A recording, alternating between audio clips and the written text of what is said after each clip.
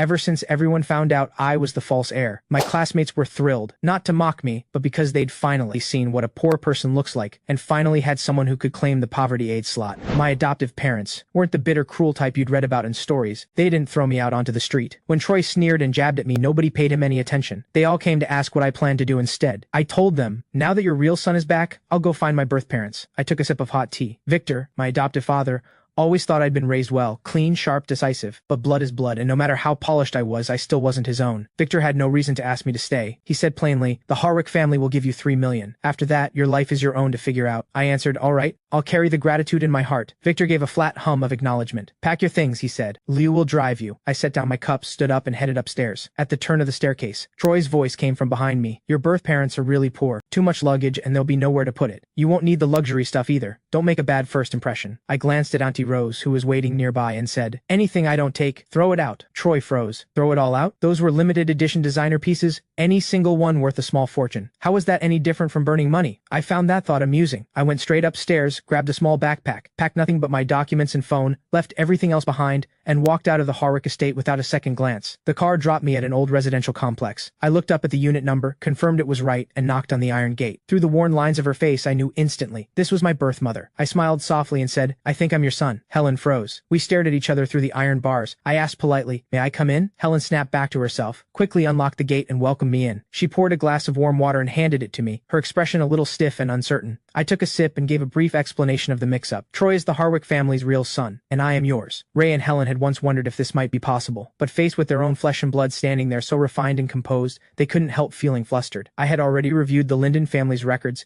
and had a rough picture of everyone. Is there anything you'd like to ask me? This felt nothing like a family reunion. It felt more like a business negotiation. Helen nervously asked what I'd like to eat. I smiled softly. Nothing in particular, I said. Helen glanced at Ray and got to her feet. I'll head to the market then. Call Lyra and Nora. Tell them to come home. Hearing the iron gate clang outside, I got up and stepped out. I met my birth sisters. With a warm, easy smile, I said, I'm Adrian. At the sound of that low, pleasant voice, Nora felt a small flutter in her chest. She met my eyes in disbelief. You don't mind how plain it is here? Nora felt a little more at ease. Dad already told me everything, she said. This is our little sister, Bee. Helen came back from the market and went straight into the kitchen, as if she was trying to avoid talking to me. I sat on the small sofa with Ray. The other three sat cross-legged on the floor. The room felt packed. Ray let out a long sigh. You've seen how it is. All of us squeezed into less than 600 square feet. I'll rent you a place outside and send you a monthly allowance. I met Ray's eyes, calm and steady. Are you saying I'm not welcome to live here? Ray quickly shook his head. Of course not. I just thought you might not be comfortable. With that settled, my mood lifted. If you don't mind, I'll stay here from now on, Nora offered. We'll get you a bigger bed. The guest room sofa is fine for me. I'm planning to renovate the layout a bit anyway. Bee lit up when she heard there'd be a new desk, bouncing on the spot with excitement. Helen carried dishes out from the kitchen. Dinner's ready, she said. On the table sat a pot of rich fish soup and a plate of generously sized steamed shrimp. Bee's eyes lit up. These were her favorites, dishes she only got to eat during holidays. I'd grown up eating the finest food, so this spread didn't move me the way it might have, but the care behind it was impossible to miss. The awkward tension at the table melted away. I'd arrived with nothing but money. I figured I'd head out and pick up a couple of outfits nearby.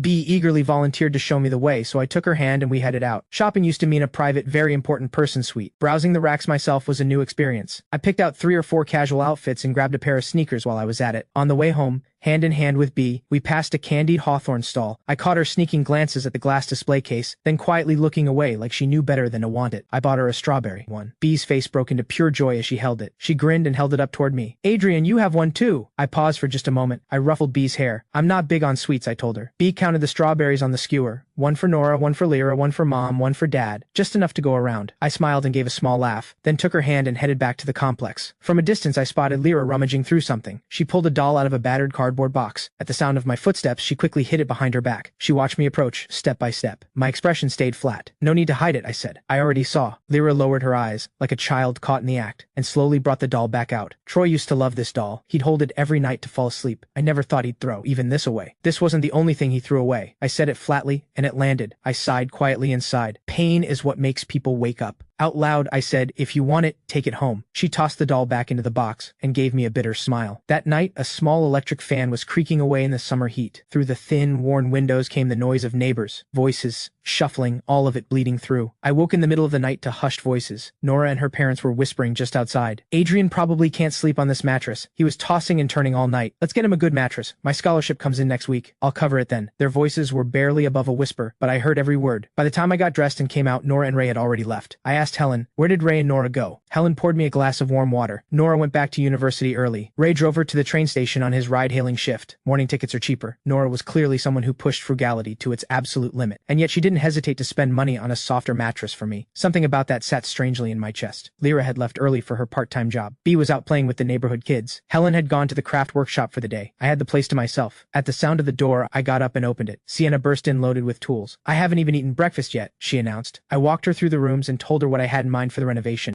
Sienna's face scrunched into a knot. She looked pained. Your old mattress alone cost more than $20,000. Now you want me to redo the whole place for $20,000? I leaned against the doorframe, arms crossed. If it were easy, I wouldn't need you. Once she'd measured every corner of the apartment, a rough layout began to take shape in her mind. We went back to the living room and sat down. Sienna closed her tablet. You're really staying here? Tired of the fine dining? I smiled, letting the question hang. Do you know why the Linden family went bankrupt? I've heard a rumor, something about Nora bumping into the Harwick third daughter's boyfriend at work, and the daughter destroying the Linden family over it. On the surface, yes, but I know the truth better than anyone. Nora wasn't the one who caused it. Suddenly there was noise at the door. Ray rushed in. Didn't you go out on a ride? I asked. Forgot my phone charger, just came back for it. His eyes landed on the person beside me. Ray thought she looked familiar. I took the chance to introduce her. This is my friend Sienna. I asked her to come look at the layout. Ray went completely still. He had heard of Sienna, a celebrated design prodigy. She had already won numerous awards at a young age. Countless people had tried to pay her to take on their projects. Sienna wouldn't even give them a glance. I won't interrupt your work, Ray said. I'll grab the cable and get out of your way. Terrified of holding Sienna up, Ray snatched the cable and hurried out. The two of us didn't linger on small talk. Sienna rushed off to work on the plans. I gathered my documents and stopped by the craft workshop on the way out. 7 or 8 women were busy inside, labeling products and chatting as they worked. I called out from the doorway, Helen, I'm heading out for some errands. I won't be home for lunch. Helen smiled warmly. All right, don't be too late tonight.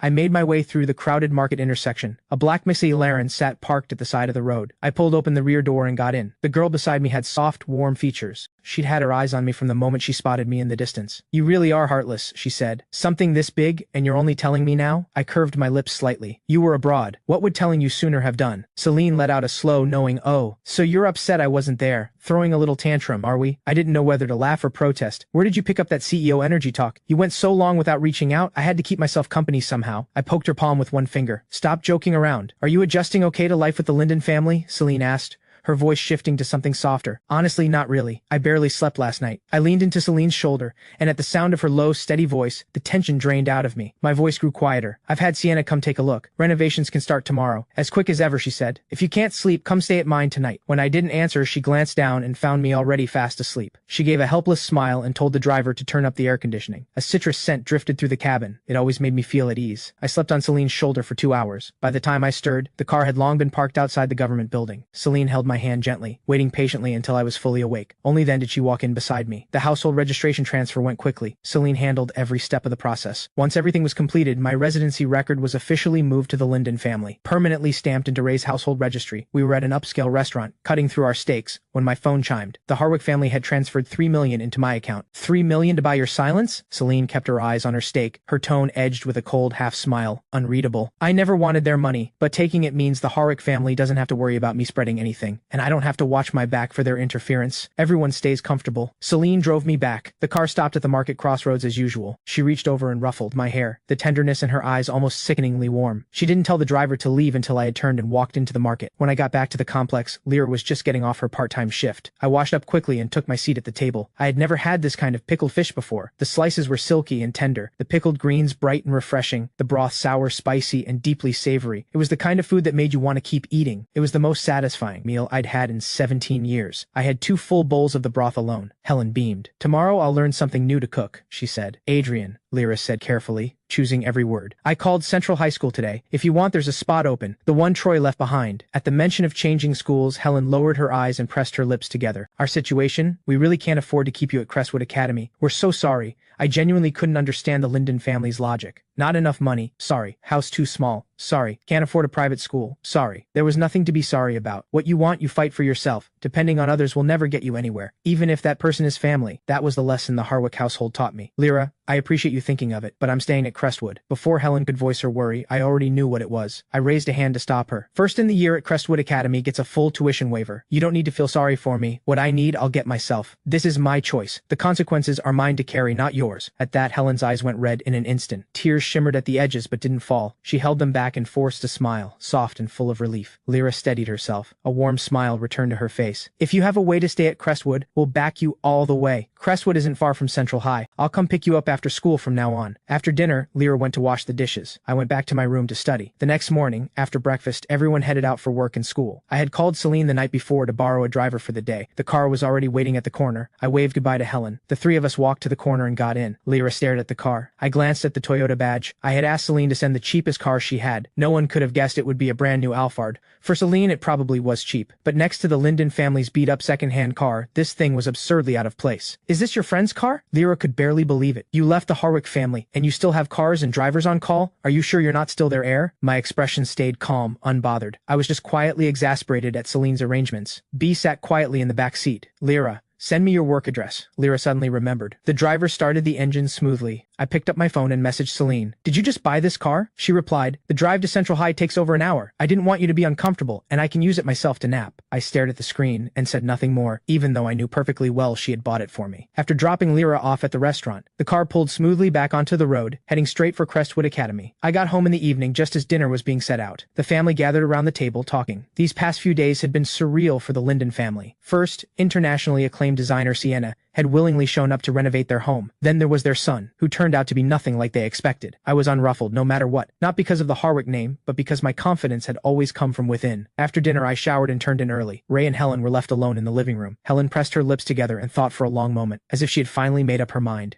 We can't keep underestimating Adrian's connections. We're not too old yet. We should make one more push. Ray nodded firmly in agreement. These past 2 days since Adrian came back, I've been thinking a lot too. For this family to have a better life, we can't afford to just settle for where we are. Ride-hailing is hard-earned money. When it comes down to it, you need your own business. Helen sighed, her expression clouding over. But business is tough right now. Ray pulled Helen close, his arm firm around her shoulders. His voice carried a quiet certainty. We did it once before. We can do it again. For now, let's feel out the market. Doing the groundwork first is the safer play. The next morning, Ray took B to school. Crestwood Academy, the most elite private school around, sat just across the road from Central High, where Lyra studied. Lyra and I decided to take the bus together. The bus stop wasn't far from the complex. When we boarded, there were still plenty of seats. Lyra tapped her card twice for the fare, then guided me to a seat in the back. I stared at the transit card clipped to her bag. It was the first time I had ever ridden a public bus, and the first time I had seen one of those cards. Seems pretty handy, I said. Where did you get yours? I'd like to get one to clip on my bag. Lyra was quiet for a moment, then unclipped the card and handed it to me. You have to go to a service center to get one. Use mine for now. Then how will you get around? I asked. You can scan your phone now. It works just as well. Lyra smiled, warm and easy. She had noticed how curious I was about the little card, so she simply unclipped it and gave it to me. I clipped it onto my own bag. More passengers trickled on. At this hour, alongside the students and office workers, there were older folks who'd been up since dawn chasing deals at the morning market. The more people boarded, the tighter the car became. In the summer heat, the air inside barely moved, thick with a sour smell of sweat. Troy had always hated this smell. He absolutely refused to squeeze onto a bus with anyone. Lyra glanced at me sitting beside her, pale and composed. I was leaning quietly against the window, the outside breeze lifting the hair at my temples. Those bright eyes of mine watched the passing world outside with quiet curiosity. Lyra thought, this brother of hers, so unnervingly mature. He actually had quite an endearing side. The driver pushed hard as bus drivers always do. For the sake of students making it on time, they reached the school stop in just 40 minutes. The stop was right at Central High's entrance. Lyra insisted on walking me all the way to Crestwood's gate. We had time to spare, so the two of us strolled over.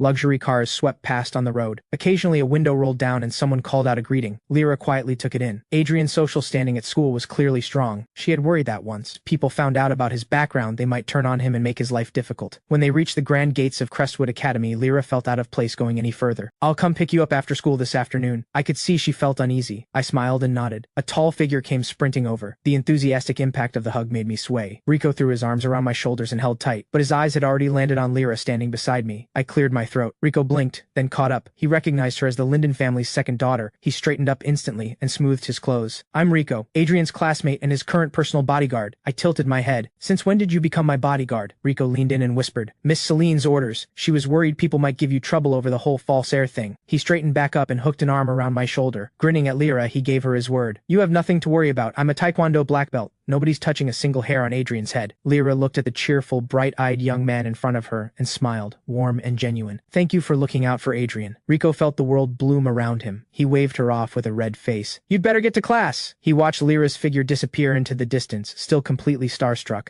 Does Lyra have a boyfriend? Would you mind if I became her boyfriend? I let out a helpless sigh. You have a fiancé. Are you trying to make Lyra the other woman? Rico let out a dramatic cry toward the sky. I glanced at the watch on my wrist. 15 minutes until the bell. I'm not getting late on your account. account. I picked up my pace toward the classroom. Rico scrambled to keep up. I heard the Linden family went bankrupt, racked up quite a bit of debt, and now they're in some rundown apartment building. Can you even live somewhere like that? I could just give you that villa of mine. Throw in a full-time driver and housekeeper too. If I were moving anywhere, you'd be the last person I'd let make that call. Rico took offense immediately. If Miss Celine can give you things, why can't I? I'm your ride or die, man. He latched onto my arm and refused to let go. I was exasperated and amused in equal measure. When did this whole group develop a savior complex? Throwing around luxury cars and villas complete with drivers and housekeepers. As if leaving the Harwick family had left me completely helpless. Chatting all the while, the two of us arrived at the classroom door. The moment we stepped inside, the buzzing classroom went dead silent. Every face turned toward me, wide-eyed and blank. Did someone ruin my face? I said. You're all looking at me like you've seen a ghost. At that, everyone exhaled and burst out laughing. Someone called out, "What surgeon would dare touch that face?" Is what happened actually. True. Looks like you've all heard, I said, walking back to my seat without missing a beat. Quinn spotted me and immediately scooted her chair over, dropping her voice. News travels fast in our circle. I have an empty apartment under my name. It's got to be better than where you're staying now. Take it. Live there for a while. Before I could say no, Rico swooped in. He already turned down my villa. Quinn rolled her eyes. She was no match for Rico's sheer energy. The group devolved into cheerful, overlapping banter. Nobody even noticed when Miss Stone walked in. What classified secrets are you all gossiping about? This entire floor can hear you. One look at her expression, and every single person scrambled back to their seat without making another sound. Crestwood Academy was the most elite private school around, its students the children of powerful and wealthy families. But they weren't so different from ordinary students. Equally terrified of strict teachers, equally afraid of getting written up. The outside world assumed elite schools were full of kids coasting through life, doing nothing but showing off. The reality was the opposite. The academic load was heavier here than anywhere else. On top of standard subjects,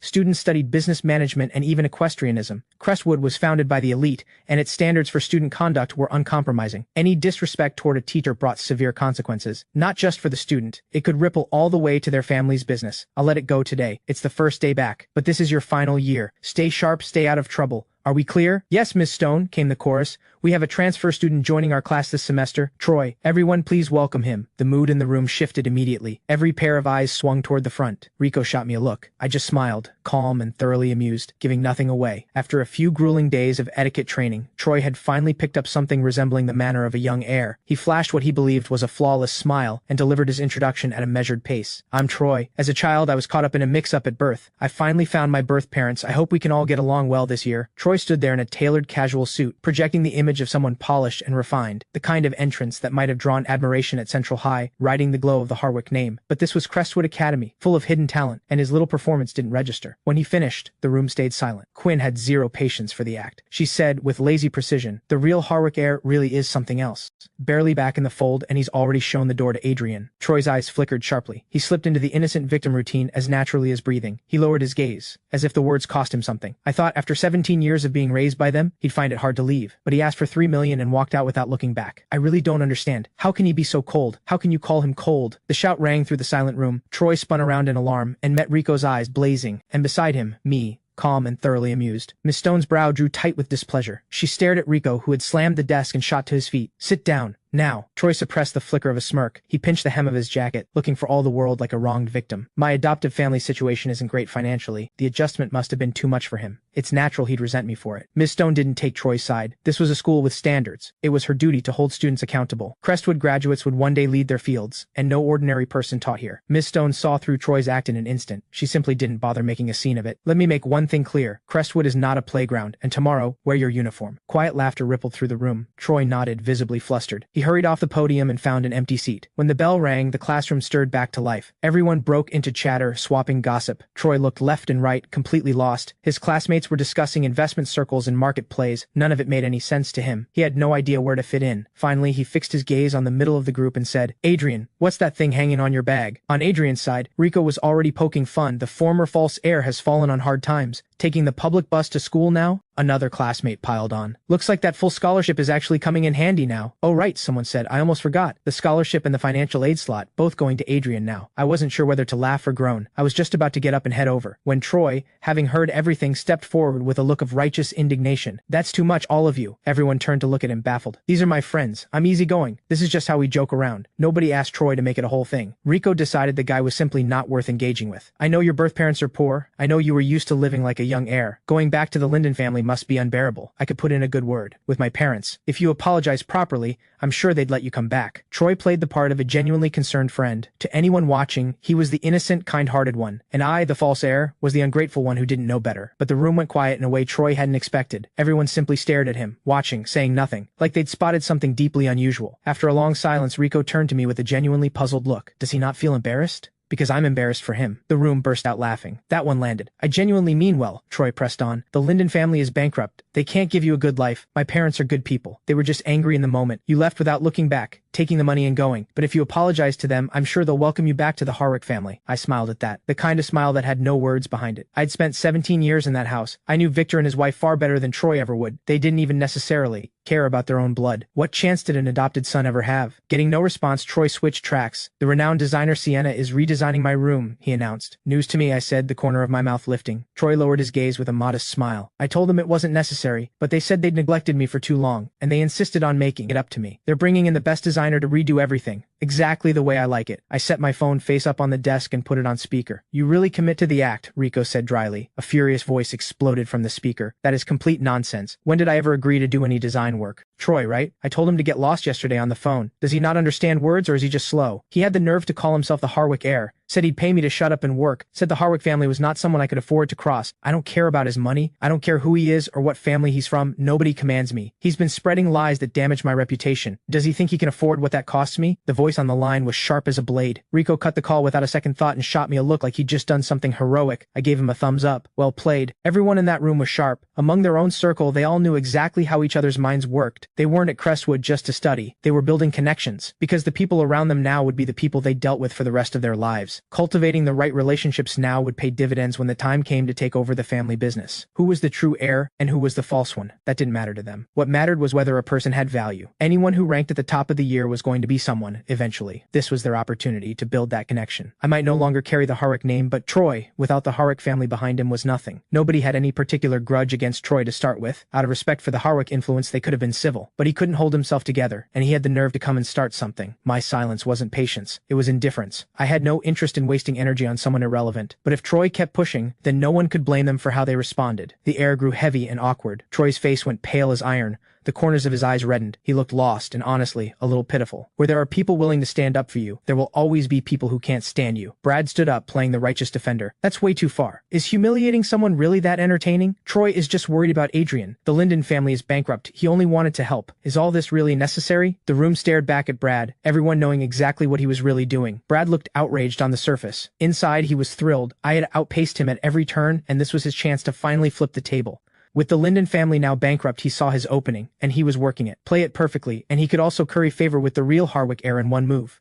Kill two birds with one stone. Troy looked up, surprised, and struggled to hide his relief as he shot Brad a grateful look. Brad returned it with a warm smile, something like genuine concern flickering in his eyes, as if Troy were actually his friend. At that moment, a knock at the classroom door turned every head in the room. Celine stood in the doorway holding a folder. "What's all the excitement?" she said. Brad froze mid-posture, instantly deflated. Celine didn't spare him a glance. She walked straight toward me. "Just dropping something off," she said simply. She said it casually, but Brad didn't dare make a single sound in response. Everyone else in the room was a future heir in training. But Celine already sat at the same table as their parents' generation. Troy studied her quietly. She was dressed simply and cleanly. Fair skin, strikingly beautiful face, her whole presence effortlessly above the room. On her wrist, a deep red Bodhi bead bracelet. As she passed him, he caught a faint trace of citrus. Troy was genuinely shaken. He had always thought Lyra was the beauty of the Linden family, but standing before this girl, Lyra didn't even come close. And she's dressed so simply, she must just be a delivery girl or something. Yet she looks like that. What Troy didn't know was that the clothes Celine was wearing, paired with her understated accessories, especially that Bodhi bead bracelet, were worth more than a villa in Harborview. Quinn teased. What could possibly be worth Celine making the trip herself? Celine's gaze fell on me, making no effort to hide the warmth she reserved just for me. I'm Adrian's personal errand girl. Even a single leaf? I'll deliver it myself. The room erupted in teasing laughter. Celine and I didn't flinch, completely at ease, completely open about it. Everyone knew exactly what they were to each other. Childhood friends, growing up side by side, both fully aware of the other's heart. Nothing to hide. They hadn't made it official simply because the timing wasn't right, both choosing to put their careers first for now. Celine set the folder on my desk, and the room immediately crowded around in amazement. Everyone leaned in for a look. This project proposal is stunning. Adrian never disappoints.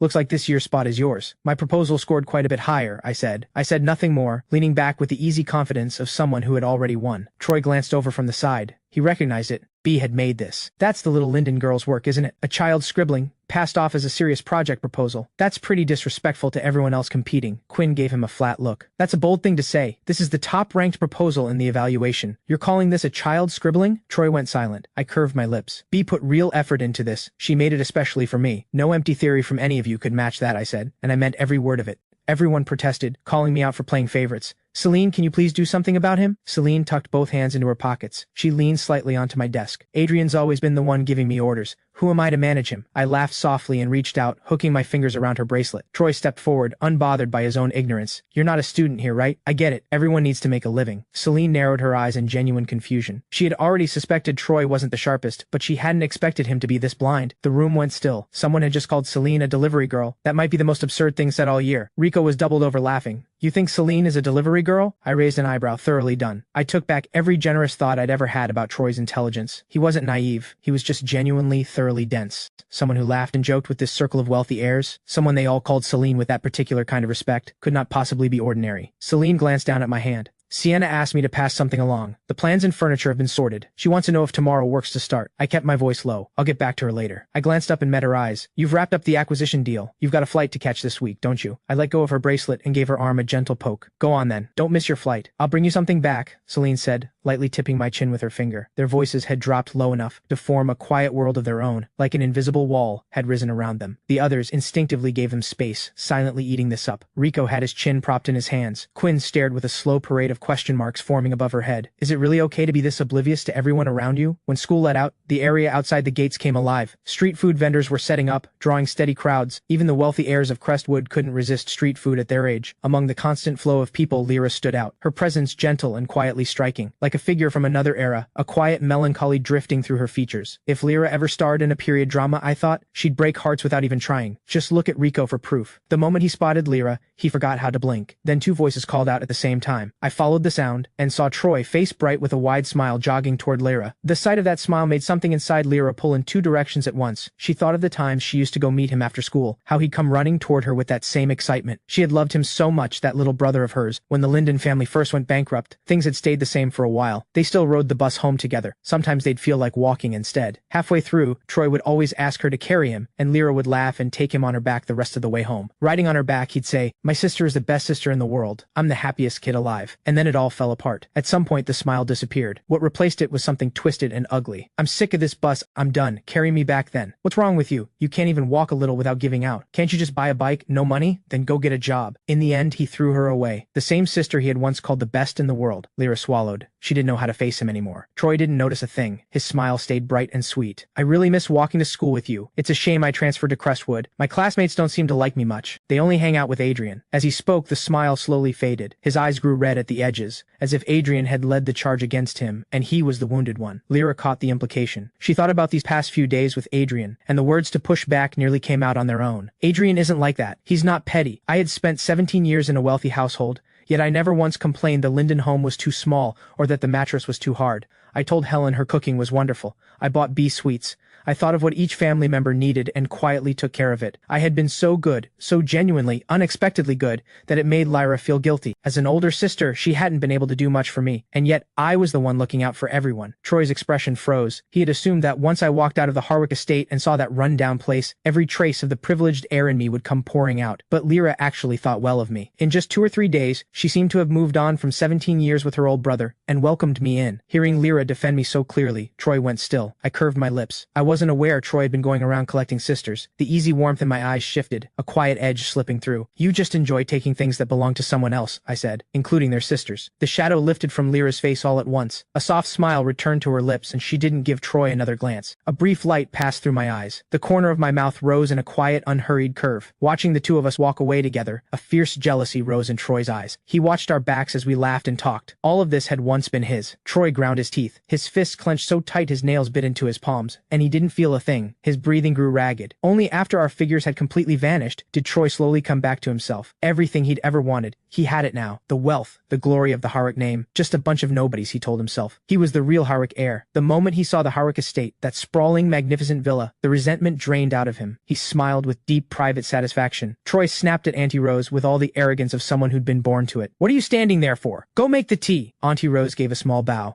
Yes, young master. Since this young master had arrived, whenever Victor and his wife were out, the household staff walked on eggshells, barely daring to breathe. The slightest thing that displeased him meant a tongue lashing. Wrong tea, replace it. Food not to his liking, back to the kitchen. Adrian had never once lost his temper. At the very least, he had treated them like people. But this new young master threw cups and plates at the slightest provocation, as if they weren't staff at all, just tools he could use however he pleased. Troy's voice came again, sharp and threatening. Auntie Rose snapped back to reality and hurried over with the tea. Troy picked up the cup and took a sip. The next second, he hurled it straight at Auntie Rose. She instinctively stepped back, but not fast enough. The scalding tea poured over the top of her foot. Auntie Rose kept her head down, quietly rubbing the reddened skin. She bent down and picked up the cup. "I'll make a fresh one," she said. The butler had taken in every moment of it. He adjusted his glasses. He stepped forward with measured, unhurried composure. "Young master," he said quietly, "it's time for your etiquette lesson." Troy glared. "What etiquette lesson?" The butler's expression didn't shift. "The homecoming banquet is this weekend. The master and madam have specifically asked that you be on time and that nothing goes wrong at the banquet." Troy shot to his feet. "What is that supposed to mean? Know your place. You're just a paid servant of the Harwick family. You dare give me orders?" The etiquette instructor showed Troy no warmth whatsoever. Ruler in hand, stone-faced,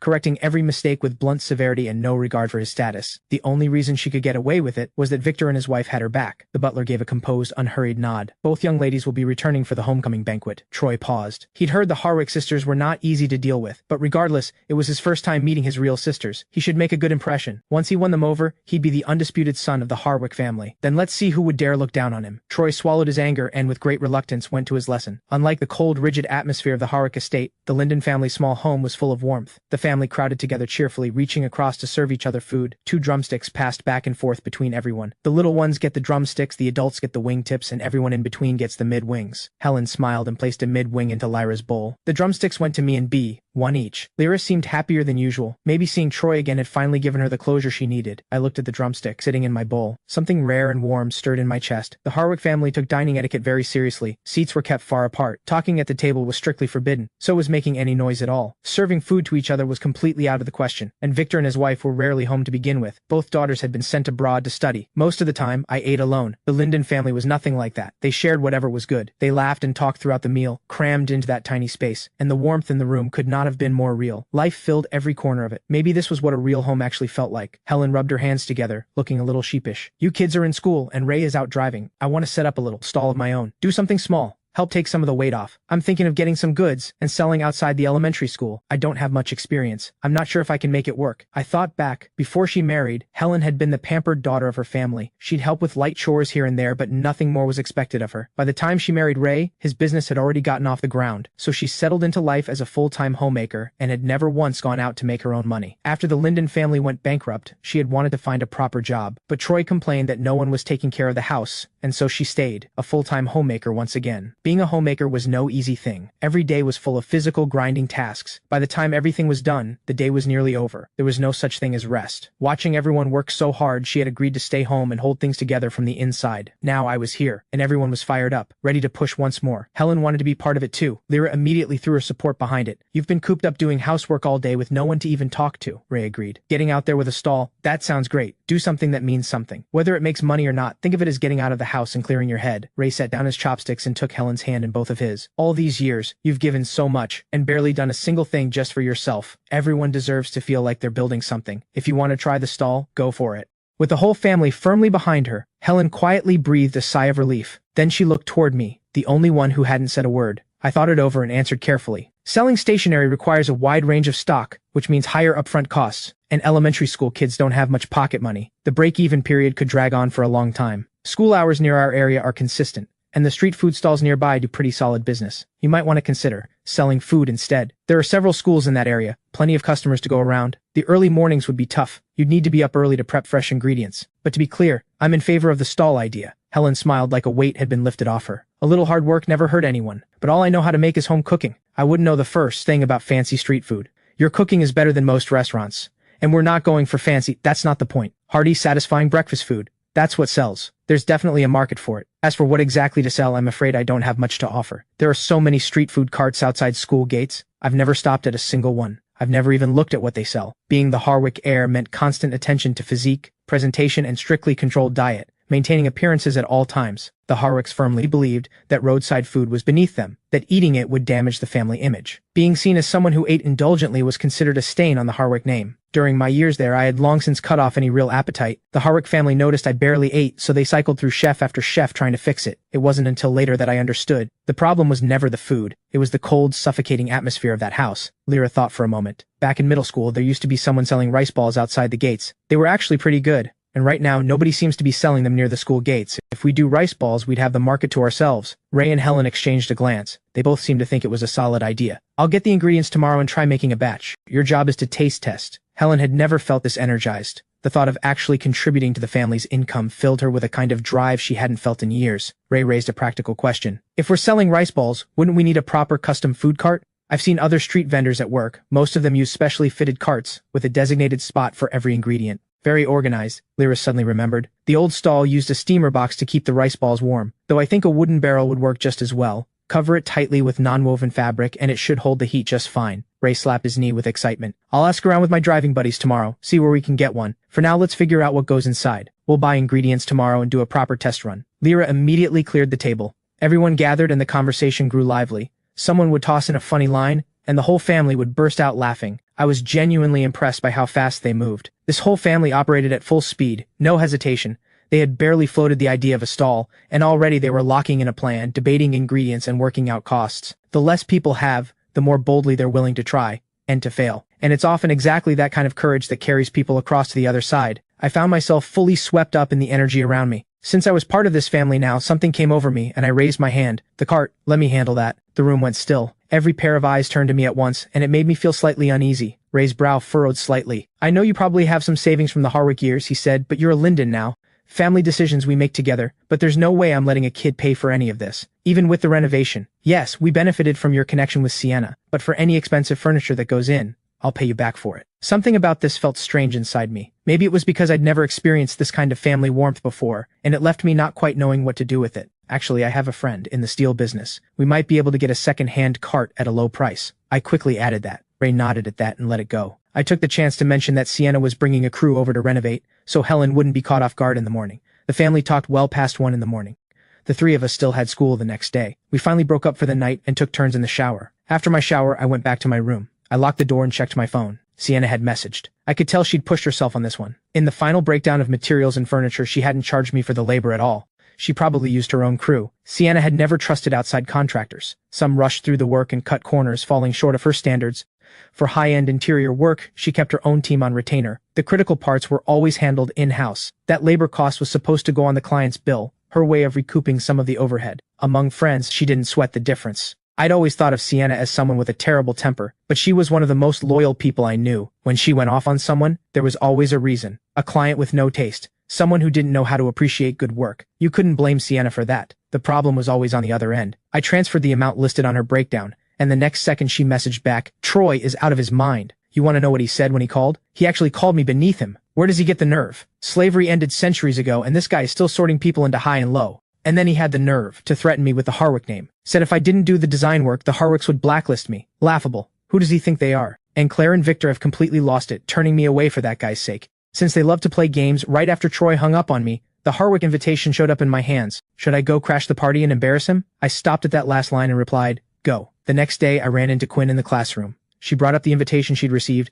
barely hiding her delight. "I'm absolutely going to the Harwick homecoming banquet. This is too good to miss. I'm live streaming the whole thing for you." Quinn knew Rico well enough to ask, "He's not planning to cause a scene, is he?" They could say this kind of thing openly because they had already read the situation clearly. Crossing the Harwicks at this point, so be it. The Harwick family had been in business for generations. Their power was nothing to dismiss. Anyone who showed up to that banquet and humiliated them to their face would pay for it. Quinn continued, "Rico, you probably haven't heard. There's no need for us to do a thing. Haven't you seen the news? The 2 Harwick daughters are coming back." They both instinctively looked at me, as if I'd have the answer. I raised an eyebrow. I'm a broke high schooler. Now, my intel can't exactly keep up with yours. Quinn raised an eyebrow, clearly amused. "Broke or not, you're still the heir." When the three of us got back to the classroom, We caught the tail end of Troy's voice. My parents are hosting a homecoming banquet to introduce me as the Harwick heir. I don't have friends in the circle. I hope everyone can make it. He spotted me walking in from the doorway and smiled, that harmless-looking smile of his. There'll be great food at the banquet, and my parents bought me new clothes. You're welcome to come pick whatever you like. The clothes were bought for you. They're yours. Adrian doesn't do hand-me-downs. And the food? He's not interested. Quinn said it flatly. Every time I faced off with Troy, I could feel my friends close in around me. I wasn't the Harwick heir anymore,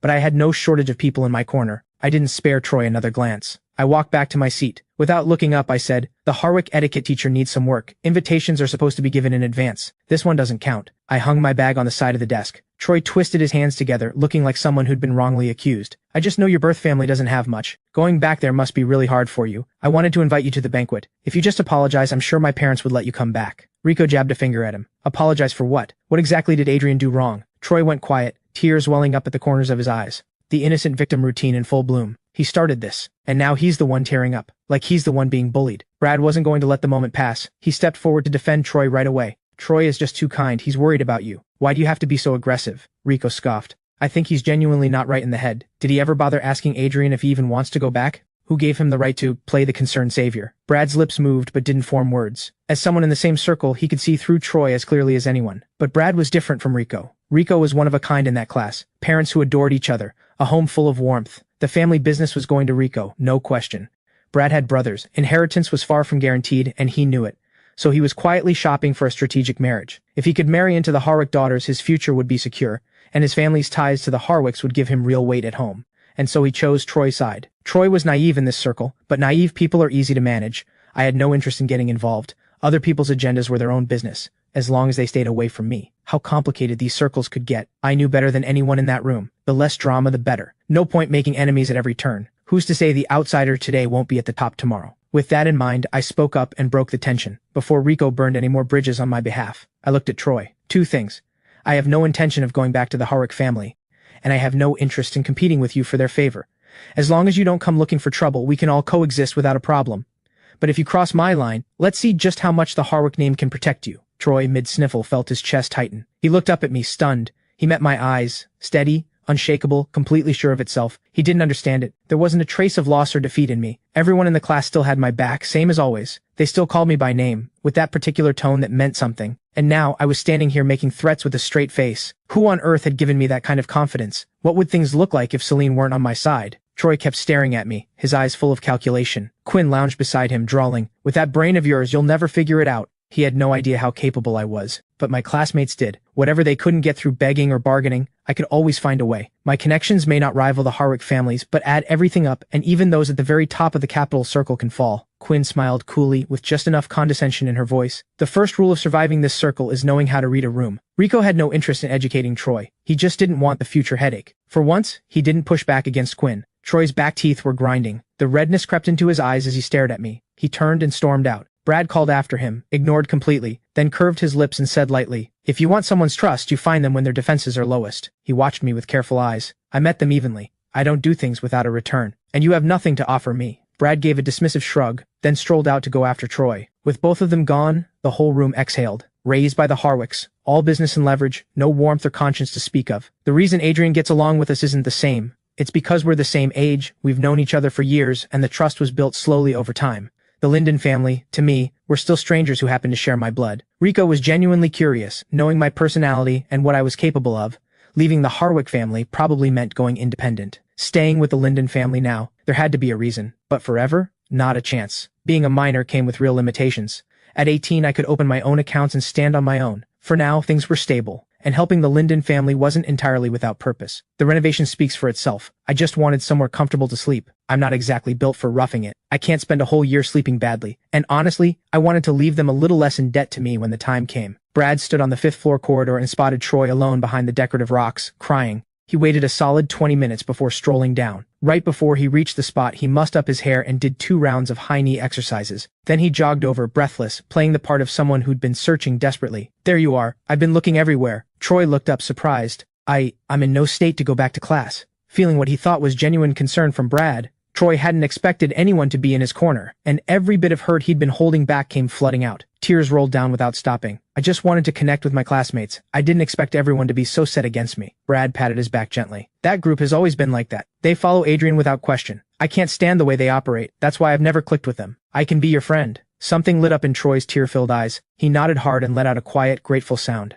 Since coming back to the Harwick family, Troy had no one to talk to. Victor and Claire were rarely home. Both sisters were still abroad. Around him were nothing but oblivious, mediocre people. No friends at school. Everyone fawning over Adrian. Nobody who understood his pain. It wasn't like he could talk to a dog about it. Brad took Troy's hand. I understand you. Going from an ordinary family to all this? There's so much to adjust to. You're under so much pressure. Whenever it gets to be too much, come find me. I may not be able to fix things, but having someone listen, that helps. Troy tightened his grip on Brad's hand. Is the reason everyone sides with Adrian because of Celine? Celine isn't even in our class, but everyone in the room treats her with this particular deference. That means she and Adrian have some kind of arrangement. He doesn't need the Harwick name because of his connection to Celine. Even bankrupt, he's untouchable, and Celine is part of why. But Brad didn't know the full picture, so he kept it vague. Adrian has known Celine and Quinn for years. What they have isn't built on deals. Especially Celine. They grew up side by side. Not officially a couple, but something close. And then there's Rico, the undisputed heir of the Linden family, completely in Adrian's corner. Their bond is closer than most brothers. With those two behind him, who would dare cross him? Brad had to admit it. Adrian was exceptional on his own. That last part he kept to himself. So Troy concluded that whatever pull I had came entirely from Celine and Rico. Is the Liu family really that powerful? He asked. Brad answered him. The Liu family is among the top tier of the capital circle. Assets and influence on par with the Harwicks, and the two families have deep business ties. But Celine's parents were in a car accident some time ago. They still haven't woken up. Celine had no choice but to take over early. It's no secret in the capital circle, and Celine is no small force herself. She had just graduated high school when it happened, gave up studying abroad and walked straight into running the entire Liu empire. Not a single major misstep in the past year, and she runs it with precision. The elders of the circle respect her deeply. They call her Director Liu. Listening to Brad's account, Troy absently smoothed the hem of his jacket, something turning over in his mind. The Harwick and Liu families were close. If Celine became his fiancée, Adrian would lose his biggest advantage. Back at the old residential complex, Helen was making rice balls today. There were a lot of ingredients to get through. Ray skipped his driving shift and stayed home to help her. When Ray opened the door to Sienna, he looked confused. He stepped aside quickly and ushered her in with a respectful gesture. Sienna walked in and greeted them politely. She glanced at the movement in the kitchen and raised her voice a little. I'm Adrian's friend. I brought a crew to work on the rooms. Hope that's all right. Helen quickly wiped her hands and came out. Please sit and have some tea. Sienna waved her off. No need for that. Adrian said to clear out all the old furniture. Pack up your clothes and personal things. If there's anything you want to keep, tell me where you'd like it moved. I'll have my guys take care of it. Helen and Ray looked at each other, both a little stunned. Ray asked carefully, what exactly do you mean? That stopped Sienna cold. Adrian didn't tell you? He asked me to redo the whole place. New furniture throughout. Ray's head nearly short-circuited. New furniture for the entire apartment. How much would that even cost? Helen grabbed Ray's arm, a quiet signal to stop spiraling. It's already done. Don't waste Sienna's time. She quickly untied her apron and set it on the side table. Helen smiled warmly at Sienna. Just leave the old furniture downstairs for now. No need for you to deal with the disposal. We have a truck that can take it away. Very convenient. Otherwise you'd have to hire extra people just to haul it out. Sienna normally talked fast and operated with zero hesitation, the kind of person who decided things once and didn't revisit them. Helen rubbed her hands together. I'll go clear out the main bedroom first. There isn't much in there. It'll be quick to sort. Sienna turned and called to the crew behind her. You three, get the furniture down to the ground floor. You two, go strip the wallpaper. Ray and Helen began clearing out their belongings from the rooms. Sienna stood watch over the work. Get those edges lined up properly. What are you looking at? Why is there a gap that big? Did you not see the wall was crumbling? You clean it before you paste, or are you planning to grow a garden in there? Handle the window corners carefully. If it goes on crooked, tear it all off and start over. Every worker who heard her felt the hairs on their arms stand up, and their hands move faster without being told. Sienna's reputation for being impossibly demanding was clearly well earned. With the renovation in full swing, Ray occasionally stepped in to lend a hand. Helen went back to the kitchen to keep working on the rice balls. Helen poured a cup of tea and brought it over. Miss Sienna, take a break and have some tea. Sienna was in the middle of tearing into someone, hands on her hips. At the sound of Helen's voice, the fire went out of her instantly. She turned and took the cup with both hands. Thank you. Really, no need to be so formal. Adrian and I go way back. Just call me Little Sue. Helen decided she wasn't nearly as difficult as expected. Quite polite, actually. I'm planning to sell rice balls at a stall. I'm testing a batch today, and I haven't made lunch. If you're hungry, would you like to try some? Sienna didn't waste a second on politeness. Actually, I'm a little hungry. Helen's face broke into a smile. She glanced over at the crew. Should we let them take a break too? There are so many of them. Are you sure it's not too much trouble? Not at all. I actually want more people to give me feedback. Since Helen had put it that way, Sienna called everyone to stop and eat before getting back to it. Helen went to the kitchen and brought out the rice balls. Several different flavors, each one cut in half, so everyone could try a bit and share their thoughts. Sienna hadn't even taken a bite yet, but the moment she saw the filling, she was already full of praise. Most rice balls out there use frozen ingredients. It's rare to find someone using fresh like this. After her first bite, she gave a thumbs up without hesitation. These are incredible. She heaped praise on Helen so generously that Helen practically glowed. The crew ate with obvious enjoyment and went straight back to work when they were done. Helen invited Sienna to sit and have some tea. Sienna could tell there was something on her mind, so she sat. How did you and Adrian meet? It's a long story. He's young, but we've known each other for about 10 years now. Helen gave a thoughtful hum. After a moment, she said, a little hesitantly, since Adrian came back, there's always been this distance between him and us. His life, the way he is. Could you tell me a little more about him? Sienna understood now. Adrian was staying with the Linden family for reasons of his own, but this family genuinely cared about the boy. But he had grown up without any real warmth, and it had made him emotionally reserved. His manner was easy enough on the surface, but there was a real gap between him and what family was supposed to feel like. Helen wanted to reach him, and didn't know how. Sienna let out a quiet sigh. She could tell Ray and Helen were good people. She had worried at first that Adrian would struggle here. She didn't think that anymore. She began to share what she knew. When Adrian was with the Harwick family, Victor and Claire barely paid attention to him. He was mostly raised by the two Harwick daughters, but not with affection. It was more like a constant battle of wits, push and pull, love and friction, all tangled together. So he never really learned what warmth felt like. He became a little emotionally detached, not without friends, but friendship can't fill the hole where family was supposed to be. He grew composed over time, more polished and composed than anyone his age, but he lost the kind of openness that belongs to youth. The Harwick household was nothing like a home. No warmth, cold and mechanical, through and through.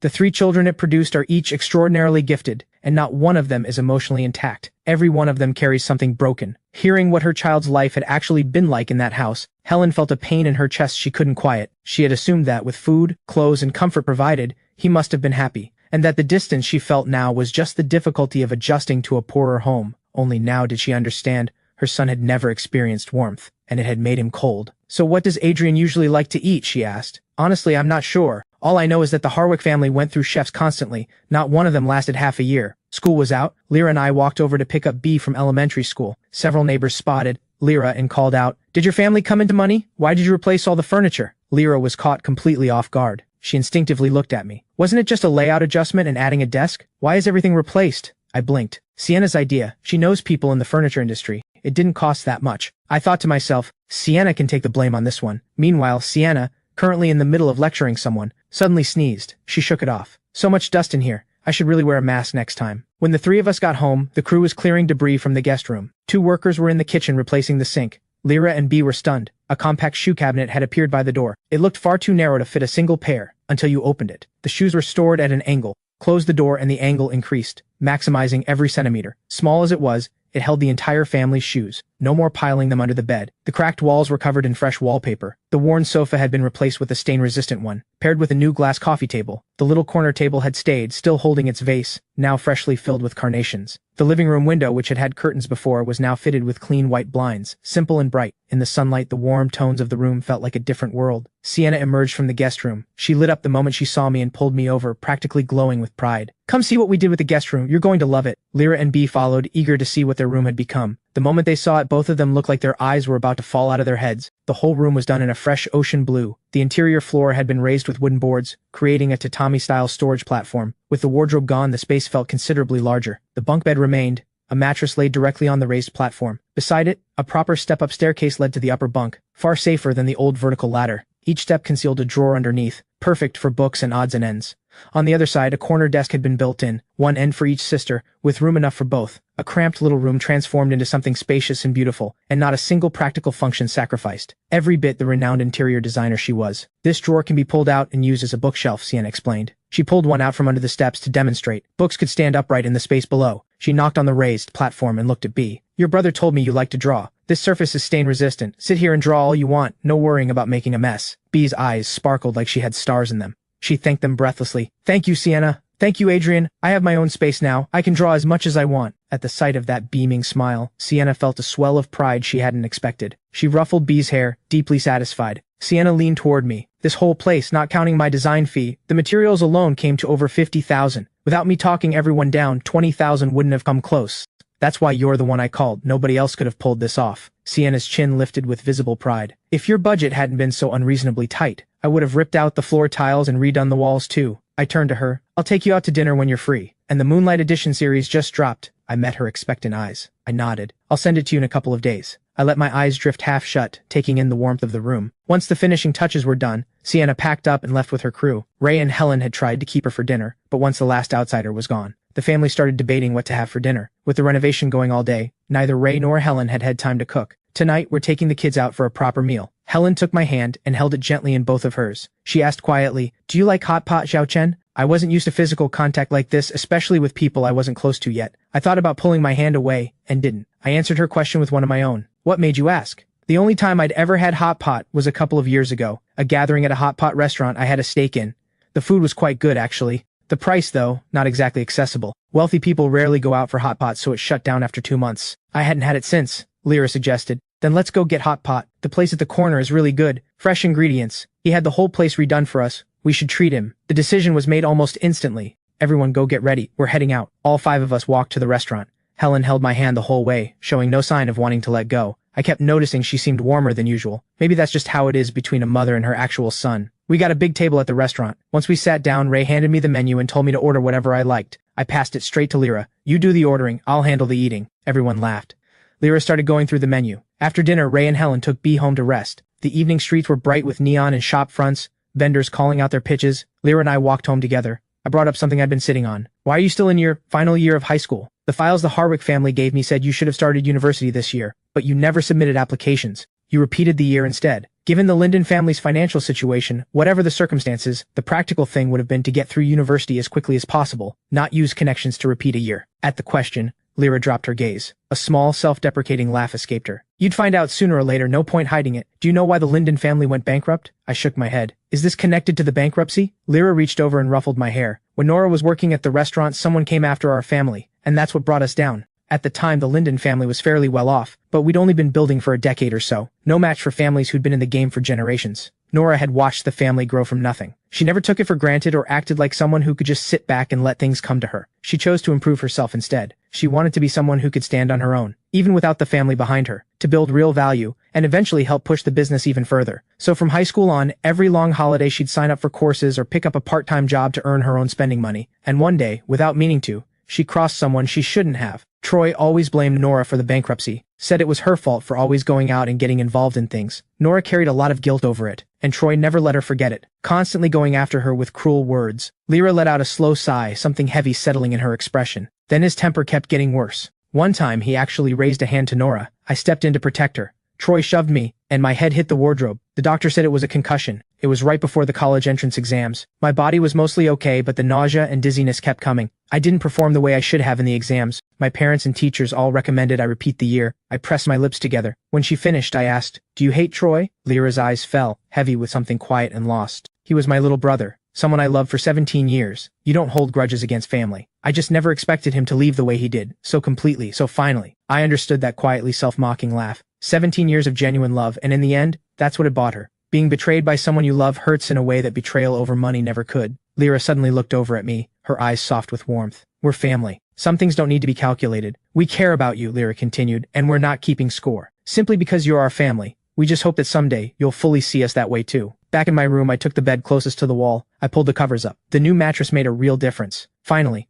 no more sleeping on what felt like a plank. I turned on the little hanging fan and sat up to call Celine. The moment it connected, a low laugh came through. "What does the young master require? Don't tell me you actually missed me." "Just bored," I said. Maybe it was a childhood without much warmth, but I'd never been able to say things like "I miss you" out loud. Sentiment didn't come easy to me. When there was real business, I said so directly. When I called her just to talk, that was its own kind of saying it. Celine laughed, the sound rippling, warmth touching the corners of her eyes. "So, a 5-cent conversation, or the $5 kind? You're charging me now?" I laughed. "You called me. That means I'm already winning. I couldn't hold it in. Then I should be billing by the hour, $5 a session. No friends and family discount?" Celine glanced at the time. 2 hours, 500. Deal? I laughed hard enough to feel it in my chest. "You were born for business. Back to actual business. The documents are all signed. They go to the notary tomorrow. Should clear in 2 to 3 days. Celine set down whatever she'd been working on and leaned back in her chair to talk. I gave a distracted sound of acknowledgement, then told her about the evening. Celine found the whole Linden family thoroughly entertaining. "Are you scared?" It came out less like a question and more like a statement, as if she understood my feelings better than I did. "You're afraid of family love." I thought back. There was a time I had wanted it, craved it, but Victor and Claire's attention was always on the daughters. Their education was what mattered. I was always the one left out. In the Harwick household, everything material was the finest, but I wanted to be seen.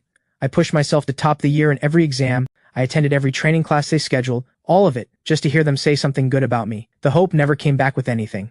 At 8 years old, I finally understood why the sisters were learning business, and I was learning etiquette. They studied financial reports. I was handed foreign language speeches to memorize. Commercial knowledge was simply never on the table for me, because I was a bargaining piece. My job was to behave, look the part, and eventually be traded in whatever deal required it. After that, I stopped expecting anything from family. And when the Linden family showed me kindness, when I kept searching for the angle, waiting for the catch, that was just me running from something I didn't know how to face. After a long silence from my end, Celine spoke. Some things don't need to be figured out. You have every right to accept love, and enough strength to face whatever comes. There's nothing to be afraid of. Celine steadied something in me. 2 years ago, I learned the Linden family had gone bankrupt, and found out at the same time that I wasn't a Harwick at all. After I told Celine, I started deliberately erasing my own name, distancing myself from who I had been told I was. Celine said it without hesitation. No matter what name you carry, no matter what happens, I'll be right here. She was the reason leaving the Harwick family hadn't felt like free falling. Her voice came through the phone, low and steady. Adrian, just keep moving forward. I'll always be behind you. You're my trump card, even if I have to bet everything on you. I smiled, quietly, deeply. The next day, perhaps because the warning had landed, Troy kept to himself in class for a while. Before long, the homecoming banquet arrived. Ava spotted Rico at the venue and was visibly surprised. What are you doing here? Aren't you on Adrian's side? Are you here to spy? Rico, forever defending his loyalty, just said, just passing through. Then he actually answered Ava's question. The 2 Harwick daughters are back. I have to livestream this for Adrian. He pulled out his phone with barely concealed excitement, ready to document every second for his friend. Quinn entered and scanned the room. Her expression was flat and purposeful. She strode across the room about to say something, when the hall's speakers came to life. Victor's voice from the stage microphone filled the room. They all looked over. Troy stood in a white suit, radiating the easy, pampered pride of a favorite son. Rico immediately video-called Adrian, dropping his voice. The show's about to start. As the banquet got underway, he panned the camera in a full circle to capture the room. Guess what your hot-headed sister is going to bring to this? Whatever it is, it won't be anything nice. I was sitting at my desk, the lamp casting light across my face, a quiet brightness in my eyes. A faint smile tugged at my lips. I'll leave you to it. I'm going to eat. If anything good happens, film it and send it over. Consider it done. Rico gave an okay sign to the camera. He ended the call, switched to the camera, and hit record. He wasn't going to miss a single moment of this. Victor delivered his opening remarks from the stage. Claire stood beside him, her expressions perfectly calibrated,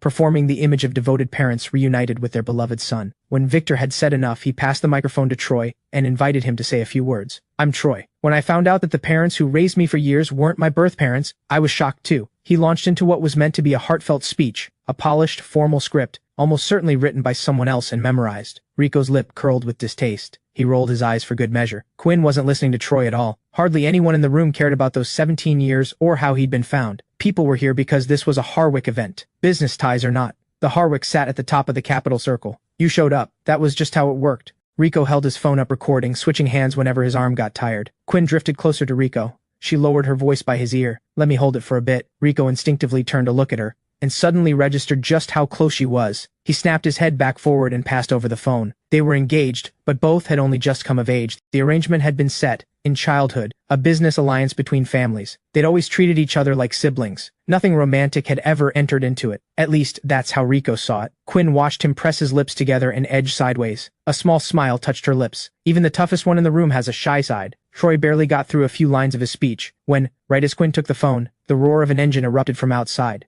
The banquet hall was on the ground floor, but it was deep inside the hotel. No vehicle noise should have been able to reach them. Troy's speech died on his lips. Everyone turned toward the main doors, confused. With a thunderous crash, a black Apollo supercar burst through the doors. Screams erupted across the room as guests scrambled out of the way. The long table stacked with pastries and champagne was hit. Bottles crashed to the floor. The room descended into chaos. Victor, who had just been performing the role of devoted father, went stone-faced, his eyes locked on the car. The car screeched to a stop in the middle of the hall. The passenger door flew open, and a border collie leaped out, charging straight for Troy on the stage.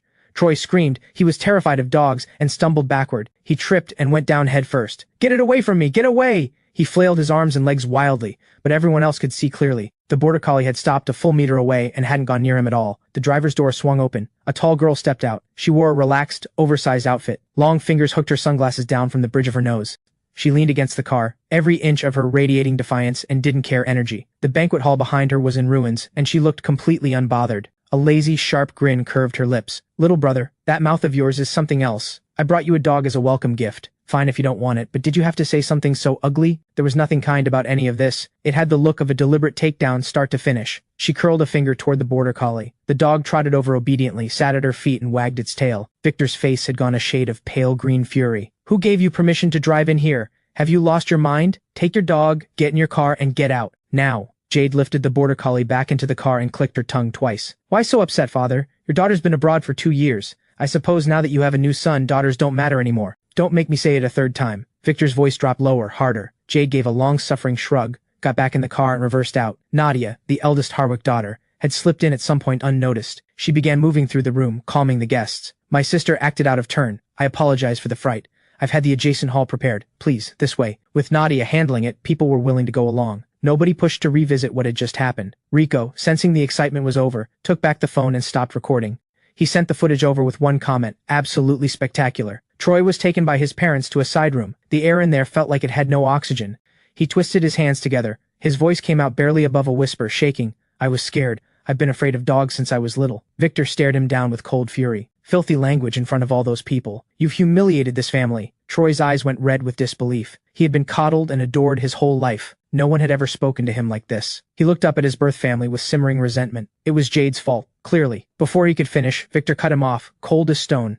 If I'd known you'd be this useless, I never would have brought you back. Troy couldn't understand what he had done wrong. Jade was the one who had caused all of this. So why was he the one being torn apart? He turned to Claire with desperate eyes. They said a mother always knows. Surely she would be on his side. But Claire's face was just as frozen, her expression no kinder than Victor's. When she spoke, there was nothing warm in it. You made a spectacle of us in front of everyone. If there is a next time, I will send you away myself. Go home. Now. Victor shot Troy one last look, sharp and cutting, then turned to deal with the aftermath alongside Claire. Every bit of strength drained out of Troy at once. He sank to the floor. He laughed, a hollow, self-mocking sound. No wonder Adrian left the way he did. Didn't even bother packing his clothes. Just a bag, his documents, and out the door in under an hour. No wonder Claire had to go get him. He never wanted to come back to this place. Troy took a slow, deep breath and pulled himself up, expressionless. He walked out like something hollow moving through a world it no longer belonged to. Just feelings. They don't matter. He had fine clothes, fine food, a life above everyone else. This was what he had wanted. Unlike the suffocating atmosphere of the Harwick banquet, the Linden home that evening was warm and full of noise. Dinner was pickled fish, my favorite. B ate and laughed at the same time. Lyra had something on her mind. A classmate's sister works at a production company. Short dramas adapted from novels are really trending right now. She said I have the look for it. If I wanted a side gig, she could recommend me as an actor for one of those productions. Sounds sketchy, Ray said. The industry's full of all kinds right now. A lot of it is just scams. They make you pay a training fee up front, promise you work afterward, and then you never hear from them again. Ray had spent years in business and had heard every version of this scheme. Easy-sounding jobs like fitting model always felt like a trap. Lyra herself wasn't entirely sure. There was no shortage of elaborate cons these days. I just wanted to ask what you all thought first. If you're okay with it, I'll go for the interview. And if they try to charge me for training, I walk. I think you should go for it, I said.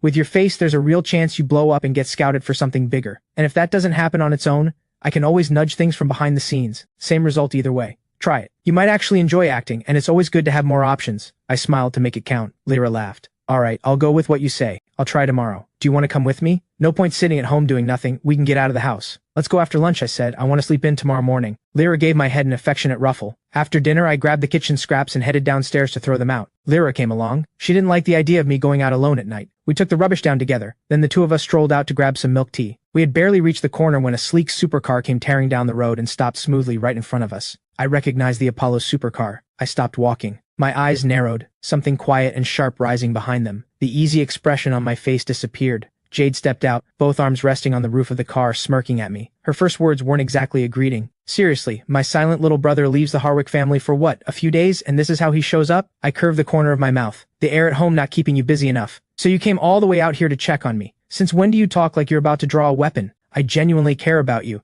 There wasn't a drop of sincerity in it. She walked around the hood of the car toward me, each step as unhurried and untamed as the rest of her. Haven't seen you in over a year. I even brought you a gift. She pulled open the passenger door. The border collie jumped out. It trotted to her side and sat. I hadn't watched Rico's footage yet, but I knew Jade treated that car like it was sacred. The limited edition supercar was covered in damage. Large patches of paint scraped away, dried streaks of what looked like spilled drinks across the body.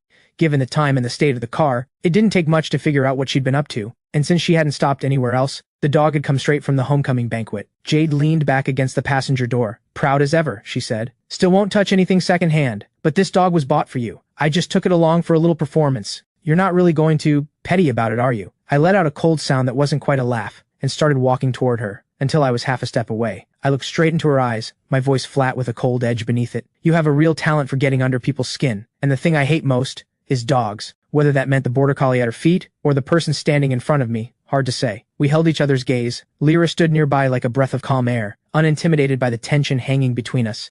She said simply, "The milk tea place is about to close. Let's head back." Jade seemed to notice Lyra for the first time. Her gaze swept over her with barely concealed contempt. A girl from a bankrupt family has no business talking here. Lyra's expression stayed completely calm, not a trace of hostility. "Adrian is my brother. Whatever there is between the two of you, his business is my business." Jade laughed, all mockery. "You're not fit to be his sister." I didn't hold back. "She's not fit, are you?" Jade didn't flinch. She leaned against the car, still smiling. 17 years at least. I rolled my eyes. Couldn't tell how much of it was real and how much was performance. It sounded like a punchline either way. "What exactly are you here for?" "I live here. Go home." Jade shrugged. "If you don't come with me tonight, the next one who comes looking for you will be Nadia.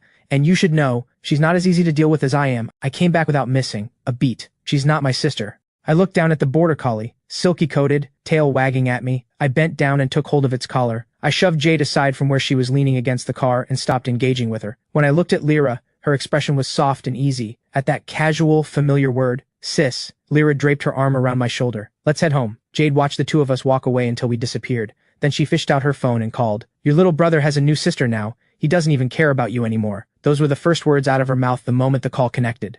On the other end, Nadia was quiet for a long moment, then said flatly, "Go take him back yourself then." Jade felt a surge of irritation. She looked over at the old apartment complex. "That place is run down and tiny. What is there to stay for? Is he out of his mind? The Harwick estate is plenty luxurious, and you barely go back yourself." Nadia stayed perfectly calm, ignoring her sister's irritation entirely. "The fact that he's living in that place, that's partly your doing. If Jade hadn't pulled that stunt and engineered the Linden family's bankruptcy, even if he'd gone back to them, he'd still have been someone.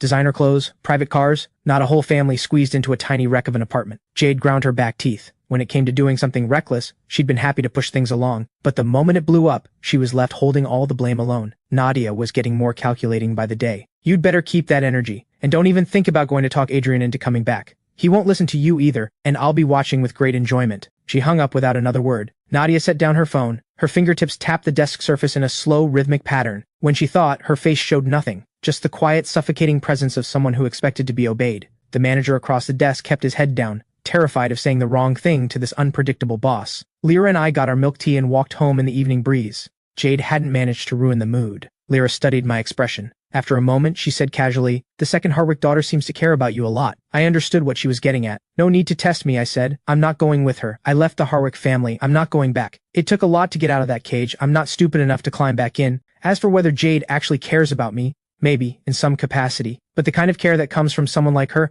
I can't survive it. When I was 5, I still didn't know any better. I craved the warmth and protection of family. I got pushed around by kids at kindergarten, so I went to Jade to tell on them. The normal response would have been to go to the school and sort out whoever was bullying me.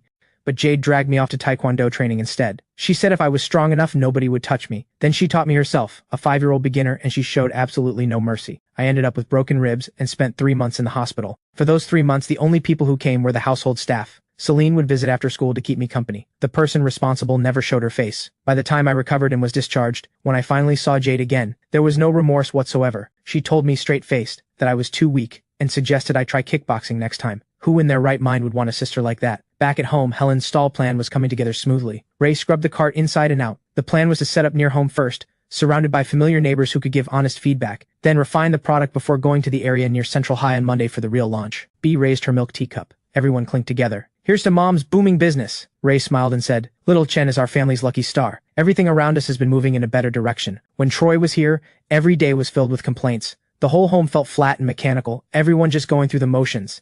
Since I came back, I've helped in ways I didn't plan for, a kind of force that pushed everyone forward, made them think about what was possible. The renovation was thanks to me too. The marks of age and wear are gone now. Life has a new look, and everyone is full of energy. Each person is pushing in their own direction to make this family better, and at the same time, they're more tightly connected than ever." I looked down with a quiet smile. I hadn't expected that giving something would come back to me like this. If the coldness in the Harwick household could be explained away by the lack of blood ties, then look at Nadia and Jade. They share Harwick blood, and they're no closer to Victor and Claire than I ever was. Troy, the actual biological son, is back now. He won't be valued either. Blood doesn't excuse the Harwick family. Victor and Claire have no warmth in them. Two people who came together through a business arrangement and produced 3 cold machines. Children can't be happy when their parents aren't. Rico told me that once. "We should video call Nora," Lyra said. "We can't become a family of 4 and just forget she exists. She still doesn't know about the renovation. Let her be jealous through a screen." Lyra laughed as she made the call. It connected quickly.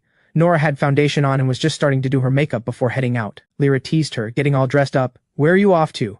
She never wore makeup when she came home on breaks. This late? Could it be a date? Nora saw right through her. Tomorrow's the school anniversary showcase. My class put together a performance and I wanted to try the look in advance. Where are you all anyway? Lyra laughed and flipped the camera to show the rest of the family. Everyone took turns saying hello. Nora's voice came through, full of surprise. Is that our home? Ray always got especially animated when the renovation came up. Just happened a couple days ago. Big news. You used to love Sienna's work, right? She designed this place. Nora's voice went up a notch. Sienna made her name at 16, and even when the Linden family had money, we still couldn't have afforded her. After the family went bankrupt, she'd stopped dreaming about it. Stopped even thinking about it, yet here it was, quietly, impossibly real. I took a sip of milk tea, chewing on the tapioca pearls, something turning over in my mind. So Nora was a fan of Sienna's, practically had her as an idol. Why didn't she study interior design then? Why traditional medicine? I took the phone and stood up. Let me give you the tour. I walked her through the living room first, then into the bedroom. Through the phone came one gasp after another. As I talked her through each space, Nora's face was frozen in an enormous smile. She loved it completely. With Sienna's redesign, everything felt so much more open,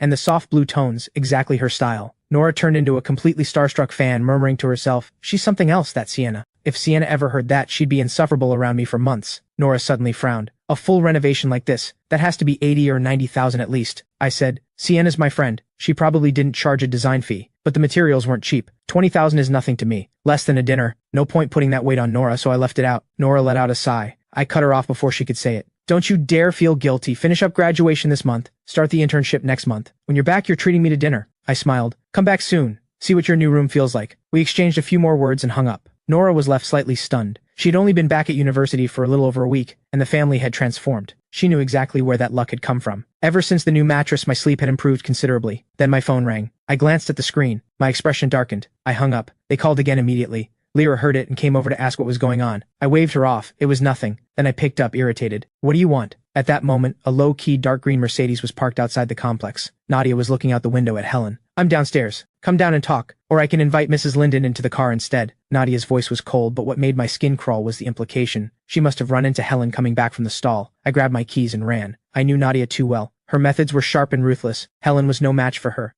If Helen actually got into that car, there was no telling what Nadia might say, and she'd almost certainly use it to pressure me into coming back. I shoved my feet into my shoes and bolted downstairs. I ran straight into Helen coming in. I exhaled and slowed my pace, pulling on an easy smile. You're back early. How was business this morning? Helen's face lit up when she saw me. You've got the stall tomorrow, I added. You prepped extra already. Go upstairs and rest for a bit. From a distance, Nadia watched the two of us.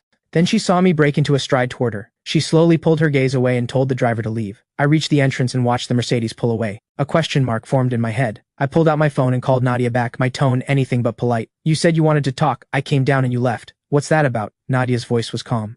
Changed my mind. Dinner tomorrow night, I'll pick you up. Then she hung up. No one with a Harwick name is normal, not a single one. After dinner I changed and threw on my small backpack, heading out with Lyra for her acting audition. On the bus I looked her over. When did you last buy something new to wear? Her white shirt had yellowed, the collar warped out of shape. She had maybe 3 or 4 casual outfits, all washed to the point of fading. Lyra gave a slightly awkward smile. I don't really pay attention to that kind of thing. These are the years you should look your best, I told her.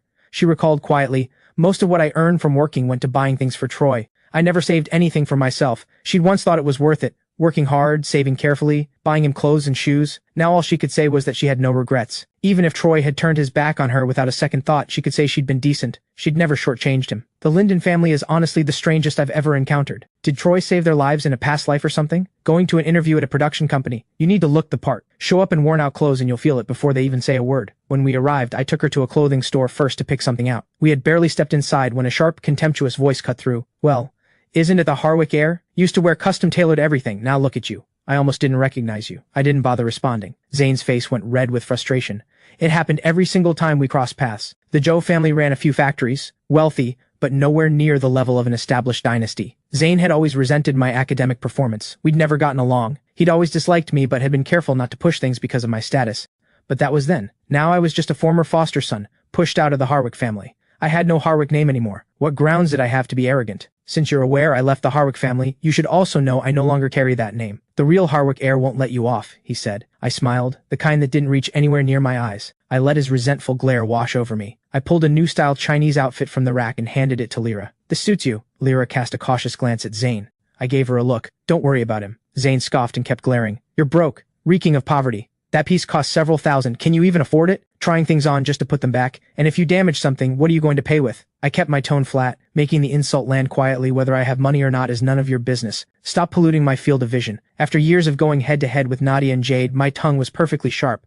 I used to hold back for the sake of the Harwick name. Now that name is gone. Whoever comes at me gets exactly what they deserve. Zane seethed. You just wait. He dropped the threat and walked out. Lyra came out in the new outfit. I looked her over, pleased. It suits you perfectly, just as I thought. We arrived at the production company. It was small, clearly hadn't been open long. Lyra followed the directions in and went for her audition. I waited outside, staring at the company logo. My eyes narrowed slightly. Something about it looked familiar. A receptionist showed me to the waiting area. With that outfit and her looks and presence, Lyra might actually land something good. After nearly half an hour, a familiar voice. You again. I set down my cup and turned. Zane. Again. His eyes were full of mockery. The beloved heir, reduced to auditioning. I'd suggest you leave while you still can. I propped my chin in my hand and looked at him with genuine amusement. This is my uncle's company. One word from me and neither of you gets anywhere near a role. I turned that over thoughtfully. So this company belongs to your uncle. Zane snorted. Now that you know, why are you still here? Beg me in person and I might consider getting you a part. Just as the words left his mouth, a tall, middle-aged man came out of the office. Zane ran over and said, he brought his sister to audition. I don't like him. Mr. Chen looked at his nephew with clear indulgence. He treated the boy like his own son. The moment he heard someone was causing trouble, he turned with a sharp look, and then his expression changed completely when he met my eyes. How did you end up here? The respectful way Mr. Chen addressed me made Zane's eyes go wide. Mr. Chen pushed past Zane and walked quickly toward me. Is there something you needed from me today? I took a calm sip of water. Just keeping my sister company for the audition. Mr. Chen smiled. You hold 50% of this company. Getting someone in is the easiest thing in the world. My gaze drifted meaningfully to Zane. Good thing your nephew reminded me. I'd almost forgotten I had a stake in this. All I had to do back then was handle whatever the Harwick family assigned me. I'd been learning investment from Celine since we were young. I honestly couldn't keep track of which companies I had shares in. Every owner who knew called me by my given name. Mr. Chen continued. Which role is your sister going for? I'll have it locked in immediately. I glanced at Zane. My sister prefers to earn things herself. She doesn't rely on other people's connections. Mr. Chen caught the meaning beneath that. He shot his nephew a look. Did you have some kind of misunderstanding with him? Apologize. Right now. I curved my lips. No misunderstanding. He just doesn't like me, and that's a personal matter.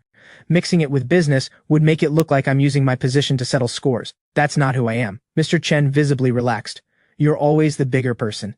This nephew of mine has been spoiled. I'll keep a tighter rein on him going forward. Zane clenched his teeth, but he didn't say a word. A group of about a dozen auditionees came out. Lyra was among them. I pulled back the energy immediately. Lyra smiled. I got a small role, not much screen time. I said a brief goodbye to Mr. Chen and we headed out. He watched the two of us go. At the mall, I picked up 2 outfits each for the whole family. Mid-autumn festival gifts. Watching me spend nearly 10,000 in one go. Lyra felt uneasy. That much money, Mom and Dad are definitely going to feel awkward accepting it. I said 1,000 for a piece that lasts. That's value. Cheap things that fall apart after a wash are pointless. My philosophy is simple. Your wardrobe should have pieces that hold up when it counts. Honestly, spending a few thousand on clothes was partly just to annoy Jade. When the news reached Jade, she nearly lost her mind. Adrian took Lyra shopping and bought new clothes for the whole Linden family. 17 years as siblings, and he never once bought me anything to wear. And now he's taking that stand-in sister of his shopping. I need to go confront him about this. Jade grabbed her phone and car keys. I'm dragging him back today. The butler stepped smoothly in front of her, head slightly bowed. And what exactly would going accomplish? It was you who had the Linden family brought down.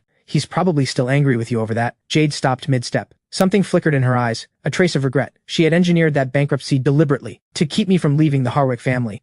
Who could have predicted that even knowing the Linden family had fallen apart, I'd still walk out without a second thought? I had no trust in the Harwick family, not a drop. Jade's reputation in the capital circle wasn't exactly clean. Reckless, unruly, never serious about anything. So what had suddenly driven her to pull a stunt this big? The answer went back 2 years, to when Nora had an accidental run-in with Jade's boyfriend. Jade had been there. The moment she saw Nora's face, so similar to mine, she had someone look into it immediately. That was how she found out I wasn't her real brother. That I was the Linden family's biological son. I was probably the only person in that cold house who had ever genuinely interested her. She didn't want me to leave the Harwick family, so she arranged for the Linden family to go bankrupt. Even if the truth about the real and false heir came out, she figured I'd take one look at the broken-down Linden family and refuse to claim them. But at the same time, she was afraid that once everything was out in the open, I might not get a real choice, and she didn't want me to actually go back there and suffer. So after the Linden family went under, she came to find me and said it to my face. The Linden family is broke now. Stay put, be my good little brother, and I'll keep spoiling you just the same. She told me the truth early, so that before it became public I'd have time to prepare. Use the Harwick family's resources to make some investments, set aside some savings, so that whatever happened,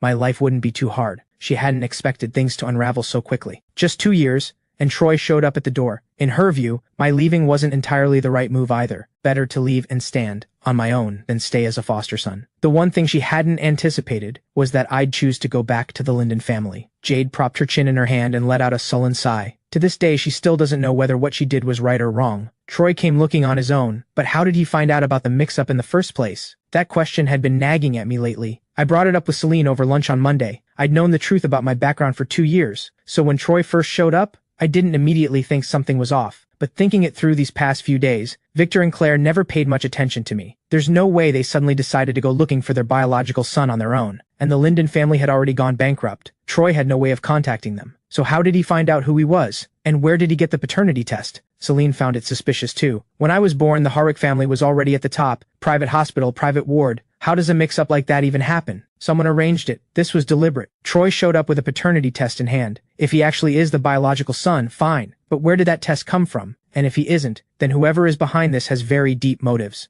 I don't care whose blood runs in me, and I don't particularly care whether Troy is real or not. But if someone engineered this, then I've been used as a piece in someone else's game, and I still don't know what they want, or who they're really targeting. I don't like the feeling of being maneuvered without knowing it. I'll have someone look into it quietly. You find an opportunity to feel out Troy. See what he lets slip. Celine poured me a glass of orange juice. She didn't look particularly worried. After all, I was just a child back then. Whoever was behind it, they weren't targeting me specifically. It didn't directly concern me now. So there was no real reason for her to be too worried. She wasn't wrong, but the feeling of being watched from the shadows was unsettling. Finding out the truth was the only safe move, and I trusted Celine completely. Celine narrowed her eyes. Since when do you talk to me like that? 17 years and we're starting to sound like strangers. I gave her a look. Can you dial it back a little? Celine put on a look of devastation. Used to call me by name, now it's all Director Lou. I reached over and gave her a light thwack on the back. She just laughed and didn't move. The research institute has genetic testing equipment. Whenever you get the chance, get a hair sample from Troy and run a match. I continued. After graduation, I don't need to be sent abroad, but I'm applying to graduate early on the domestic track. Everything at the company is on me right now. When are you coming to share the load?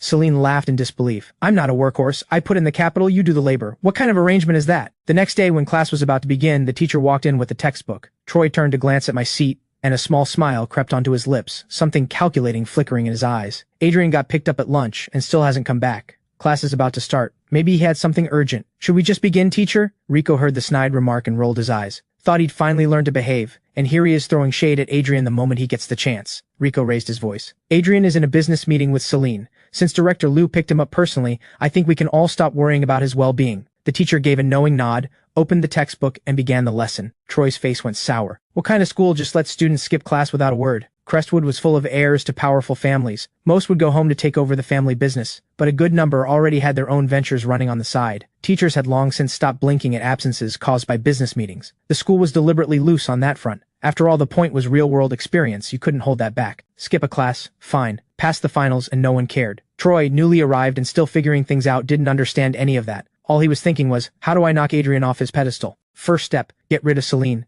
And if that wasn't possible, find a way to drive a wedge between us. By the time I got back to school, it was the third period of the afternoon, equestrian class. I changed in the locker room and headed to the riding field to join the class. Rico said to me, a meal with Celine that takes several hours. I glanced toward Troy and let that sit. Matters of blood and identity, those qualify as life-changing, don't they? Rico didn't catch what I meant. Did she confess to you? Did you two finally make it official? I gave him a look. We're close friends, that's all. Rico pulled a face. Close friends, sure. Everyone knows you two are basically already promised to each other. I gave him a flat look. You and Quinn are the ones who were meant to be. Meant to be? Please. My type is more like your sister, who arranges marriages for their kids anymore. Quinn and I are just friends, pure and simple. If we actually ended up married, we'd probably cringe every time we looked at each other. I was simultaneously exasperated and amused. You're purely chasing looks. Lyra has a gentle personality. If you actually dated her, you'd find her boring within a week. She's perfect for me, Rico shot back. You're just being overprotective. He wrapped an arm around my waist and started tickling me until I laughed and begged for mercy. I twisted away from his attack. Out of the corner of my eye, I spotted Quinn approaching. Come control your future husband. Rico's ears went red. He stopped immediately. Quinn's ears flushed too. She looked down and touched her nose. The engagement between the Lin and Shen families was no secret, but shouting it out in front of everyone still made things awkward. A blood-curdling scream shattered the moment. Everyone turned. Troy was clinging to the reins for his life, face drained white, features twisted in terror. The equestrian instructor rode close behind, looking for the right moment to step in. Don't grip the reins so tight, relax your body, the teacher called out while riding. He was trying to coach Troy into regaining control, but all he got back was screaming. Troy couldn't loosen up for a second, his palms slick with sweat, his heart hammering like it was trying to break out of his chest. Rico stood there slack-jawed, slowly shaking his head. 2 equestrian classes a week. How does Troy manage to have a breakdown in every single one? Quinn shook her head too. How did he pass the entrance exam? Aren't you going to help? If he gets thrown off, he's going to dislocate something. Not my problem, I said. The teacher's handling it. What does it have to do with me? The words had barely left my mouth when the teacher's voice came from across the field. Adrian, come give me a hand. Rico and Quinn burst out laughing. I let out a long sigh, mounted up, and rode after them. Being good at things isn't always a blessing. I pulled Troy in front of me and rode him safely back. The instructor leaped onto the spooked horse and brought it under control. Troy passed out and was taken away by the school nurse. I reached down and stroked the horse I'd raised since it was a foal, a wordless well done. Rico came over and clapped me on the shoulder. Since when are you so generous, going out of your way to rescue him? Quinn gave a light snort and said lazily, he's not being kind, that's just what happens when you're the one everyone calls on. Can't help it. I pretended to be offended and gave them both a look. You two really are a team when it comes to calling me heartless. Rico laughed it off. Quinn looked calm and thoroughly amused. Who told you to top the year and show off on the field? If you weren't so good, they wouldn't have called your name today. Being too good has its costs. If I didn't pull out a trump card now and then, first place might not stay mine, and I might not even be at Crestwood anymore. Rico and Quinn said it without a trace of humor. There really is someone formidable in the year. Luna from Class 1, my toughest competitor at school. Our scores were neck and neck. In every exam I only edged her out by a few points. Last semester Luna pulled off a stunning score in the equestrian exam. If I hadn't read the situation and raised the difficulty of my own performance, she would have beaten me in the final rankings. I scraped through by 1 point, and without that, I might not have been at Crestwood this year at all. Luna was fine-featured and well-liked across the year, but something about her always gave me a creeping feeling. Rico thought about her smile and visibly shuddered. It wasn't an obviously sinister look. She smiled like warm sunlight, but those eyes of hers felt wrong somehow. There was always the sense that she was concealing something unfriendly. It gave people a chill. And the way she looked at me specifically, smiling on the surface but hiding something deep beneath. The hostility was there and not there at the same time. Impossible to read. Quinn nodded in agreement. She had dealt with Luna twice. She found her to be the smiling tiger type, barely a straight word from her mouth, and a cold, unsettling energy that seeped outward from somewhere deep inside. I thought it over. I'd never come face to face with Luna. Our rivalry had only ever existed on the rankings board. I'd never bothered to look into her background. Among the Capital Circle's elite families, I didn't recall ever hearing of a Liu family. Quinn actually had something. I heard she's not from the capital. She lives with her aunt. Her aunt is from the Eastport Circle. Nobody seems to know exactly who she is, and people don't ask. Luna herself comes from money. That much is clear. Rico was puzzled. So she's from Eastport, coming all the way to the capital just to study here. Quinn shrugged. Is that so unusual? It's a top private school. We have students from outside the capital too. Someone probably sent her here specifically for Crestwood's curriculum. Luna was strange, sure, but when it came down to it, she had nothing to do with me. I'd never even met her properly. There was no way she had anything against me specifically. I let it go. Don't overthink it, I said. I mounted up and rode a free, easy practice lap around the field. Then I went to change for the next class. I came out of the locker room and walked straight into the girl my friends had described. Luna, the unsettling one.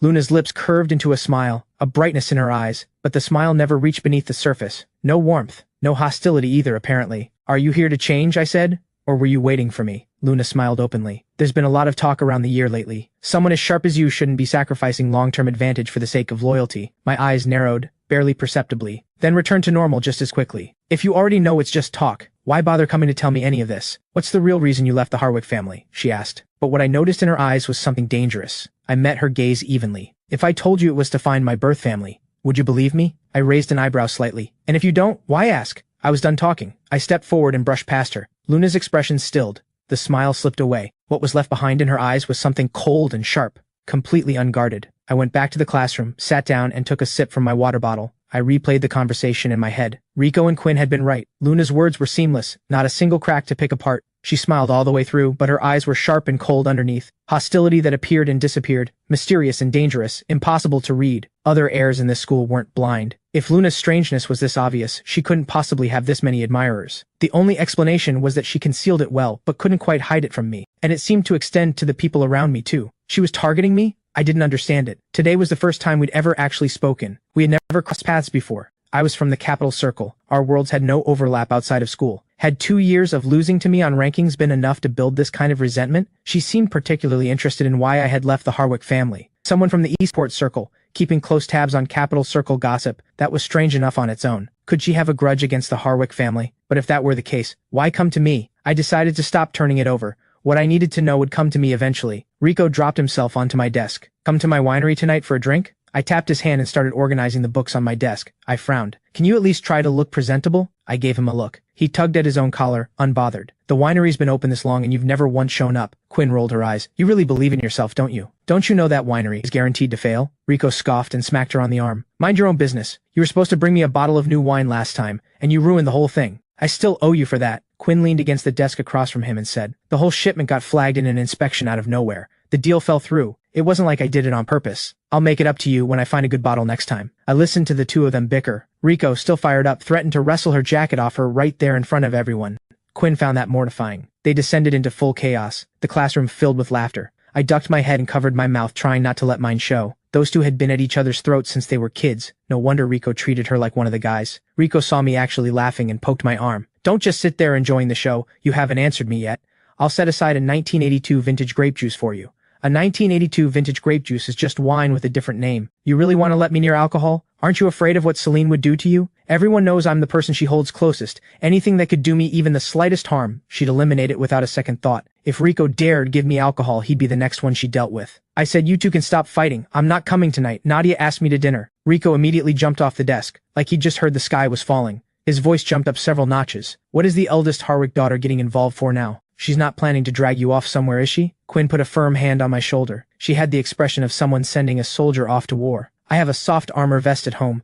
I'll have someone bring it for you to wear tonight. Rico and Quinn's alarm wasn't unreasonable. They knew about my complicated history with the two Harwick daughters, and after more than a decade of knowing me, they had a very clear picture of those two. Jade used to have a large dog. At 17, furious at Nadia's attempts to control her, she had set the dog on 19-year-old Nadia. Nadia had the dog put down without a single word. The whole Harwick household was thrown into chaos. Victor and Claire interrogated both of them. Jade denied giving the order. Nadia pinned the blame directly on me. My parents knew perfectly well it couldn't have been me, and grounded me to my room for a month anyway. Jade, to get back at Nadia, snuck into the company where Nadia was working at the time and cut the main power. The outage wiped critical data, over $1 million in losses. Nadia, without a single word, had Jade's favorite car destroyed. Both sisters were deeply in the wrong, and Jade accused me of being the one who cut the power. My parents once again knew the truth, and once again let them get away with it. They put me right back under house arrest the moment my first sentence ended. Another month confined to my room. From that point on, I understood. I was nothing more than a piece to be traded in the right marriage deal. No matter how well behaved or capable I was, I would never be seen, never be praised. Instead, I absorbed whatever disaster came my way. Every mistake either sister made, I was the one who carried it, because I simply didn't matter enough for it to be otherwise. Through those two incidents, I saw both sisters clearly for what they were. A ruthless, cold eldest, a wild, reckless second. If I wanted to survive growing up in that house, I had to learn to fight both of them. My friends, when they heard any of this, said more than once, the fact that you made it out of there in one piece is nothing short of a miracle. Dinner alone with Nadia. Should we call the police in advance? Or at least bring a self-defense stick? You never know with her. I'm genuinely afraid that if you say something off, she'll just start physically disciplining you on the spot. Rico was genuinely worried. His best friend, unarmed and not exactly built for combat, going to a dinner date with Nadia. Anything could happen. I gave him an exasperated look. Then come with me. Didn't you promise Celine you'd be my bodyguard? Rico sucked in a sharp breath. I can't beat Nadia either. Everyone knows what she did at that banquet, dealt with the troublemakers on the spot. That's exactly why her father sent her abroad afterwards. Relax, both of you. She won't lay a hand on me. I don't like either of them, but I know I won't be in any actual danger. Rico pulled up a chair beside me. You can't be sure of that. When you're actually in danger, both sisters have always protected you. But when you're not, they are the danger. And that grounding was nothing compared to the time she got you put on restricted movement for half a year. I touched my nose and found I had nothing to say to that. To be fair about the half-year thing, that one wasn't really Nadia's fault. When I was 13, she took me out with her. We got ambushed by people from a rival family. She had no bodyguards with her. 2 fists can only do so much against a crowd. While she was shielding me, someone hit me across the leg with a wooden bat. Fortunately, my training let me dodge enough that it wasn't catastrophic. I recovered fully after 6 months. For those 6 months, Celine personally took me to and from wherever I needed to go. According to Celine, Nadia dealt with every single person who had been involved in that ambush, swiftly and without mercy. In her own way, she avenged me. Even so, thinking about her still makes me uneasy. That expressionless face, impossible to read, and underneath it something violent and sharp. Her methods are brutal. I smiled and reassured them both. I've been going head-to-head with those two for 17 years. I'll be fine. Rico sighed and ran a hand through his short hair. Celine is in the capital. Call her the second anything goes wrong. We'll mobilize immediately. As the sky dimmed and school let out, I packed my bag and took a slow breath, bracing myself. I wasn't exactly looking forward to dealing with Nadia, but I didn't have a choice. Avoid her today and she'd be back tomorrow. I couldn't dodge her forever. When I reached the school gate, that familiar dark green Mercedes was waiting. What I hadn't expected, Nadia had actually gotten out of the car to meet me. Unprecedented. The eldest daughter herself coming to pick me up in person. I'm flattered beyond words. I curved the corner of my lips and let the sarcasm come naturally. And where's that bargain bin sister of yours? Nadia fired back without missing a beat, scanning the area. No one in a central high uniform waiting around. She had someone look into it. Lyra came to pick me up every day after school. Today she wasn't here. I hooked my thumbs through my bag straps. You're the one who asked me to dinner. I told her to go on ahead. Nadia's expression darkened slightly, a quiet danger in her eyes. You're protective of her. I smiled, the kind with nothing behind it, and held her gaze, each word deliberate.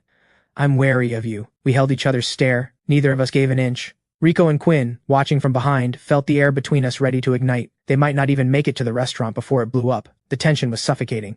She'd barely said 2 sentences, and it had already come to this. I think we should follow them, just to be safe, before they could settle on how to intervene. A new arrival disrupted everything. Troy came running in his school uniform, the hem of his jacket catching the wind. He looked young and bright, his smile warm and open. He'd exchanged greetings with his sisters at the banquet, but hadn't seen them since. When it came down to it, they were still blood. Nadia coming here meant she wanted to smooth things over. And given the tension between us, she clearly wasn't fond of me. The false heir. Troy put on a sweetened voice, thinking it would charm her. Big sister, are you here for me? I'm your real brother. You'll look out for me from now on, right? He had absolutely no idea who he was dealing with. I scoffed and rolled my eyes. It stung on Lyra's behalf, as if she had ever done anything but pour herself out for him. Don't worry, I said. You have plenty coming your way. Troy shot me a smug look, then turned back to Nadia, composing himself into the picture of thoughtful, well-behaved sincerity. Even though he took 17 years of a life that should have been mine, I don't blame him. Don't be too hard on him either. Since you two still have things to discuss, I'll get in the car first. He reached for the rear car door and found it wouldn't move. He knocked on the driver's window. The driver didn't glance up.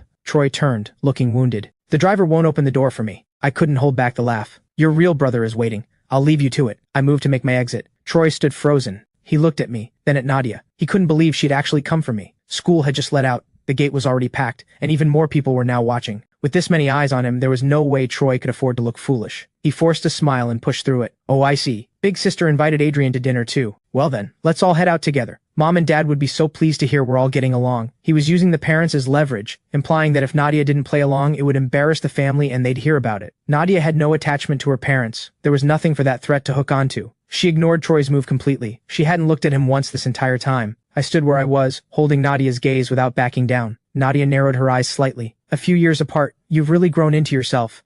You flatter me. And this car, I wouldn't dare get in. I'm not getting in. We can stand here as long as you like. Do you need me to physically put you in? Nadia's patience had run out. I held my ground. Let's see what she actually does. In the Harwick household, it wasn't just me at war with them. The two sisters had been at each other's throats since childhood. Constant sabotage, constant blame shifting. Eventually, I learned to use Jade to keep Nadia in check, and Nadia to keep Jade in line. Each one held the other back. Nadia bit down on her back teeth, let out a barely audible sigh of resignation, and said, "Get in." Another round to me. I smiled, and got in. I walked to the rear door. The driver, reading the room, immediately unlocked it. I pulled it open and folded myself inside. Finally, she said. Then she turned a cold, sweeping glance toward Troy. Every stray that crawls along thinks they can climb up here. Things that don't belong will only dirty my car. She wasn't talking about anyone else. She was looking straight at Troy and finding him beneath her. Nadia walked around to the other side and got in. I lowered the window, a quiet laugh. Work on your equestrian skills. If something like today happens again, I won't come for you. An ungrateful person is worse than a dog, don't you think? The window went up, the car pulled away. Troy was livid, hopping with rage. He hadn't expected Nadia to show him absolutely zero respect, taking Adrian, and leaving him standing here. He was the real Harwick son. Why did Adrian, who didn't even carry the Harwick name anymore, still command this much respect, still have Nadia's protection? Why did Adrian always manage to linger everywhere like a ghost that wouldn't leave? Everyone around had seen it plainly. Troy was the real heir, and his sisters didn't think much of him at all. In Nadia's eyes, Troy wasn't worth 1,000th of what I was. Whatever Victor and Claire's stance, the Harwick estate would ultimately pass to Nadia, without her acknowledgement. The title of heir was hollow. Helen, who had seen everything, turned to Lyra, who had just arrived to help with the stall after school. Little Chen, he went with the Harwick people. It's all right. I know what you're worried about. Lyra said it with a slight furrow in her brow. Mom, trust him. He promised us he won't go back to the Harwick family. At that moment, Rico, still sulking about earlier, came bounding over. Hey, it's Lyra's mom! His eyes locked onto Lyra and refused to move. How is someone this beautiful even real? Like something out of a painting. Completely otherworldly. Quinn pressed her lips together, her eyes full of quiet grievance. She stepped sideways, cutting off his line of sight. Hi, we're friends of Adrian's. He mentioned you run a little stall here. We thought we'd come have a look. Helen beamed. Hello, hello! Any friend of Adrian's, let me make you a deluxe rice ball on the house. She put together a generously loaded rice ball, cut it in half, and handed one piece to each of them. Tell me what you think. Quinn accepted it politely with both hands. Rico ate with obvious relish. Did you make all the fillings yourself? He said through a mouthful. This is incredible. If you'd have me, I'd love to come mooch a proper meal at your place sometime. He ate with such uninhibited enjoyment that just watching him made you hungry. Helen laughed until her eyes were barely slits. Just give me a heads up whenever you want to come. I'll make a few extra dishes. You're welcome anytime. My son has so many good friends at school, and such kind ones at that. It says something about the kind of person he is. How could a mother not feel happy and relieved seeing that? With those two stirring things up, a few more of their classmates drifted over to see what was happening. When they found out the woman was my birth mother, they all pitched in and bought something. A busy stall attracts more customers. Within minutes the crowd had grown and Helen was swamped. Lyra jumped in to help. Rico stood nearby the entire time, watching her with an expression of pure, unfiltered admiration. Quinn rolled her eyes. Fine, she came after Adrian and Rico's priorities. Fine, she came after Celine. But now Lyra was ranking above her too? This was getting concerning. One day this guy was going to forget she existed entirely. Something had to be done. Quinn shifted position, casually, smoothly, and stepped into the line of sight between Rico and Lyra. Want to go see a movie this weekend? Rico asked, his eyes still trailing after Lyra. Lyra caught the starstruck look in his eyes and felt her face warm. She'd been quietly regarded as the most beautiful girl at Central High. People stared when she went out. She was used to being looked at, but when the person doing the looking was her brother's best friend, that was somehow different. Thank you both. You clearly have a really close friendship. Rico threw an arm grandly around Quinn's shoulder. If I weren't already spoken for, I'd carry her home in a bridal sedan chair with full ceremony. Quinn pressed her palm to her forehead. Saying something like that in front of someone's sister, and you're not afraid of being misunderstood? Over 10 years of knowing him, and she genuinely believed he was missing something upstairs. No wonder the only real friend he'd ever had was Adrian. Lyra, for her part, found his straightforwardness refreshing. You still haven't answered. Are you coming this weekend? Rico lit up immediately. Would you want to come with us? If he could get Lyra to come along, he'd get to spend more time around someone worth looking at. Lyra shook her head. I have a shift this weekend. You two go. Rico deflated. What's the great Adrian up to then? The first couple of weeks were busy with settling back into the Linden family. On weekends there were hospital visits to make, and Celine is back in town this week. There's probably a visit there too. Lyra didn't know the specifics of what kept me occupied, but after these weeks together, she understood well enough that my reach extended far beyond what was visible. Even without the Harwick name, there were enterprises most people knew nothing about. I was not an ordinary high school student, and it was my private business, so she left it alone. Then, whenever you're free, come visit. You're always welcome. When the rice balls were sold out, the stall wrapped up. Ray came to collect everyone. Quinn helped lift the cart into the vehicle. The car had been parked on the side of the road for a while. She pulled Rico in with her, apparently planning to take him home to help sort through some things. Quinn let out a helpless sigh. She and Celine were both, in their own ways, the reliable ones their childhood friends leaned on, and yet somehow that felt entirely different for each of them. Night fell. The car window reflected my expression back at me, thoroughly unenthused. This restaurant again. Maybe it was because the Harwick years held so few real memories, and this place had been one of the constants. Nadia had bought it at some point. After that, she always brought me here. But human warmth has its limits. Too many visits and you grow tired of even the things you once liked, the same way I eventually tired of the cold in the Harwick house.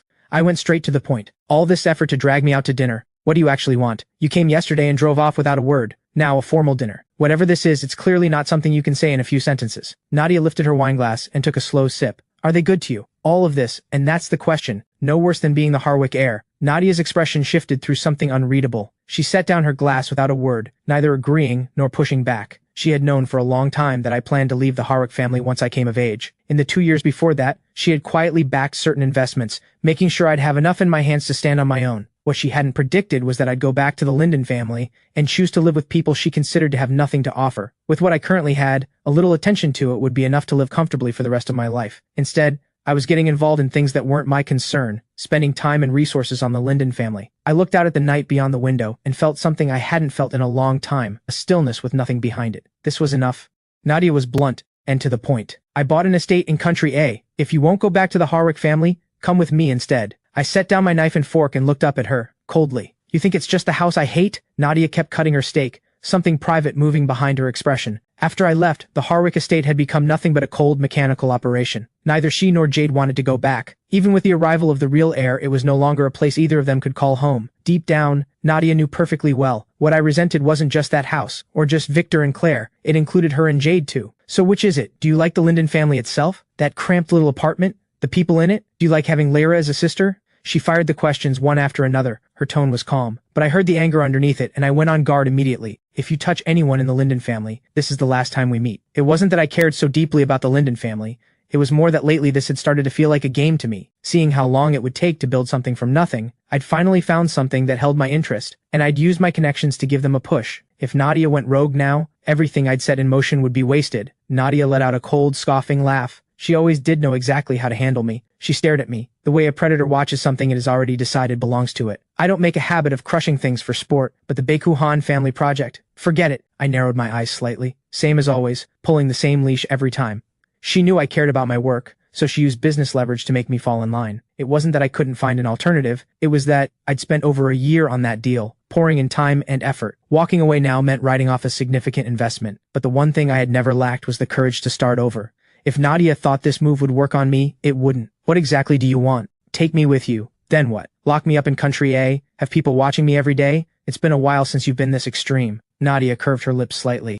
The Linden family can't give you anything. Come with me instead. We may not share blood, we can't be siblings, but I can marry you. I stared at her, completely stunned. Nadia, are you out of your mind? I looked at her, not bothering to hide the revulsion in my eyes. Nadia took a sip of wine. You think with your current standing, that girl from the Liu family would still choose you? Her parents are unconscious, in a hospital. How many pairs of eyes inside the Liu family are watching her right now? This will be a 5 or 6 year problem at minimum. Under Nadia's skeptical gaze, I spoke. I trust her. No time for you to sit on it. The Liu group has been in talks over a chip deal. If the deal goes through, the Liu group's valuation at least doubles. The condition is that Celine marries into the Jiang family. Engagement to Dorian Zhang. That's what Chairman Jiang is demanding. Everyone in the circle knows what you two are to each other. The moment Celine gets engaged to Dorian Zhang, you become the joke of the entire capital circle. I was quiet for a long moment. Then I laughed, quietly. Celine and I have no engagement. We're not a couple. Even if she gets engaged to Dorian Zhang, she's still my childhood friend, my business partner. It can hardly be called being abandoned. What exactly is there to laugh at? Nadia didn't look surprised. She said nothing more, set down her glass and stood up.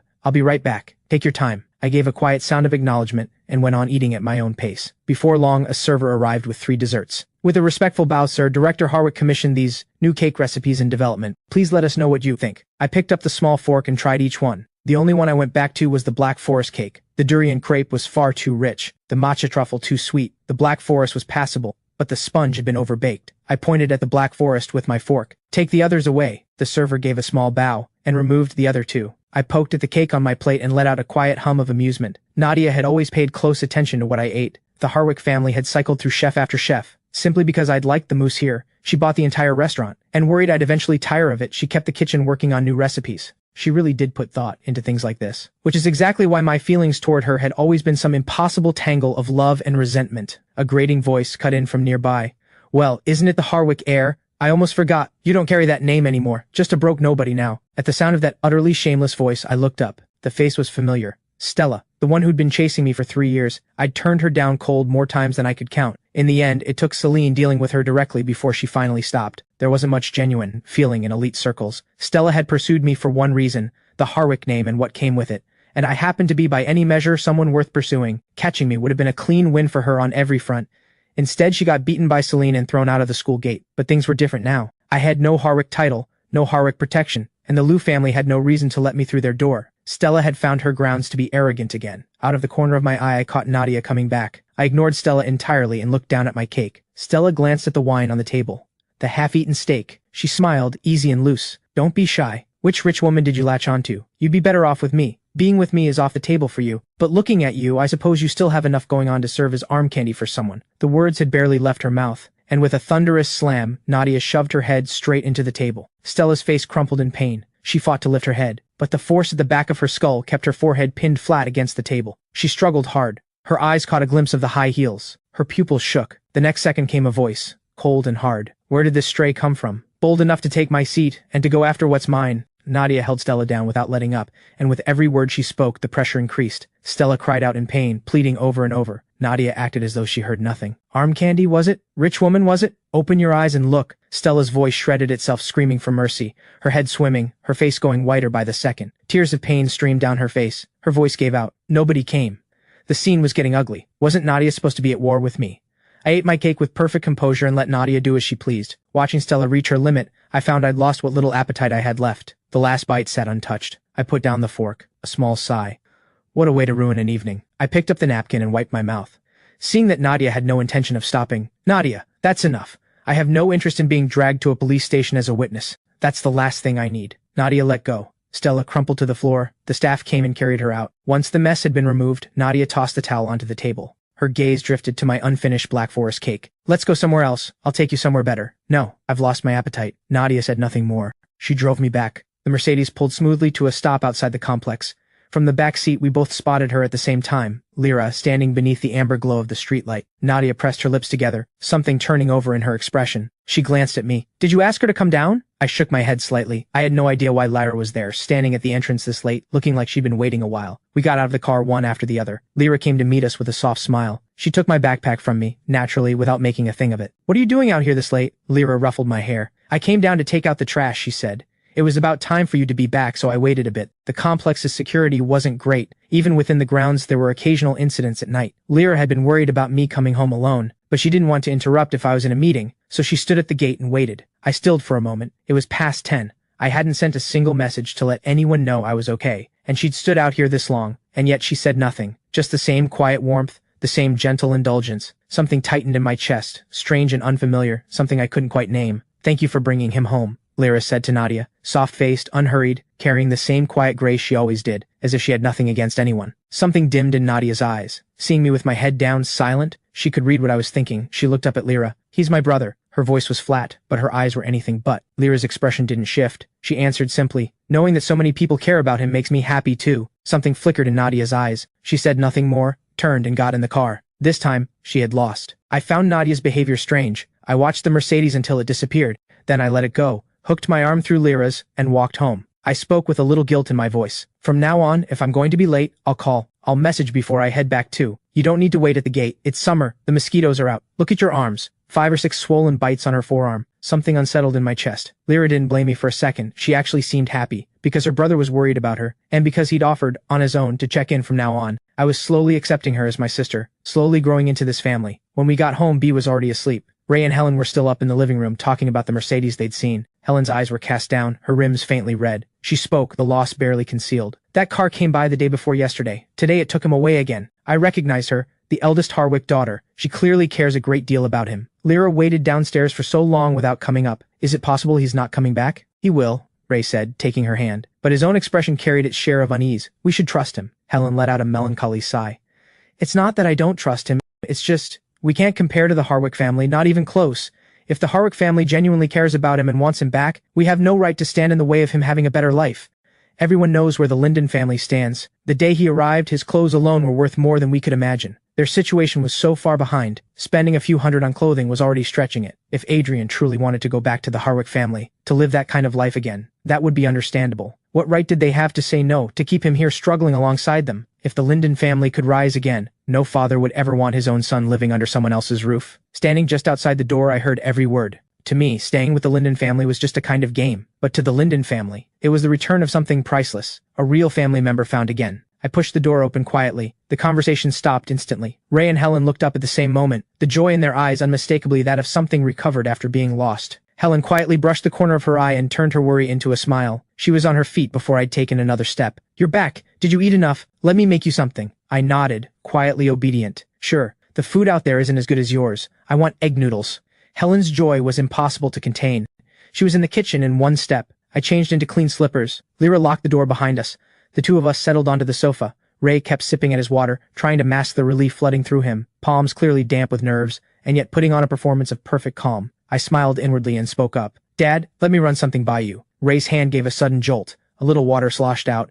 He quickly set down the cup and dabbed at his trousers. Inside, the panic had started up again. From the kitchen came the clatter of dishes. Could he have been persuaded after all? Had he come back specifically to say goodbye? I fought to keep the corner of my mouth straight. Watching Ray and Helen fall apart like this was genuinely funny. At the Harwick household, having one more son was no different from having one more staff member. An outsider, regardless. But for the Linden family, it genuinely meant another family member. Someone to share every day with. Someone to lean on and be leaned on. The difference was unfamiliar to me. I'd never seen it before. And it made me curious. I wanted to know what kind of life this difference could produce. Suddenly, I wasn't in any hurry to leave. Ray had braced himself. Even if I said I was leaving tomorrow, he told himself he could handle it. It wasn't the end of the world. I pushed down the amusement and put on a straight face. What I actually wanted to say was this. The family situation is tight. Helen's stall won't bring in much. Your driving just barely covers expenses. If you want to start something again, the money isn't close to where it needs to be at this rate. Have you thought about finding a different kind of work? Ray blinked hard. So he wasn't leaving. That was all that mattered. Every taut nerve in him went loose at once. As long as Adrian stays, everything else is negotiable. Ray smiled, warmth reaching his eyes. Sounds like you have something in mind. I looked at him steadily. Get a job. Ray went blank. His eyes stayed fixed, unmoving for a long moment. Then quietly he looked down. Adrian, it's not that I can't bring myself to work for someone else, it's that I'm too old.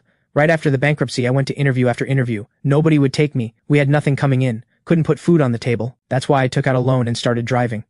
At the mention of it, Lyra exhaled quietly. More than once during that period, she had come home from school to find her father sitting under a tree, briefcase in hand, face dark with worry, the shade pressing down on his shoulders, the harsh sunlight bleaching the hair at his temples. When he came home, he pretended everything was fine, swallowed every cold look and cruel word, and then had to face relatives calling him useless. The weight of it bent this man in the middle of his life into something small and cornered. It was Lyra who had suggested the loan, and the car, and the driving. Once there was some income to cover the basics, some of that pressure finally lifted from him. Ray managed a thin smile. I know you want things to get better. I'll take extra evening shifts, save up a bit more. We'll get a little shop going eventually. Things will keep getting better. Ray didn't want to dismiss what I'd said, but he'd tried. Nobody wanted to hire a man in his 50s. Reading their expressions, I understood. Finding work had been even harder than I'd imagined. I slouched back against the chair and pulled a cushion into my lap. Then I kept going. Dad, the market is flooded with young graduates. Go for an entry-level position and you'll be buried under competitors half your age. But you built something from nothing. The Linden family was established for over 20 years. Your real advantage is management experience. So why not go for a management role? Ray's dry lips pressed together. Nobody even wanted me for a junior position. Why would they take me for senior management? Helen came out of the kitchen with a bowl of noodles and set it gently in front of me, handing me a pair of chopsticks. Noodles are ready. Eat first, talk after. I tossed the cushion aside, took the chopsticks and stirred the egg noodles. Helen perched on the arm of Ray's sofa, watching her son eat with that unhurried, completely at ease air of his. Afraid he didn't understand how hard things were out there, she spoke up gently. Adrian, it's not that your father doesn't want to try. Finding work is just genuinely that difficult. In most companies these days, without connections or the right background, you can work 5 or 6 years and still never move up. They're not going to bring in someone out of nowhere and hand them a management position. I slurped a mouthful of noodles and tilted my head slightly toward her. Don't I count as a connection? Helen went blank. She and Ray exchanged a bewildered look. They had almost forgotten. This quiet, well-behaved son of theirs had connections that could make anyone's head spin. I continued, unhurried. The Linden family used to be in the automotive business, right? A friend of mine recently acquired a car company and is looking for someone to run things. Your background lines up pretty well. If you're interested, I can put in a word and get you an interview. Getting inside that world would give you a real read on the market. Useful if you ever want to start something of your own again. I looked down at my noodles, my tone as casual as if I were mentioning picking up a shirt. Ray ventured carefully. What kind of company does your friend run? It's not going to be someone like, an extremely prominent figure again, is it? I blinked at him and replied, perfectly calm. You've probably heard of Exiled Motors? Ray's mouth fell open. He started stuttering. Exiled was a rising brand. They had just launched an off-road model priced at over $1 million. Their proprietary full rebound glass technology was what set them apart, known for exceptional safety. And Exiled fell under Liu Auto Group, one of the most recognized names in the country, with brands consistently ranking in the domestic top 10 for sales. The group had long since gone international, especially in Country A, where Liu vehicles were everywhere. Adrian, you actually have connections at Liu? I bit through a strand of noodles. Not exactly Liu directly. A friend of mine oversees production for the Exiled brand. Lots of components, lots of processes, naturally a lot of factories involved. He recently acquired a factory handling paint finishing and parts assembly. Ray was still wide-eyed after the explanation. These factories run entirely on robotic arms now. The technology is something else. He'd never been anywhere near that kind of operation. Getting a look inside, understanding where the market stood right now, would be invaluable. He wanted to say yes, but he was afraid of putting me in someone's debt on his behalf. I set down my chopsticks. I glanced over at Lyra. Family doesn't keep score, right? Lyra smiled, the quiet, knowing kind. She was the one who had told me that, and now her brother was starting to accept them. I said it plainly. Dad, all I can do is get you in the door. Whether you make it through is up to you. These are business people. If your qualifications don't hold up, I have no power to force anyone into a management seat at an operation that size. Ray's eyes steadied. Of course, I still have confidence in myself. I washed and dried my bowl and chopsticks, then headed to the bathroom. Ray took a long sip of strong tea and couldn't help but say it out loud. Our family is like a sailboat, and Adrian is the oar. Without that oar, the boat just drifts, at the mercy of every current, going wherever the water takes it. With it, they have a direction. The whole family is pulling together, every bit of strength aimed at the same shore. They'll get there. Summer storms come without warning. This one hammered the windows relentlessly and kept everyone awake through the night. It had been raining for 3 days and 3 nights without a break, the sky an unbroken gray. Without a single ray of sun, people's moods had gone gray along with it. Rico dropped into a seat and immediately kicked off his shoes. This rain is killing me. Every single day, my shoes are soaked through. His socks clung to his feet like they'd been submerged, and the discomfort was written all over his face. Quinn walked over with a bag and dropped it on his desk. That's what you get for being careless. 3 days of rain and it never occurred to you to bring a spare pair? Rico shot her a look. He rummaged through the bag. What's in here? Inside, a brand new pair of leather shoes, a clean towel in its own little bag, fresh socks, and a shoe-drying sponge. Rico's eyes flickered with something he couldn't quite control. He pressed his lips together. That was actually really thoughtful. He didn't rush to put them on. Instead, he looked over at me. Hey, Adrian, are your shoes wet? There are extras here if you need them. Quinn was speechless. I specifically prepared that for you, and your first instinct is to give it away? Truly hopeless. I laughed softly and pointed at the clear waterproof shoe covers on my feet. I'm fine. I wore these. Shoes and socks completely dry. Lyra picked them up for me when she saw the forecast. Slip them on, pull the tie tight. Done. Better looking than rain boots, and easier to deal with.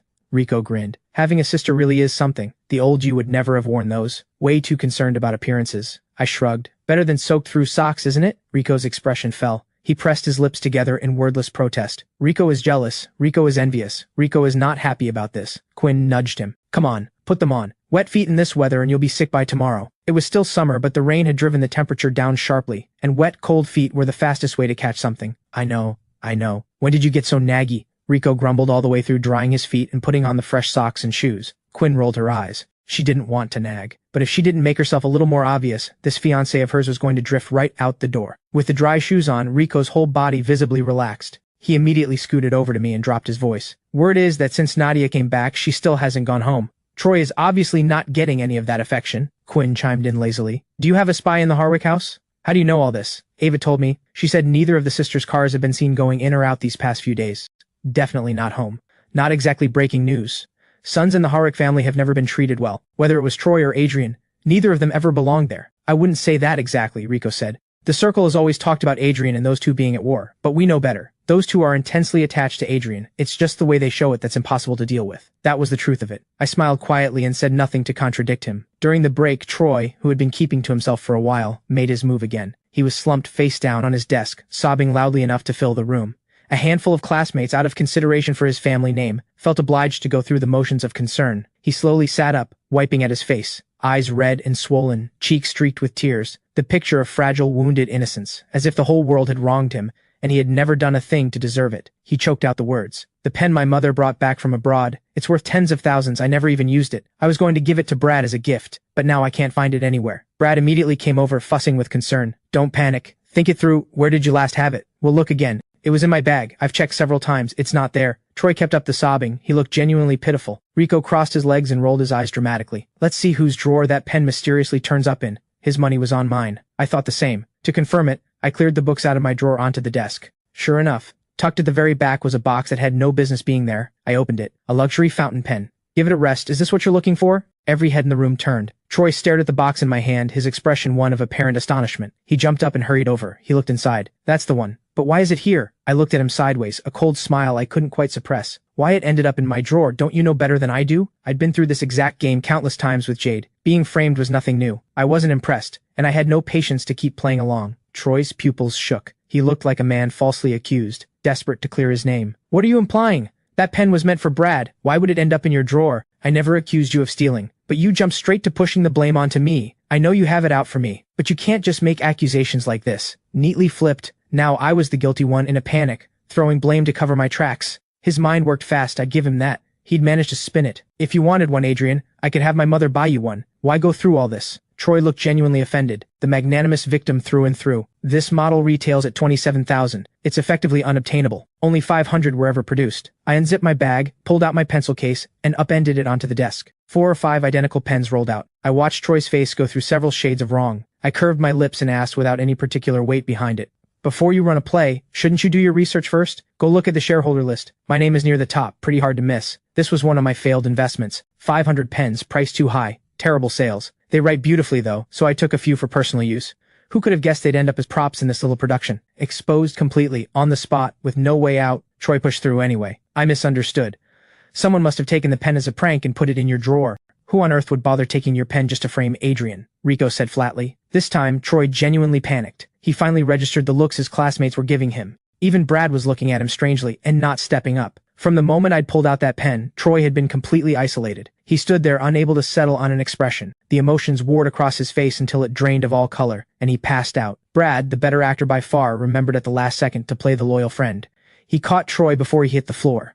Once he confirmed Troy was genuinely out, he let the concern drain from his eyes. He glanced at the pen on the desk and gave a quiet, dismissive sound. I thought it was something rare. Turns out it's just merchandise nobody wanted. I turned the pen over in my fingers thinking. After a while I spoke. He actually reminded me, I have a money-losing project sitting around. Everyone put together a pitch this month. If I sank money into it, I'm getting it back. If you're leading it, we'll definitely make it back. The pens really do write well, but the price point is brutal. Hard to see how you move them. Drop the price. Less margin is better than no sales. Drop it to where? The factory acquisition alone was a significant outlay, and the technology patents weren't cheap. The cost base is too high. Any further reduction and you're selling at a loss. At that point, you might as well just sit on it. I listened quietly to the back and forth, an idea slowly forming. Losing money is not happening. Scarcity creates value. Put one on the table when you're closing a deal. Say a few good words about it when the contract is being signed. And the remaining stock, give it away as gifts. I'm not lowering the price. I'm raising it. Everyone exchanged glances, then nodded, one after another. They trusted my ability to turn things around. Last year's project had been my initiative, and it was thriving now. A good portion of their personal assets had come from that venture. If I was committed to turning the pen project around, it wouldn't lose money. A crack of thunder split through the room. The conversation died on the spot. Everyone looked out at the sky, low and gray, the rain seeming to shift from steady to heavy. Rico muttered under his breath. This is unreal. It hasn't stopped once. Where is all this water even coming from? Quinn narrowed her eyes. I keep getting this feeling that something's about to happen. I smiled, easy and unbothered. I have a feeling something good is coming. By the weekend, the rain still hadn't fully stopped, alternating between heavy downpours and fine needling drizzle, the kind that wore on your nerves. Inside the Liu Group's executive conference room, the argument was loud enough to drown out the rain entirely. This was Celine's third round of negotiations with the Jiang family over chip licensing rights. Faced with the Jiang family's insistence on a marriage arrangement, Celine said firmly, business partnerships are built on mutual benefit. Bringing marriage into this discussion makes no sense. She was willing to concede, on margin. On the question of who she married, not a single step. Celeste smiled lightly. Director Liu, chip technology is at the heart of what we do. A financial arrangement alone simply isn't enough to secure what we need. Two families becoming one, that's the real foundation. It's what my mother wants, and it's what I want. You keep refusing. Is there something you object to about my brother specifically? Celine's face was as overcast as the sky. She had already voluntarily conceded 2 points. It was the Jiang family that wasn't budging.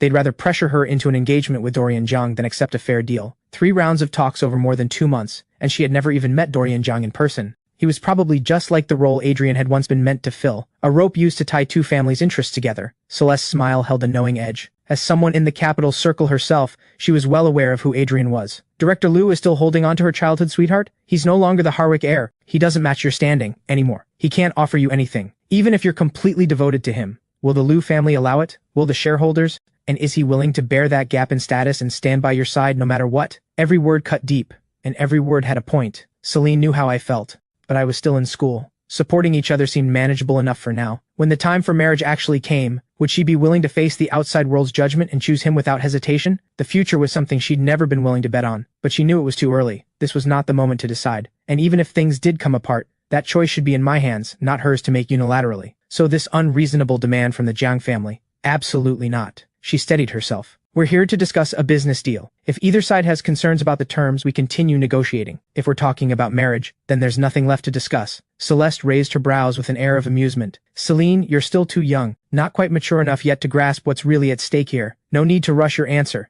Take all the time you need. When you've thought it through, we sign. The standoff had no end in sight when someone knocked and entered from outside. Celine's assistant Xiao crossed the room quickly and leaned close to her ear. Master Adrian is here. Celine's eyes lit up instantly. The overcast expression cleared in an instant. She turned to Celeste with a polite smile. Director Jiang, there's no need to continue these talks, and for the record, I choose Adrian. Not his name, not his status, just him. She said it like someone who had just won something. She nodded to Xiao, who immediately showed the guests out. Celine walked out of the conference room. The shift had been so sudden that Celeste hadn't fully caught up. It struck her as genuinely strange. She turned to Xiao. Why did she suddenly call it off? Xiao lowered her gaze with a small smile and answered politely. Compared to the Jiang family's chip technology, Master Adrian is worth more. In the executive office, I sat quietly on the sofa in a simple casual outfit that somehow made me look taller. Long legs crossed loosely, a teacup in hand, tasting the black tea, when out of the corner of my eye, I caught someone come through the door. I set down the cup and stood, a warm smile rising naturally as I reached out my hand.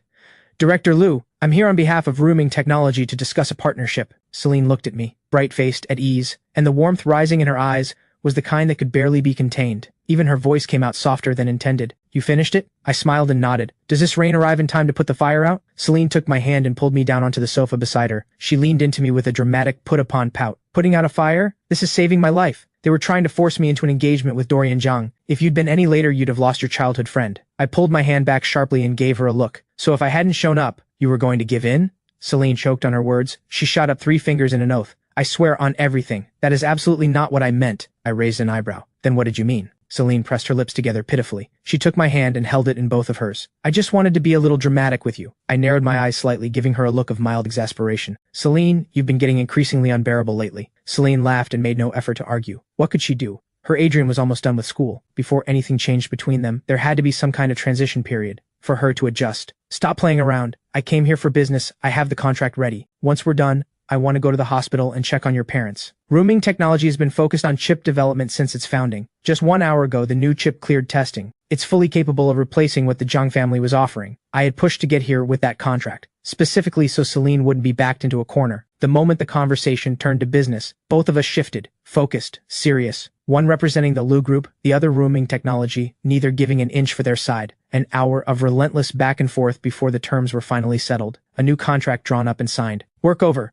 She snapped back to her usual self. What do you want for lunch? She reached over and ruffled my hair with easy affection. I swatted her hand away. I gave her a wounded look and fixed my hair. Stop messing up my hair. I want beef brisket noodles. Celine laughed. All right, beef brisket noodles it is. We took the elevator down. Along the way, employees spotted me and bowed respectfully, calling out, Master Adrian. I couldn't help but sigh. Celine pinched my cheek. What's wrong? When do I get to be a CEO? I had stakes in plenty of companies. People flattered me with the title here and there, but I had no real position. No official standing. Celine had been forced into the president's seat by tragedy. That wasn't something I envied. I just wanted the day when I could stand in front of Nadia as someone, under my own name on my own terms, and not be treated like a toy to be collected with small favors. Celine laughed quietly. My ambitions were plain and uncomplicated. Money and building something. The more Nadia tried to hold me down, the harder I pushed upward. Studying, investing, building connections, failing and coming back stronger every time. This was the version of me she loved. Regardless of what name I carried, I was always the one she wanted. The strengthening rain didn't touch our mood. I climbed into the passenger seat and looked at her with equal parts suspicion and mild fear. How's your driving? You're not going to send me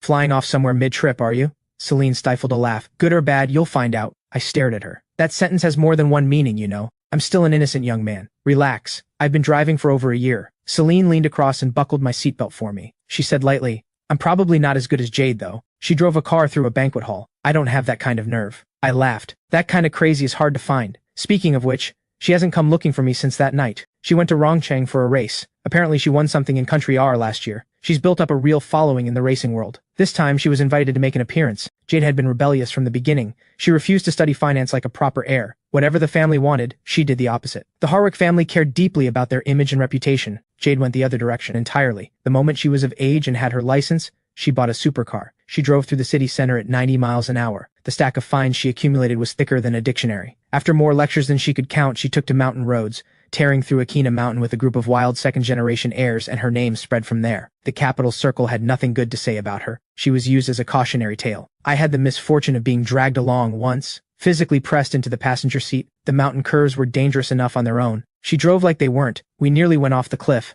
I survived, but I spent the following month refusing to get into any vehicle. I'd always thought she was beyond reckless. Fine that she didn't fear death, but she had no right to take me with her. Later, against every objection her family raised, she became a professional racing driver. She won. A lot. But those victories weren't recognized by the old families. They were treated as further proof of her defiance and disgrace. She was a gambler who bet with her life, pushing back against everything the Harwick family had mapped out for her. One of these days she might not come back. But thinking about how I managed to survive her, I couldn't really worry too much. Celine curved her lips in quiet understanding. She knew I wasn't just pretending not to care. I genuinely couldn't stand Jade. If not for sheer luck, she would have killed me by now. Celine drove at a completely reasonable speed and pulled up smoothly outside a noodle shop near an elementary school. The shop was called NIU's.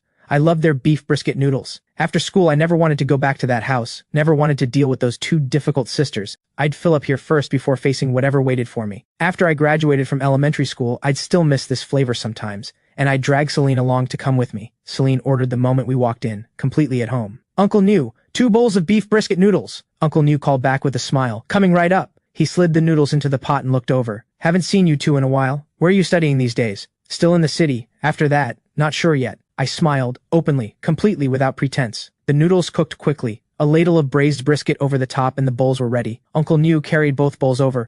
He set the one without spring onions in front of me. Here you go. No green onions, you still remember that. I stirred the noodles to let the brisket broth work into the soup. Uncle New chuckled. How could I forget? You forgot once to ask for no green onions, and this one picked every single one out for you. A girl that considerate. I haven't forgotten it. I pressed my lips together and said nothing. The tips of my ears had gone quietly red. I had barely taken my first bite when my phone rang. Back at the Linden family home, things had taken an unwelcome turn. I had left early that morning for work. The moment I was out the door, an uninvited guest arrived. Helen stared at the tall, cold-faced woman in front of her for a long moment, more afraid than surprised. She was in an immaculate formal suit, her expression set and utterly emotionless, her eyes carrying a dangerous depth. She didn't have to do anything. Just standing there was enough to feel like a threat. Ray and Lyra, mid-breakfast, both went still the moment they saw who it was. Nadia showing up this early and specifically timing it to when I'd be gone. This wasn't a friendly visit. Are you looking for Adrian? He just left. Helen's voice was trembling. The presence this young woman carried was simply overwhelming, the kind that made it impossible to do anything but comply. Nadia's expression remained flat. I'm here for you. Lyra knew her mother couldn't handle this. She set down her chopsticks,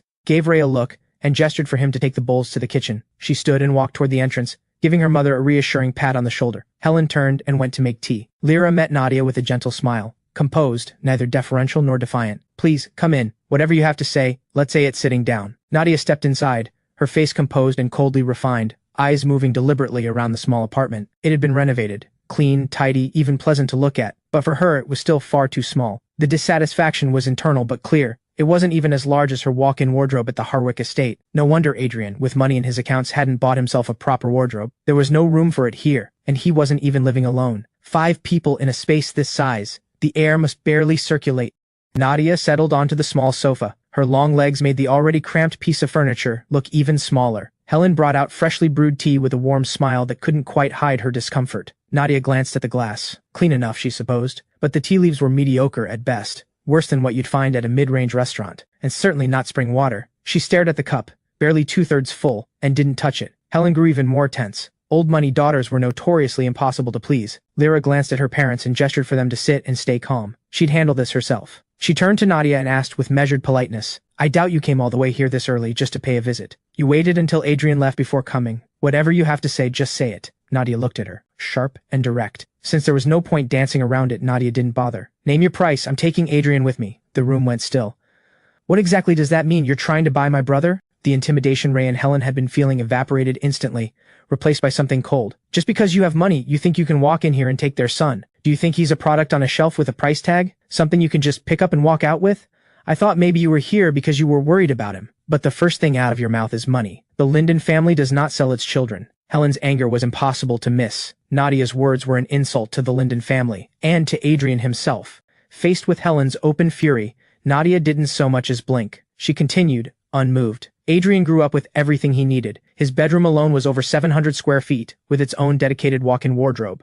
2 personal attendants, 3 meals a day prepared by a 5-star chef, a private car and driver for every trip. What can he get here? What exactly can you give him? Helen had no answer. Nadia went on, her tone unchanged. 50 million. Put it in the bank and live off the interest for the rest of your lives. We don't want your money. Not 50 million, not 500 million, nothing. This is not open for discussion. Adrian is our son. No amount of money compares to that. Ray's face had gone iron pale. He wasn't budging. They'd only just found their own flesh and blood. They weren't letting him go. If you truly care about him, can you really stand watching him struggle here? She pressed. You're keeping him because you don't want to lose what he brings with him. He makes introductions, connects you to influential people, pays out of pocket for renovations, finds everyone jobs. He's given you plenty. People shouldn't be too greedy. I'll give you 50 million to buy out this worthless family bond of yours.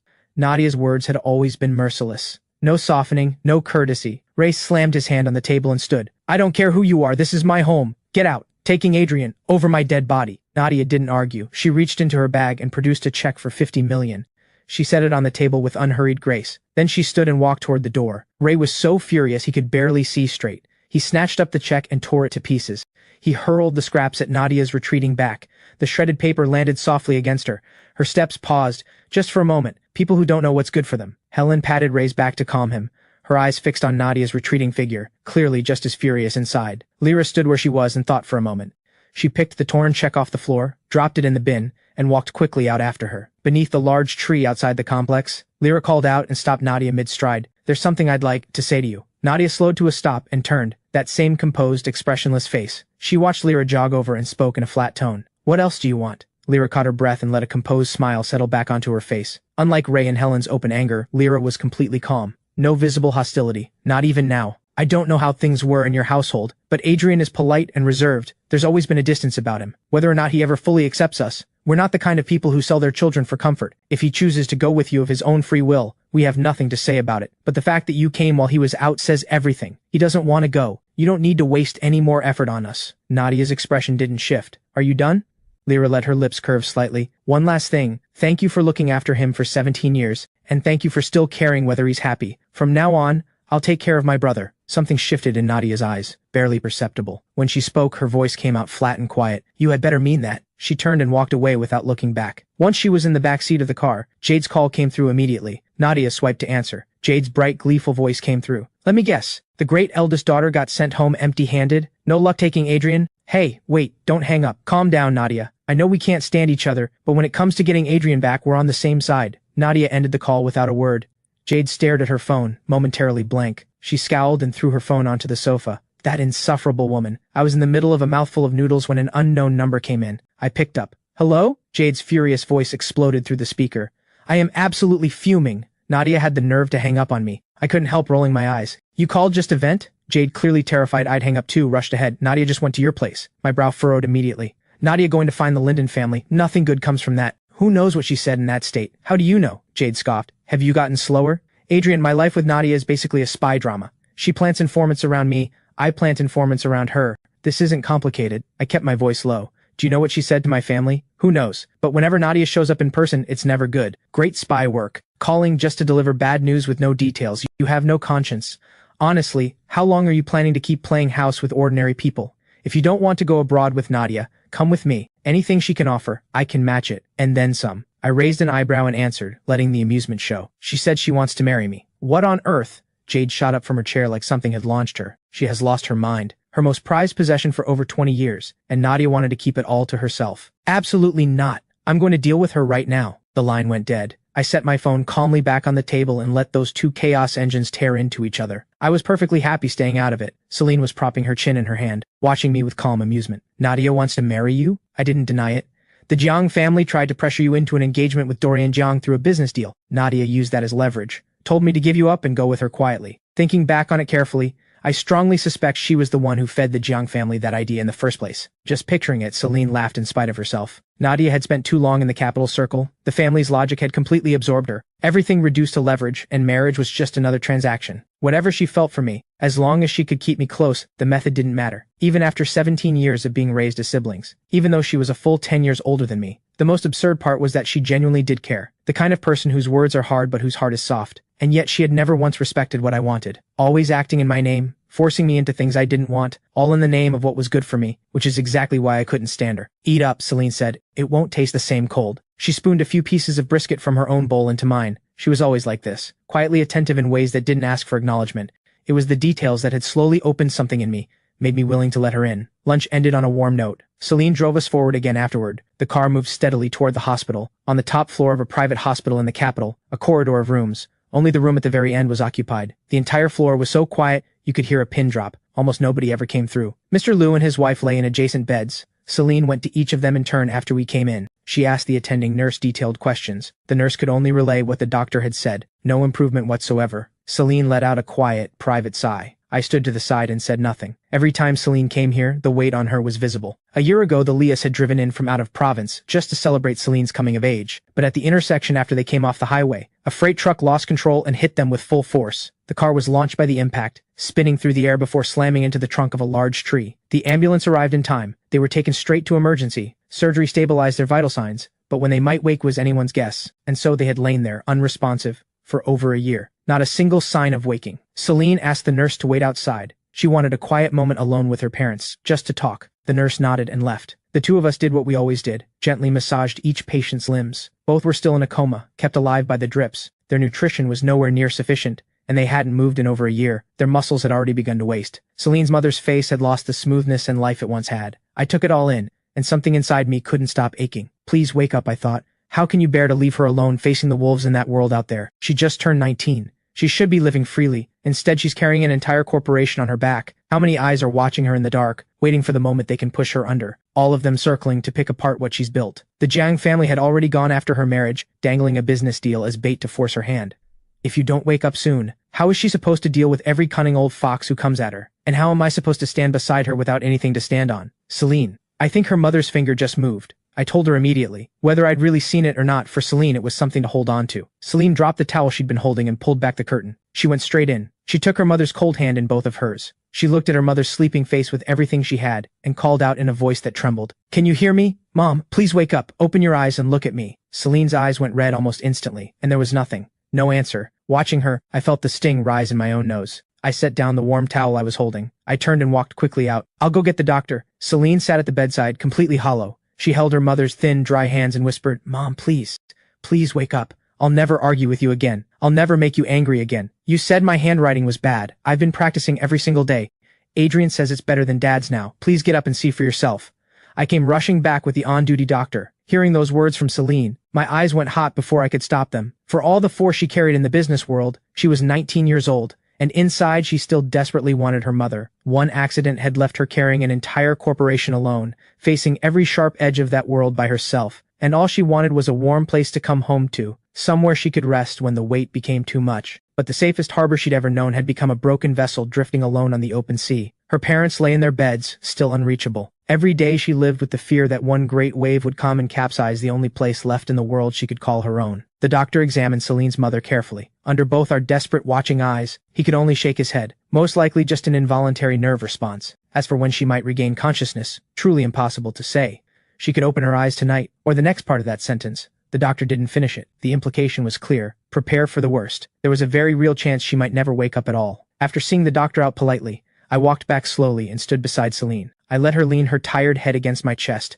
I could feel her trembling, the deep, bone-level fear of losing the people she loved most, permanently and forever. I pressed my lips together. I knew that nothing I could say would be enough. I reached out and gently wrapped my arms around her, patting her back softly, one slow rhythm at a time, trying to give her whatever small warmth I could. Celine's tears soaked into the shoulder of my shirt, and I felt the ache pull tight in my own chest. After a long silence, I pushed past the roughness in my throat. "Celine, what if we asked Elder Silas to come?" The arms around me slowly tightened, as if she were trying to press me into herself, but all I felt in it was the struggle inside her. I kept my voice soft. "Don't worry about anything else. I'll find a way to bring Elder Silas here." That evening, the Liu family's driver came to collect us. Celine fell asleep with her head on my lap for the entire journey. I tried calling Elder Silas more than a dozen times. The line never connected. The car pulled smoothly into the Liu family's estate. I stayed quietly by Celine's side. Only once she was fully asleep did I slip away. I hailed a taxi back to the Linden family's home alone. The atmosphere at the Linden home wasn't good either. Lyra had already come back from a day of filming. Ray had shut himself in his room all day without coming out, still unsettled by Nadia's uninvited visit. The next morning, the rain was heavier than ever. The whole city seemed wrapped in a gray veil of mist. Everywhere you looked, white and gray, no sun anywhere. 7 in the morning looked like 4 in the pre-dawn dark. Lyra had tossed and turned all night and barely slept. When she heard faint movement in the living room, she got up immediately to check. She arrived just in time to see me pull the front door closed and turn to leave. She walked quickly to the living room and pushed open the window. Thunder roared outside. She stood at the window and waited quietly. Through the curtain of rain she made out my figure, umbrella raised, walking fast toward the complex entrance. I got into the same business car she'd ridden in before. This early, in rain like this, where could he possibly be rushing off to alone? Inside the car I set the umbrella aside. I brushed the droplets from my clothes. I turned to the driver. "Silas Hall, now." The driver pulled away without a word. Celine's call came through. "Did you sleep?" I answered. I kept my voice warm and easy. I didn't want my own weight bleeding into her. Celine was quiet for a moment on the other end. When she spoke, her voice was muffled. "I want my parents to wake up, but I don't want to put you in a difficult position, so if this trip doesn't work out, let it go. Please don't push yourself too hard." I kept my tone light. "Don't worry. At the end of the day, he's my master. And even if he refuses to acknowledge me as his student anymore, a healer's heart doesn't turn people away. He has no grounds to refuse." Celine went quiet. She knew exactly how badly things had ended between me and Elder Silas. I had declared the severance publicly, to his face. "I understand. Don't worry about the company. I'll handle everything. Stay safe on the road. And if Elder Silas won't see you, please don't put yourself through it. I'll find another way to bring him out." The call ended. I leaned back against the leather seat. I closed my eyes and let out a long, heavy breath. The doctors had said it plainly. The Leas were in a vegetative state. When or whether they'd wake was entirely unknown. At first I had thought it wouldn't get this bad. Maybe they'd sleep a few months and come around. But nearly a year had passed. Nothing had changed. Watching Celine carry that worry every day while still forcing herself to hold her ground against every shark in the room, I had started reaching out to Elder Silas. Every attempt had come to nothing. No matter how many times I showed up at his door swallowing my pride, no matter how many sincere apologies I sent, Elder Silas refused. Every time. Yesterday, seeing how much their condition had deteriorated, there were signs they could go at any time. And the doctor's assessment had been the same: prepare for the worst. How could I stand by and watch Celine lose the people she loved most and do nothing? The rain outside looked ready to swallow the whole city. Visibility on the roads was almost zero. For safety, the driver kept a slow pace. It took nearly an hour and a half to reach Silas Hall. When the driver moved to get out with me, I told him, "Stay in the car." I took my umbrella, pushed the door open, and stepped out. The rain was so violent the umbrella was essentially useless. My shoes were submerged in cold water within seconds. My trousers soaked through to well above the knee. The wind-driven rain showed no mercy to the rest of me. The weather had emptied the streets entirely, not a soul in sight. Silas Hall's heavy doors were shut, no visitors. I stared at the imposing red-lacquered wooden doors, drew a slow breath, and steadied myself. I hammered the heavy bronze knocker and raised my voice above the rain. "Your student Adrian requests an audience with Elder Silas. I beg Elder Silas to grant this student a moment of your time." The rain drowned out everything. I didn't stop. I kept knocking. "Your student Adrian, requesting to see Elder Silas." I had no idea how long I stood there calling out into the rain. Then the heavy doors groaned and opened a crack. A woman stood in the gap, clean plain clothes, hair pinned up in a high ponytail. Her expression was cool and distant. "Elder Silas will not see you. Please leave." She moved to close it again, without hesitation. I shoved the door hard and squeezed through sideways. "You can't force your way in." Vera's composure cracked. She shut the door quickly and came after me. "Elder Silas said he will not see you." Beyond Vera, 3 or 4 others in plain clothing came running out. They blocked my path. Students of Silas Hall. They held me firmly at the entrance, not letting me move an inch toward the main hall. It was clear. This time Elder Silas had made up his mind. Rain pattered against the umbrella in sharp, rapid bursts. I looked at the people standing in my way. I bit down hard on my lip. I closed the umbrella, and I dropped to my knees on the stone steps. The rain soaked through everything instantly. My hair pressed flat against my pale face, mixed with tears I hadn't even noticed falling. I raised my voice toward the main hall. "Your student knows he was wrong. I beg my master, please give me just one moment." The students looked at each other, none of them knowing what to do. Vera looked at the slight figure kneeling in the downpour. Something in her couldn't hold out against it. She turned and hurried off to inform the Grand Master. "Grand Master, Adrian has knelt outside. In rain like this, if he gets ill, please, won't you just see him?" Silas had a brush in hand, practicing calligraphy. Each stroke landed with force, sharp, precise, unwavering, the work of someone who bowed to no one. He dipped the tip into the inkstone. He said, unhurried, "Let him kneel. Does he think Silas Hall is somewhere anyone can walk into whenever they please? When his legs go numb and his knees start aching, he'll leave on his own." Vera pressed her lips together, hesitated for a long moment, and then spoke carefully. "Grandmaster, I think Adrian genuinely needs you this time. Whatever brings someone to kneel at your door, it's a matter of life. Please have mercy and go to him. People come to me for healing every day. I help those whose hearts are sincere. Someone who abandons loyalty the moment something better comes along. I don't help people like that." The brush was set firmly back on its rest. The residual ink spattered across the desk. Silas's eyes were full of anger. He looked at the scroll he had just finished. "New bamboo grows taller than the old, all thanks to the elder branch that held it up." The rage drained away, replaced by something heavier, a deep, unresolved grievance that refused to leave. He rolled up the scroll. His hoarse voice produced 2 words, "Not seeing him." Beneath it all surged something he couldn't name, reluctance, loneliness, and a disappointment in his student that had never fully faded. Vera understood exactly where the Grandmaster was. The one who tied the knot was the only one who could untie it. Her words wouldn't help. She could only respect the decision he had made. She came back out to deliver his answer. "Please leave. The Grandmaster says he will not see you. Kneeling here won't change that." I was soaked through to my skin, water dripping steadily from every part of me. My body was shaking uncontrollably from the cold. My teeth had been chattering for a while now, but I kept my back straight. I didn't move. Whatever obstacles came today, I had to see Elder Silas. I had to ask him to come and treat the Lias. "Please tell Elder Silas, if he won't see me, I will stay here on my knees until he does." Vera let out a heavy sigh. "Why do this to yourself? You left Silas Hall for wealth and status. The Grandmaster tried to talk you out of it, again and again. You never looked back. You were the one who spoke the words severing the bond between master and student. That cut him deeply. Even if you kneel here until both your legs give out, the Grandmaster will not see you." I pressed together lips that had gone colorless with cold. There was nothing to argue with in what she'd said. I admit it. 5 years ago I was ruthless and cold. I severed the bond to his face and walked away from Silas Hall without hesitation. Whatever the reasons, there was no denying it. I had wronged him. I had wasted everything he had given me. Wrong is wrong. There are no excuses. Anything more I said would only sound like justification. What mattered now was sincerity, a genuine apology, and a genuine plea for forgiveness. I was weakening. Each shout took more out of me than the last. I had to gather myself before I could raise my voice again, before I could call out once more.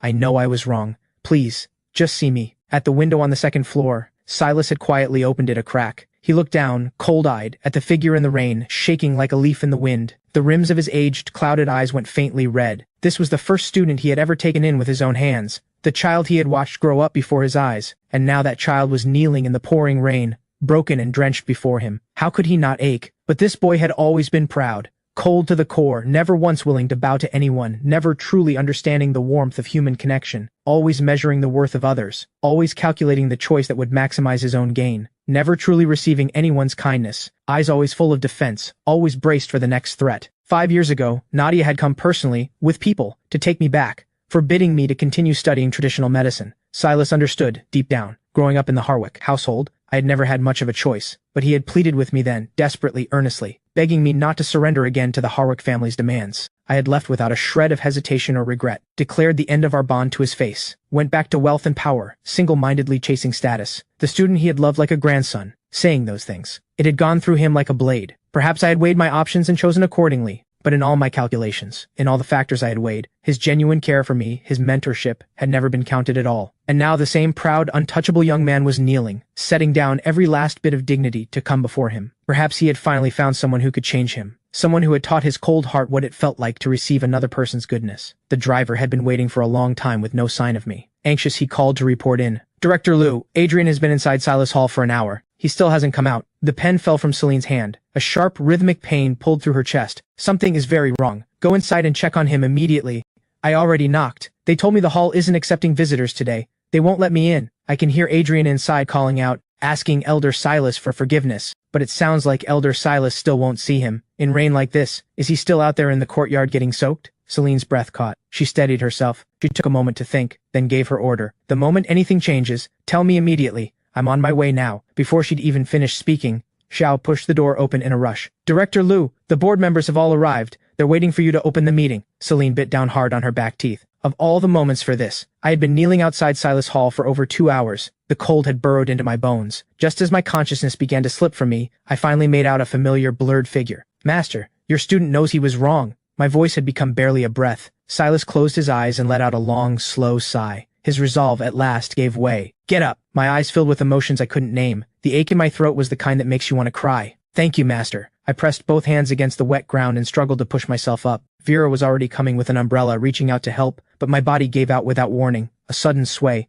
a flash of white, and every last bit of strength left me. I collapsed into the rain. The last thing I heard before losing consciousness was Silas's urgent voice. This foolish child. Get him into the East Wing. Now. In the Liu Group's executive conference room, the shareholders watched the door open, and only Xiao walked in. Their expressions darkened immediately. Where is Director Liu? Xiao maintained her composed, professional smile and addressed the room politely. Director Liu has an urgent matter that requires her immediate attention. The meeting will be rescheduled. Thank you all for making the trip. She's got a lot of nerve. One call and we all drop everything to come here. We've been sitting here this whole time, and she just sends word she's not coming? A young girl who thinks sitting in the president's chair means she can do whatever she wants. Does she have any respect left for those of us who built this thing? The Liu Group's success today wouldn't exist without the support we've provided from the beginning, and now she stands us up. Who knows what she'll pull next? The shareholders went back and forth, grievance piling on grievance, until the room was saturated with discontent. Xiao looked as though she'd seen this performance many times before. She kept her polite professional smile in place. Ladies and gentlemen, Director Liu had intended today to share some very good news with the shareholders. The Liu Group has secured the latest chip technology. Development of the new flagship device can begin immediately. She also wanted me to convey this clearly. Any shareholder who has reservations and wishes to withdraw their investment, please feel free. Xiao had been personally cultivated by Mr. Liu as his most trusted aide. In her early 30s, she already operated with the seasoned precision of someone decades older. Over the past year, it was largely thanks to her guidance that Celine had managed to navigate the Liu Group's complex operations at all, and to hold her ground in a capital circle that would devour the unprepared. A handful of shareholders making noise. Xiao could silence them in a few sentences. The Liu Group's partnership with rooming technology was in place. The most advanced chip on the market was now theirs. Not only could the new flagship device go into production immediately, every smart home product and vehicle under the Liu Group's umbrella would soon be powered by this chip, positioning them at the front of their respective industries. When that happened, the Liu Group's valuation would surge, potentially surpassing the Harwick family, who had been in commerce for 6 generations. Anyone who chose to pull out at this moment would be the biggest fool in the room. And so, the moment Xiao finished, the room went quiet. Silence settled over the conference room. After a long beat, one voice drifted out. If Director Liu has something urgent to attend to, let's reschedule the meeting. Whenever she's free, let us know and we'll come back. The others followed, pulling on their most obliging smiles as they filed out one by one. Outside, the rain had started to ease. Celine pressed the accelerator without hesitation. She drove at full speed towards Silas Hall. The driver had just called to report. Silas Hall was in disarray. Something about me collapsing in the rain. She had no patience left for those shareholders. Nothing was more important than Adrian. When I finally pried my eyes open, the first thing I saw was Celine's face, pale and perfect, with a jawline so sharp it could probably set off a metal detector. Wait, why was Celine here? I forced my dry eyes to move. And there was Silas, sitting at the bedside, staring at me with an expression that clearly wanted to be stern and couldn't quite manage it. My voice came out barely above a whisper. "Master, don't call me that. I have no student like you." Silas gave a cold huff and turned away. He clearly ached for his student, and was working hard to keep the active anger going. I pressed my colorless lips together and looked down quietly. "Grand Master," Silas thought. "I tell him not to call me master and he actually doesn't. What a heartless little wretch." Silas shot to his feet, hands behind his back, and walked briskly toward the door. "I'll go check on the medicine, drink it, and then get out." Vera watched the Grandmaster say one thing mean another performance. She hid to the side and covered her mouth to keep from laughing. Once his figure had fully disappeared through the door, she walked over to the table and poured a cup of warm water. "Miss Celine has already told the Grandmaster everything about Mr. and Mrs. Liu's condition." Celine's expression showed no obvious relief. What filled her eyes instead was worry, entirely for me. If she'd known I'd do this to myself, she would never have let me come, no matter what. The Grandmaster has always been like that. Hard words, soft heart, and you are the student he values most. After you knelt in that freezing rain for over 2 hours, how could he possibly hold on to his resentment? Vera passed the cup to Celine. Celine thanked her quietly and took it. I sipped slowly at the warm water Celine held to my lips. The heavy weight that had sat in my chest for so long felt like the rain had finally washed it away. A joy I couldn't suppress crept into the corner of my pale lips. Elder Silas had finally agreed to come.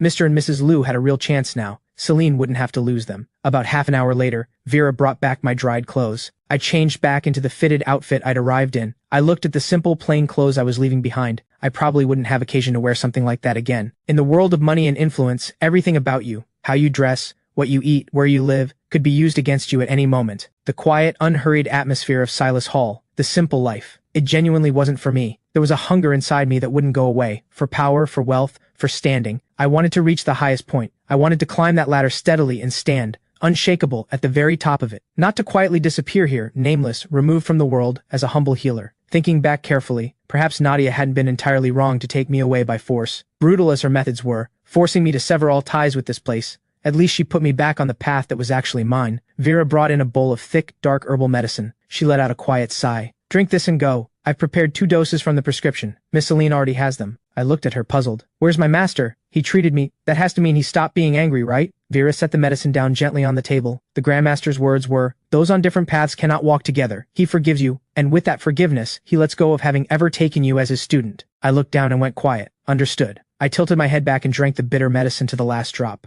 I thanked Vera genuinely. Then Celine and I left together. Silas stood alone at the upstairs window and watched the car slowly disappear. He turned over in his mind what Celine had told him. 5 years ago, Nadia had come in person to bring me back and put me under her direction in business management. She had threatened that if I continued wasting time here, Silas Hall would cease to exist in the capital. I knew exactly what Nadia was capable of. Erasing Silas Hall was the least of it. She could have made Silas himself disappear. So I had swallowed it and made the choice, forcing myself to say those cold, unforgivable words, severing years of mentorship with my own hand, vowing never to set foot in Silas Hall again. Celine had also told Silas in detail about everything I had gone through in the years since. Without enough strength of your own, you are controlled at every turn. Every day going head-to-head with those 2 difficult sisters. After discovering I wasn't a Harwick by blood, I pushed even harder to build my own foundation. Nothing I had came as easily as it appeared from the outside. I had grown up carrying immense weight, trapped inside a stone and still fighting my way out. Silas had originally been a Taoist at a mountain temple, teaching himself a mastery of traditional medicine that rivaled any formal training. One year, a violent storm flooded the village below. He came down without hesitation, to heal, to help, to save whoever he could, and that was how he met a small boy named Adrian, who had come with the relief effort. He saw something remarkable in that child,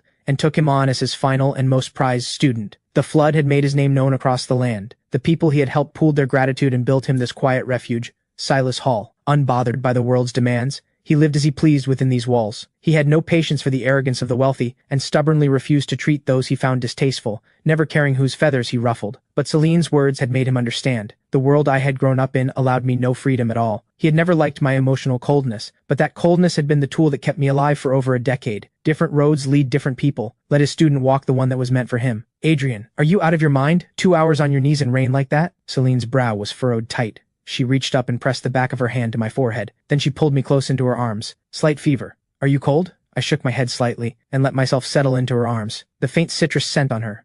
A real quiet smile reached the corner of my pale lips. "I feel much better after the medicine. I've been training in judo for years. A little thing like this won't slow me down." Celine's brow didn't ease. She pinched my cheek with a gentle kind of grievance, careful not to actually hurt. "Didn't I tell you not to push yourself?" My hand settled naturally around her waist, the ease in my posture, a deepening trust that had been building for a long time. "Celine," I never had much of that warmth growing up. I don't want you to lose yours. Something shook in Celine's eyes. She had come to Silas Hall herself before, pleading with him. But Silas had deep contempt for wealthy elites. And once he found out she was connected to me, his wayward student, he'd refused to engage with any of her requests. He had said, cold-faced, "They're in a hospital, only unconscious, no immediate threat to their lives. A vegetative patient is still alive. They're not dying today. I'm of limited use here. Let the hospital doctors handle it." On the subsequent visits Celine made, she couldn't even get through the doors. She had known. Only I could bring Elder Silas out. And I had known it too. Back at the Linden home, a single dim lamp still burned in the living room. Helen was still up on the sofa, waiting for Lyra. Helen got up and brought a glass of warm water from the kitchen.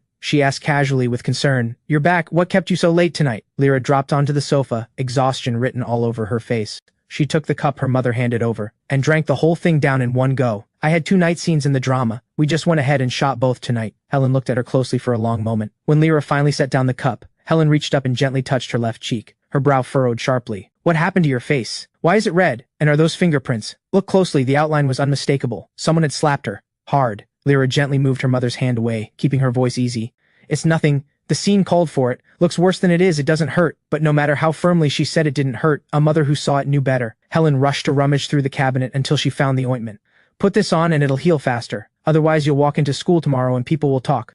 The cool ointment was dabbed gently onto her cheek. The burning eased almost immediately. Lyra sat there quietly, letting herself be looked after. A thought surfaced. Adrian had gone out in the rain first thing this morning. Her eyes shifted. She couldn't help asking, "Has he come back?" Helen sighed quietly and said, "He came back a while ago, went straight to his room and slept. Didn't even come out for dinner. His color wasn't good. He might be coming down with something. I didn't want to knock and disturb him." Lyra fell quietly into her thoughts. She genuinely wanted to know where he'd rushed off to in the rain. But she also understood. There was a dimension to him that wasn't hers to probe. There were things it wasn't her place to ask about. He probably got drenched and caught a chill. "I'll pick up some cold medicine for him tomorrow, just to have it on hand." Lyra looked up again. "What about Dad? How did the interview go today?" Helen explained. "The rain was too heavy. They pushed it to tomorrow morning. So he'll drive you both to school in the morning. Works out nicely. And if Adrian still isn't feeling well, stop by his school and let them know. Come to think of it, it's embarrassing. He's been in school for over 2 weeks and we still don't have his teacher's contact information. We wouldn't even know who to call. We really need to sort that out tomorrow. If something happens at school, they have no way to reach us." I slept deeply and without interruption. When I woke the next morning, I felt considerably better. Just a slightly hoarse throat. No weakness in my hands or legs, nothing serious. I changed into my Crestwood uniform,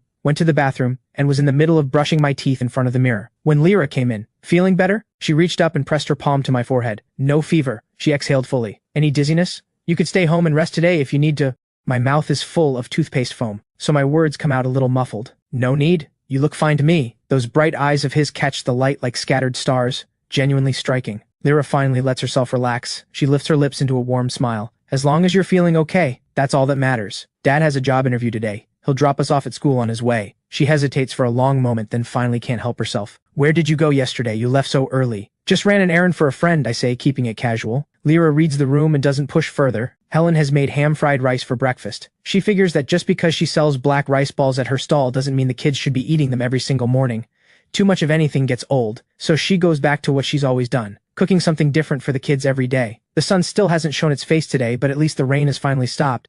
This weekend, I've dealt with the forced engagement situation threatening Celine and smoothed over the tension between me and Silas. On top of that, I've managed to bring Silas in to treat Celine's parents. There's a lightness in my chest I can't quite put into words. Even the plain fried rice tastes good enough that I go back for more. Shoes on, ready to head out. Ray's in noticeably good spirits too. The rain stops right on the day of my interview. Now that's a sign. B is the first one to dash to the entryway cabinet. She claims the little stool as her own and moves fast, pulling her socks on with impressive efficiency. But the laces are a mess. The moment B tries to bolt for the door, Lyra strides over and presses her back down onto the stool. She crouches down and ties B's laces without a word of complaint. I watch the two of them. It's a quietly perfect moment. I drop onto the sofa and start venting about Jade. Neither she nor Nadia are exactly good people, and who comes out on top between those two is anyone's guess. If I knew what was actually going through Jade's head right now, I'd slap some sense into her. Every single one of them has completely lost the plot, treating my future like it's some kind of game. What I don't know yet is just how far off the rails those two have actually gone. My informant calls in with a report. According to Joe, Jade stormed straight into the executive office and landed a full-force punch on Nadia, without a single word of warning. Then the two of them went at each other like it was a back alley brawl, all dignity gone. Now they're both flat on their backs in the hospital. A scuffle bad enough to hospitalize both of them? I frown hard. I'm starting to wonder if Joe has been flipped, putting on a show of how bad things are to earn my sympathy for those two. Joe looks deeply uncomfortable. The corner of his mouth twitches in a way that doesn't look voluntary. Sir, here's what actually happened. It started with Jade bursting into the executive office and grabbing Nadia by the collar. She pulled back and drove a punch straight into Nadia's right cheek, full force. You insufferable woman, she spat. You actually think you can marry Adrian? Keep dreaming. Take a good look at yourself. You think he'd ever want someone as dull as you? That would be the day. Nadia didn't see it coming. She touches her tongue to the blood seeping from the corner of her lip. The metallic taste seems to unlock something inside her, something violent she's been keeping tightly leashed. Something dangerous flashes in her eyes. She snatches a glass ornament off the desk and hurls it at Jade. You want to talk about nerve? You couldn't even get him to leave with you. Lucky for Jade, her reflexes are fast. The ornament catches her shoulder instead of her head. Half a second slower and it would have been a very different story. And you're one to talk. You couldn't convince him either, so now you want to marry him instead. What a shameless, underhanded move. Have you lost all self-respect? Whether I marry him or not is none of your business. Unless, Jade, you have feelings for him yourself. Get out of here. Don't lump me in with you. But if you think you're marrying, I'm telling you right now, that is never happening. He'd sooner marry me than you. They fight and scream at each other simultaneously, neither willing to stop doing either. One moment Jade has Nadia pinned to the floor, the next Nadia has the upper hand. Everything in the office that can be thrown gets thrown. Everything that can be picked up becomes a weapon. A crowd of staff gathers outside, watching, but not one of them dares step in. Help either side and you're finished either way. It only ends when both of them are flat on the floor, too exhausted to get back up. That's when someone finally works up the nerve to call an ambulance. Both of them are rushed to the hospital. When the damage is tallied, Jade's right arm is badly dislocated, and there's a gash on her forehead. Looks like it came from an ashtray. Nadia has a fractured left leg and a deep cut along her right cheekbone, not to mention the bruises and scrapes from the rest of it. The damage is roughly equal. Both of them are a mess. After hearing the whole story from beginning to end, I pressed my hand to my forehead and let out a long, tired sigh. I almost forgot. These two are both out of their minds. One has no sense of self-preservation. The other has no fear of consequences. Of course, when they fight, it doesn't end with a few scratches like normal people. The most absurd part of all this, even while beating each other senseless, they still manage to drag me into it, throwing punches and screaming at each other, and the whole argument is about who gets to marry me, with that many staff watching the entire thing unfold. God only knows what the clickbait accounts are going to do with this. I realize I've been silent on the line for a while. Joe's voice goes cautious, clearly nervous about how I'm taking this. Sir, are you going to come visit them? Visit them? Haven't they given people enough to talk about already? I hang up. No ceremony. I take a moment to think it through properly. It occurs to me that this fight between Nadia and Jade might not have been entirely spontaneous. Nadia knows better than anyone what it means for the Harwick name to have a brawl like this play out inside the company. Jade never thinks about consequences, but Nadia, she doesn't do anything without calculating the cost. And yet here we are. And somehow it's landed me at the center of the story. These two are playing me, together.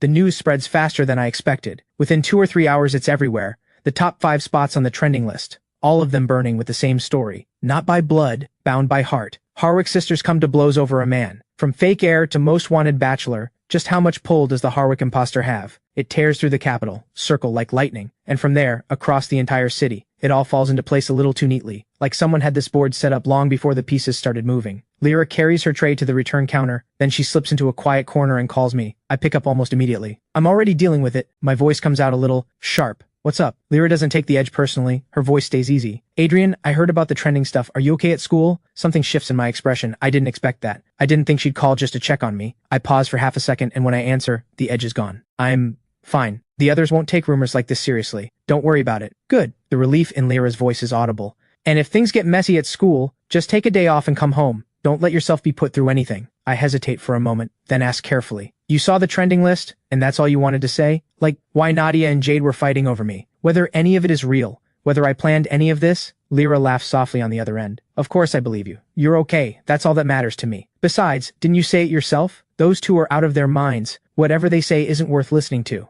A laugh escapes me before I can stop it. We haven't known each other long. There's still so much we don't know about each other, but Lyra's trust in me is completely unreasonable. Blind, total, and without condition. Go ahead after school. I'll head back later on my own. Don't wait up for dinner. Okay, stay safe. Message me when you're almost home. I'll meet you at the gate.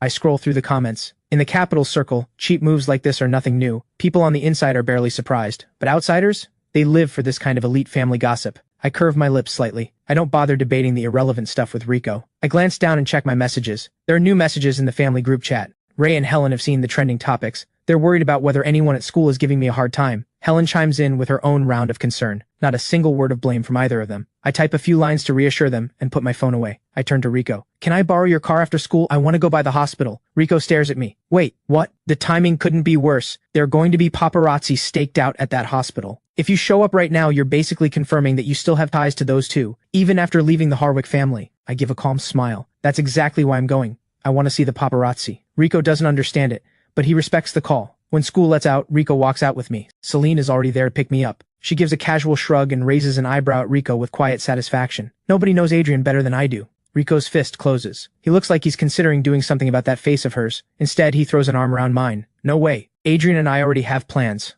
I'm taking him. A guy doesn't let his best friend walk into that kind of scene alone, and he is absolutely not missing whatever's about to go down. Celine doesn't argue. They've all known each other since they were kids. There's no point in competing over something like this, and she knows that Rico looks out for me at every turn. She has no reason to push back against someone who's on my side. Then it's settled. Rico grabs my arm and pulls me into the car before anyone can say otherwise. The two of us settle into the back seat, leaving Selena to drive. As the car heads smoothly toward Renhe Medical Center, I lean forward. How are your parents doing? Celine glances at me through the rearview mirror. Silas says that after more than a year in a coma, not once opening their eyes, all we can do now is try our best and leave the rest to fate. Rico blinks. You actually got Silas to come out? That man is next to impossible to reach. Powerful people have been trying to get an audience with him for years. After Rico's grandfather passed away, his grandmother's grief made her seriously ill. The family had gone to Silas Hall multiple times and been turned away every time. In the end, I went with his grandmother myself, and only then did Silas agree to treat her. 2 weeks later, when I brought her back, she was completely recovered. The Linden family never met Silas once through all of it. They just had me deliver their gifts of gratitude on their behalf. And now Silas has agreed to personally travel to a hospital to treat the Lias, breaking his own rules to do it. The weight of that favor is hard to overstate. I don't answer Rico's question directly. I just say quietly, Silas's acupuncture has pulled people back from the edge before. Things will turn around. Celine gives a quiet sound of agreement. She hopes for the same thing every day. Even if they can't get out of bed. Even just waking up enough to hear her voice would be enough. The sun is sinking low. Dusk settles in, and half the sky burns with color. The car eases to a stop outside Renhe Medical Center. I scan the area through the window. I spot them immediately. A handful of paparazzi doing a poor job of looking like ordinary pedestrians, cameras in hand. They're not here for news about the Harwick sisters. They're here for me, the man who somehow ended up at the center of all this. I'll wait in the car, Celine says, something light in her voice. Things are already big enough as it is. If his childhood sweetheart shows up alongside him, she'll be written into the story as the other woman. Rico understands why Celine is staying back. He hooks an arm around my shoulder. I'm going in with Adrian. Don't worry. Your guy comes back in one piece, guaranteed. I look down, holding back a laugh. Who said anything about going inside? I told you from the start. I came here to see the paparazzi. Whether Nadia and Jade are dead or alive has nothing to do with me. We push the doors open and get out. Celine leans against the inside of the window. Adrian, I'll be right here watching the show. The paparazzi disguised as pedestrians spot me the second I step out. Their eyes light up like they've struck gold. Cameras appear from everywhere, all of them angling for the shot that's going to make their night. But I stop at the foot of the hospital steps and sweep a cold, unhurried look across the area. By the time they think to hide, it's already too late. Drop the act. You want the story? Sneaking around for a stolen shot is a waste of everyone's time. I'm right here, come say hello. The smile on my face is light and perfectly composed. The presence behind it leaves no room for anyone to push. He carries himself like exactly who he's always been. Paparazzi work in the shadows by nature. They're nothing like proper reporters. Not one of them wants to step forward and be seen. The silence goes cold. Rico lets out a sharp, deliberate laugh and raises his voice. I have contacts at every outlet here. You want to stay hidden? Fine. I'll go have a word with your editors instead. Rico, sole heir to Linden Entertainment, one of the top names in the industry. Not one of them dares cross him. They step out one by one and gather in front of me. One of them pulls a pained expression. Mr. Rico, sir, we're just doing our jobs. Please, go easy on us. Hey, don't look at me. Rico waves off the pleading. He glances sidelong at me, calm, unbothered, and says, I'm just here to back up my friend. Every head turns to me. I curve my lips slightly. You want a story, don't you? That lands instantly. They catch on without another word. Some pull out their phones and hit record. Others lift their cameras and start filming. The questions start coming. Every one of them suddenly a proper journalist. Mr. Heir, one of them starts with the wrong name and gets stopped cold by a single ice-cold glare. They correct themselves. Mr. Linden, the trending topics today have been quite something. Any thoughts? Are you considering either of the Harwick sisters as a potential match? I let out a quiet laugh and make no effort to warm it. You've all been working in the city for years. You've covered enough elite family gossip to fill a library. So you're telling me you don't know that those two and I have never been anything other than at each other's throats? But they've now publicly expressed a desire to marry you, even after you've left the family. So what you're suggesting is, I walked away from one powerful family, and now I'm supposed to find my way back in through the back door?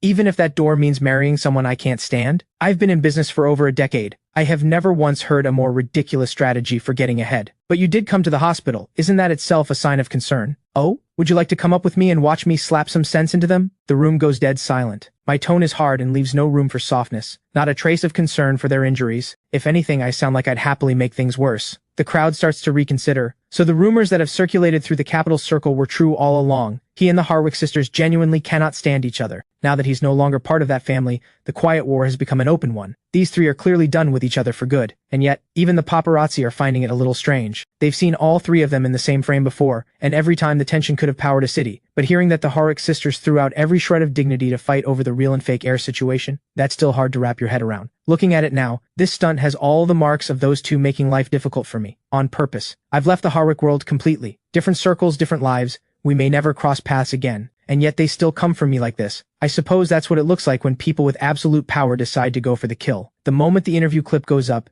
it hits the trending list. Public opinion does a complete 180. Rico twirls pasta on his fork while scrolling through the trending list on his phone. He cannot figure out what his best friend could possibly have done to deserve this, or whose ancestral graves he accidentally dug up. Why do Nadia and Jade keep coming at him? And now they're talking about marriage? As if Adrian is just something up for grabs. The more Rico thinks about it, the more irritated he gets.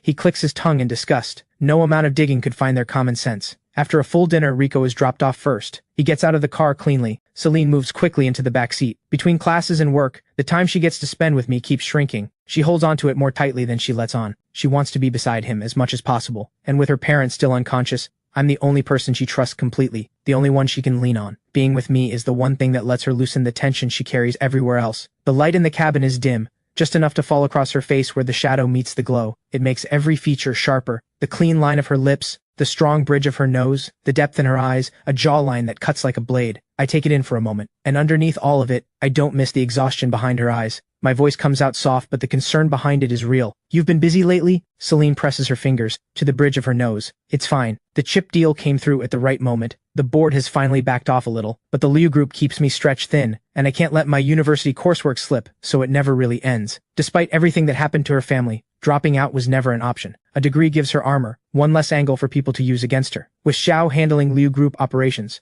Celine is able to carve out just enough time to keep up with her coursework. It helps that she chose economics at Crestwood, and that she grew up surrounded by business from the time she could walk. That combination is the only reason she can hold everything together without her grades collapsing. The Liu group is your family's legacy, I say. Your parents gave half their lives to build it. I'm an outsider. It's not my place to step in. But stop running yourself into the ground. You have to actually rest. Your parents still haven't woken up. If you burn out, who's left to hold the Liu group together? In circles like these, the people who smile to your face and stab you the moment you're down are never in short supply. I've seen enough of those moves to last a lifetime.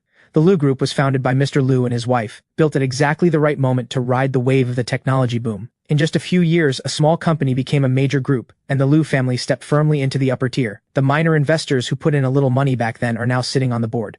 They've grown bold, using a small favor from years ago as leverage to reach for a share of everything. Every one of them wants the chairman's seat. They want real control, and the kind of name that comes with it in the capital circle. When Mr. Liu and his wife went down, Celine was all that was left standing. Half the room wants to pull her off the ledge, and the competition in the industry doesn't help. Plenty of rivals are quietly waiting for the Liu group to fall. She's surrounded on all sides. Holding it alone is almost impossible. Celine had never touched the Liu group's operations before all this. If Mr. Liu hadn't had the foresight to groom Xiao as her right hand, the Liu group would have been picked clean long before now. 2 years ago, when I found out I wasn't a Harwick by blood, I brought Celine in, and we founded rooming technology together. I hold 70% of the shares. Celine invested for 30%. It was my safety net, and a foothold I built for her at the same time. Technology moves fast. The Liu group can't afford to stand still if it wants to last, so I poured serious money into research and development, all of it directed at chip technology. Once we had real results, rooming technology would give me a standing in the capital circle that didn't depend on the Harwick name, and the partnership with the Liu group would give Celine the ground she needed to hold her position. But things moved faster than either of us expected. Kanglin Group developed a competing chip first, and then the accident happened. Celine had to take over the Liu group before she was ready, and Kanglin had leverage over her at every turn. But we had laid the groundwork. Rooming was already in place. Our new chip came through. The partnership with the Liu group held,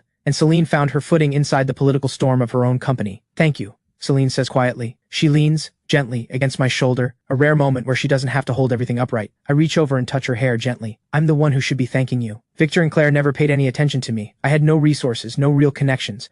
Nothing to build on inside the capital circle. Even with the Harwick name, I was never anything more than a puppet. I never had a real choice about my own life. It was Nadia and Celine who carried me, one openly, one quietly, that let me build the relationships I needed in this world. Learn how to invest, how to run something of my own. Without that, when the truth about the real and fake Heir came out, I wouldn't have been able to face it without flinching. I would have just been carried along by whatever happened next. By the way, I'm going to visit Master Z this weekend. He said he wants to cook himself. He's asking if you'd like to come. Master Z spent years living in the mountains. It's rare that he's moved back into the city. As someone he's taken under his wing, I should go. I have to go back to campus this weekend, though. Probably won't make it until evening. That's fine. He's inviting you for a meal after all. As long as you make it in time to eat. The thought of seeing Master Z puts a smile on Celine's face. Every time we see him, he pulls us both into this long conversation. Like he's testing us, trying to provoke something, but he never quite gets the reaction he's looking for. Back at the hospital, Jade is far from recovered. Her arm is wrapped in bandages and held in a sling. She also has a concussion from the blow to her head. The moment the dizziness clears enough for her to move, she immediately goes next door to find Nadia. Nadia is in no better shape. She's lying quietly in her bed, resting. Her left leg is in a cast, elevated. Even so, she hasn't stopped working. The bedside table is pulled out, and she's bent over a stack of company documents. Jade storms in with all the energy of someone looking for round two. Everyone in the room goes rigid. They surge forward to intercept her. Jade, Nadia is badly hurt. Whatever anger you're still carrying, please, let it go. The entire group is waiting for her to come back. She's needed. If you absolutely need to take it out on someone, hit me instead. Jade shoves the human wall aside. She points at her own bandaged head. She really went for it. She almost knocked me senseless for good. The room erupts into overlapping voices, all trying to talk Jade down. Nadia closes the document in front of her. Her voice is perfectly flat. And, if you had, so what? You weren't using it anyway. Nadia, Jade ignites on the spot. She moves like she's going in for another round. The staff throw themselves into a human wall. Your injuries haven't healed. Please, don't do something you'll regret. After several rounds of desperate pleading, Jade barely manages to pull herself back. She fixes Nadia with a hard stare. For the sake of the Harwick group, I'll let this go, but you owe me. That's non-negotiable. To everyone's surprise, Nadia agrees without hesitation. She sweeps a cold look across the staff. All of you, out. I'll discuss the terms with her privately. The staff exchange uncertain looks. They're not comfortable with it, but they follow the order and file out. The door clicks shut. The anger drains out of Jade immediately. She strolls over to the bedside, pulls up a chair, and drops into it. Troy showing up the way he did. Have you found anything? She had flagged this before. Troy somehow obtaining a paternity report linking him to Victor and then showing up to claim his place. The whole thing had felt wrong from the start. So she told Nadia, and Nadia had people looking into it quietly. Adrian grew up in front of us. No matter how much we've fought among ourselves over the years, we don't let outsiders use him. We know exactly who he is, how he thinks, how he moves. Having someone we know nothing about walk into the family, that could compromise everything. I've had people dig into it thoroughly. We still can't trace who provided the paternity report. Nadia's expression stays completely neutral, almost indifferent, but Jade knows better. Even if the sky fell, Nadia would look like she'd been expecting it. She's troubled by this. She just doesn't show it. We've never seen the actual report. If we could find out which medical facility issued it, we might be able to trace it from there. A glint of cunning crosses Jade's eyes. The implication couldn't be clearer. They need to go home and find it. Nadia pushes the documents aside and folds away the table, her voice cool. Whoever tried to use Adrian, they didn't succeed. Time to find someone to make an example of. Get the doctor. I'm checking out. Jade gives a quick okay gesture and casually scoops up the documents from the table. She raises her voice deliberately. You're in this bad a shape and you're still worrying about company business? You're not the only daughter in this family. Why should everything run through you? Your leg is done for. Stay in bed where you belong. I'll take over as president of the Harwick group from here. Outside in the hallway, the staff collectively stop breathing. Letting Jade run the Harwick group? That's not a plan. That's a countdown to bankruptcy. 2 months maybe. They watch Jade stroll out of the ward, documents in hand, looking thoroughly pleased with herself.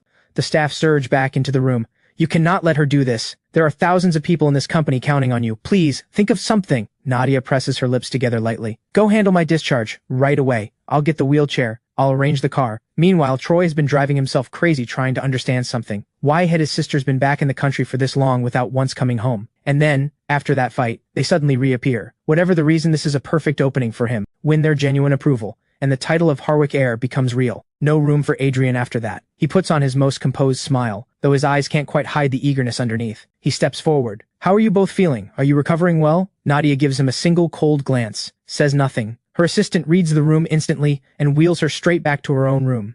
Troy's smile freezes. This is exactly what happened at the school gate. Nadia acts as if Adrian is the only person worth seeing, and looks straight through her actual blood brother. Well, long time no see. Jade hooks a crooked smile, hands shoved in her pockets, every inch of her radiating effortless defiance. Troy recovers fast, snapping back into his warm, bright smile. About the homecoming banquet. I'm sorry. I've been terrified of dogs since I was little. I wasn't rejecting your gift on purpose. Don't worry about it. I've already given the dog to someone else.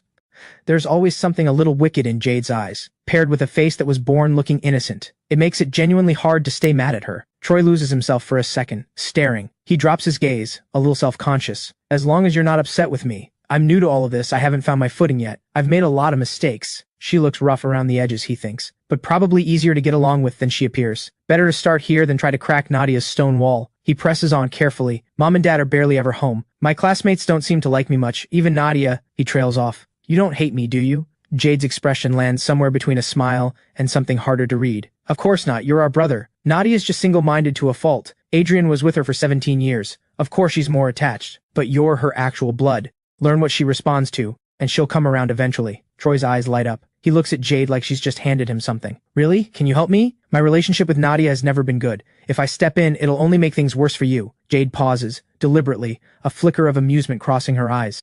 She takes her time. That said, you are my brother. I do want you to settle in. Nadia collects fine art, calligraphy, paintings, the kind done by real masters. I've heard that Master Z, who's been living off the grid for years, has recently moved back to the city. If you can get a piece of his work and give it to her, she'll see you differently, guaranteed. Master Z is considered one of the finest traditional painters in the country. His reputation in the art world is unmatched. Word that he's moved back to the city has spread like wildfire. Everyone in the capital circle is scrambling to track down his new address. After years of living in the mountains, his return is an event. The elite are practically beating down his door, declaring their love of art and reverence for the old master. And maybe, just maybe, walking away with a few precious pieces. The harder something is to get, the more they want it. Money is the one thing they've never run out of. It stopped being satisfying a long time ago. Hanging a painting that money alone can't buy, that signals taste and influence. But Master Z, as it happens, has a close friendship across generations with Adrian. If Troy goes through all the trouble of tracking down that address, only to get thrown out the door without ceremony, that would be something worth watching. Jade's suggestion is not a suggestion, it's a setup. She's playing him for a fool. But this is only the third time they've met.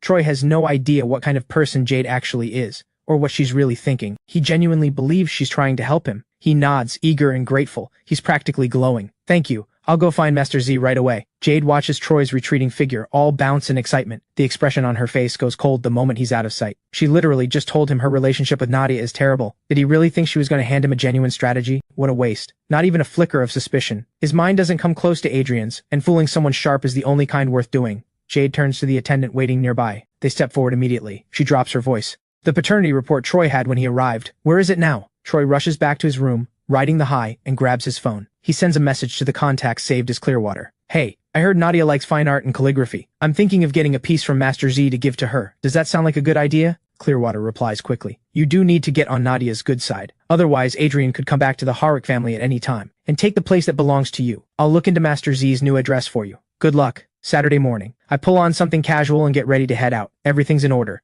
Time to visit Master Z. The Linden family is already moving. Lyra needs to get to Singlen's studio for filming. Ray left early for work. Helen is already at the market running her stall. Since I came back to the Linden family, Ray, Helen, and Lyra have all been quietly generous with me. Considerate but careful. A small distance they keep, not wanting to crowd me or ask too much. I grab the keys and step out of my room. Stay safe out there. Lyra is at the entryway changing her shoes. She's in a hurry. The short drama has 5 scenes left, and it should wrap up within the next day or two. I smile. You too. Make sure you get some rest between takes. Ray's factory is far out, but he's already parked downstairs waiting to drop Lyra off at Singlen's studio on his way. Helen needs no prompting. Since the stall started getting good responses, she's been running on pure adrenaline every single day. Up before dawn to prep ingredients, long gone by the time anyone else is awake. The moment they leave, the apartment goes completely still. I take a slow breath, pull on my sneakers, grab my jacket, and head out. On my way to Master Z's new place. The villa I arranged for him is nearby. A 2-story house, elegantly furnished, nothing excessive. The courtyard is full of green, lush and thriving. 2 osmanthus trees grow there, which is how the place got its name, Osmanthus Court, and his favorite armchair is there too. The old one had long since seen better days. I drafted the design myself and had one made for him. Brand new, placed in the back garden, perfect for sitting in the sun. Out front, the household staff are dealing with a stream of unwelcome visitors, loud newly minted money with no manners. He's retreated to the 3rd floor for peace and quiet. How dare you stop me? Do you have any idea who I am? I'm the heir of the Harwick group. Cross the Harwick family and you think you can handle what comes next? That voice. Master Z pauses his show on his phone. He gets up and crosses to the window. He opens it a crack and looks down into the courtyard. What he sees, a young man draped head to toe in expensive labels, without a shred of grace to show for any of it. Master Z's brow pulls into a sharp frown. dressed in royalty but born without an ounce of grace. So this is the real heir, the one whose return pushed Adrian out, traded away a pearl for a piece of broken glass. Victor and Claire have well and truly lost the plot. Downstairs, the staff maintains its composure. Sir, Master Xi has an important guest today. He's not receiving visitors. What, you're turning away money? Show a little respect and he thinks he runs the place. Get him out here, now. His voice goes up and his face twists. One of the staff is knocked off balance and falls. No time to even register the scrape on their palm. They scramble back up and block Troy before he can force his way through. Quite the reception for a move-in. What's all the excitement about? A familiar voice, calm and carrying a faint chill. Troy spins around. The crowd of would-be visitors has already parted, stepping back on their own. I'm standing at the gate, alone. Troy stops dead. He fixes me with the look of someone bracing for a fight. What are you doing here? I smile. Easy, completely unbothered.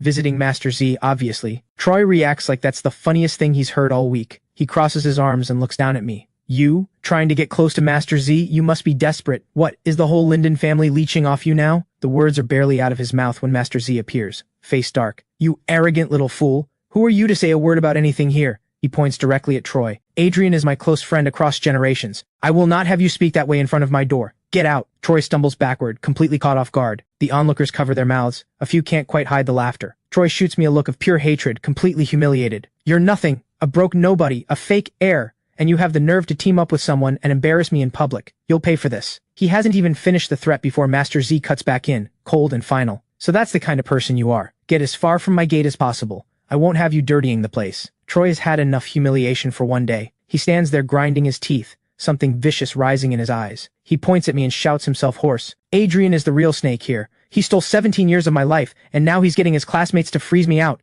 Anyone who runs with him is no better. I raise an eyebrow. Genuinely, I walk toward him at my own pace. That's quite a story you've got there. What? You think I was smart enough at birth to crawl into your crib, kick you out and get myself carried home to the Harwick family instead? And my classmates have nothing to do with you. You were the one who treated them like idiots and tried to throw dirt on me. Is it really a surprise that people don't want to spend time around someone who plays those kinds of games? Troy glares at me with everything he has, sputtering with rage, and not a single word of rebuttal comes out. And one more thing, I continue. Master Z and I are old friends. If you want to come at me, fine. But Master Z is one of the most respected artists in the country. Everyone here today came to pay their respects. When you publicly attack his character, you're insulting every single person standing here. The crowd flips in an instant, from spectators to a full-throated chorus of outrage. That's right, a word from Master Z is worth more than money can buy. We came here to pay our respects. How could we stand here and watch someone speak about him that way? Troy is suddenly the target of everyone. The crowd turns on him, voices rising, demanding he be thrown out. In the middle of the chaos, it finally comes back to him, why he came here in the first place. He needs a piece of Master Z's work to win over Nadia. He forces down the towering fury. His voice drops. His posture softens, because it has to. Master Z, my sister is a great admirer of your work. I'm asking you sincerely to sell me one piece. Name any price. Master Z doesn't waste a single word on him. He simply has him removed. The remaining visitors see that Master Xi is still in no mood for company, and quietly take their leave. Polite farewells all around,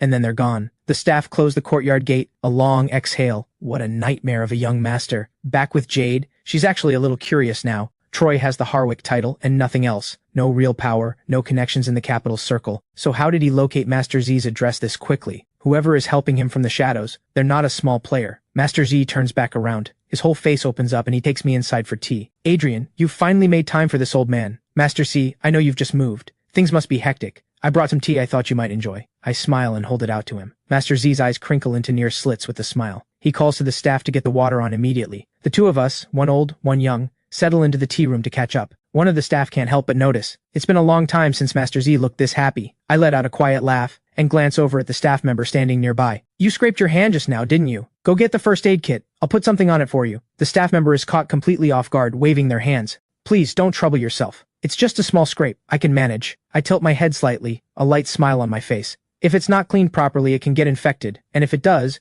how are you going to take care of Master Z? I'm not that scary, am I? Adrian stands straight and unhurried, his features clean and sharp, like something carved with careful precision. When he smiles, those eyes curve at the corners, warm like sunlight breaking through. There's a natural ease in him, a quiet presence that doesn't demand anything, and yet somehow makes the people around him feel better just by being there. The staff member finds themselves staring without meaning to. They stand there for a beat too long before finally going to get the kit. The staff member, Summer Shen, is barely in her 20s. Even though she's seen him before, standing this close to someone like him, she can't help feeling flustered. His hands are cool and steady as he works the cotton swab carefully over the scrape. Her face has gone the color of a boiled shrimp. She thinks he carries himself with such care, such composure. And then there's that face. someone raised with every privilege, and not a trace of arrogance. Approachable, genuinely kind. The kind of person who becomes the center of any room without trying. She lets herself think, if she ever builds something of her own someday, would there be a chance he might actually notice her? Master Z mentioned you're really into music. I worked the swab carefully over Summer's hand, my expression and voice both kept light. A casual topic.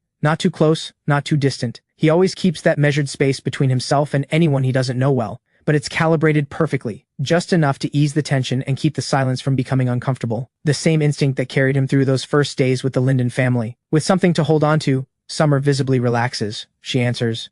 Summer visibly relaxes and answers. I do love it, genuinely, but I'm probably just a little short on raw talent. I've written a few original songs of my own. I've taken them to record labels multiple times for auditions, and still haven't made it through. Just having the nerve to try already takes real courage. Nothing worth having happens overnight. I secure the bandage and tuck the supplies neatly back into the kit. When I look up, there's a soft curve to my lips. When I was first learning how business worked, I put money into plenty of money-losing ventures. I've still got one sitting in my hands right now. Life is long. As long as you keep believing without giving up, you'll get there. Summer stares at me, her eyes bright and full of something. She believes it too, that her day will come. I get up and drape my jacket over my arm. All right, Master Z probably needs to rest for a bit. I have things to handle at the office. I'll come back when I have more time. Summer walks me to the door respectfully. The LIU Group has officially signed its partnership agreement with Roaming Technology. Not only has the entire LIU Group swung into motion integrating the new chip into product development, Roaming itself has a full backlog of internal matters that need handling. Most of it had been left to Celine to manage. 2 days ago I saw the dark circles under her eyes.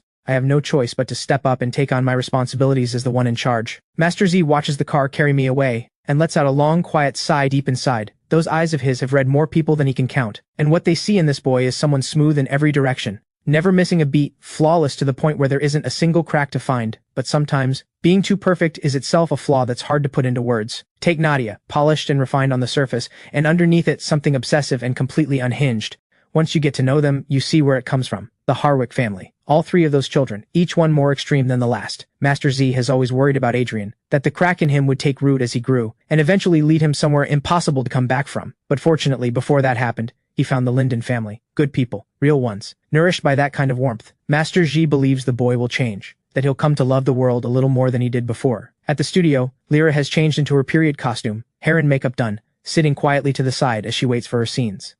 Today's schedule has 2 fight scenes, not staged sword duels, but scenes where she actually takes real hits for the story. She looks down at the script in her hands and lets out a quiet sigh. If she ends up with visible bruises, Helen is going to worry herself sick the moment she sees them tonight. Lyra, someone calls out. At the sound of the familiar voice, Lyra looks up with a slightly dazed expression. There's Rico. Short hair, radiating energy. 2 warm cups of milk tea in hand. Lyra tucks away the quiet sadness in her eyes and lets a warm smile take its place. Rico, what are you doing here? Rico answers with his usual easy confidence. My wine shop is right nearby. I spotted you heading into this compound today. Figured you must be filming here. Thought I'd stop by. Even though he's only met Lyra twice, there isn't a trace of awkwardness about him. He holds out a cup with a grin. I brought this specifically for you. Does that count as a ticket in? Lyra takes it with a soft laugh.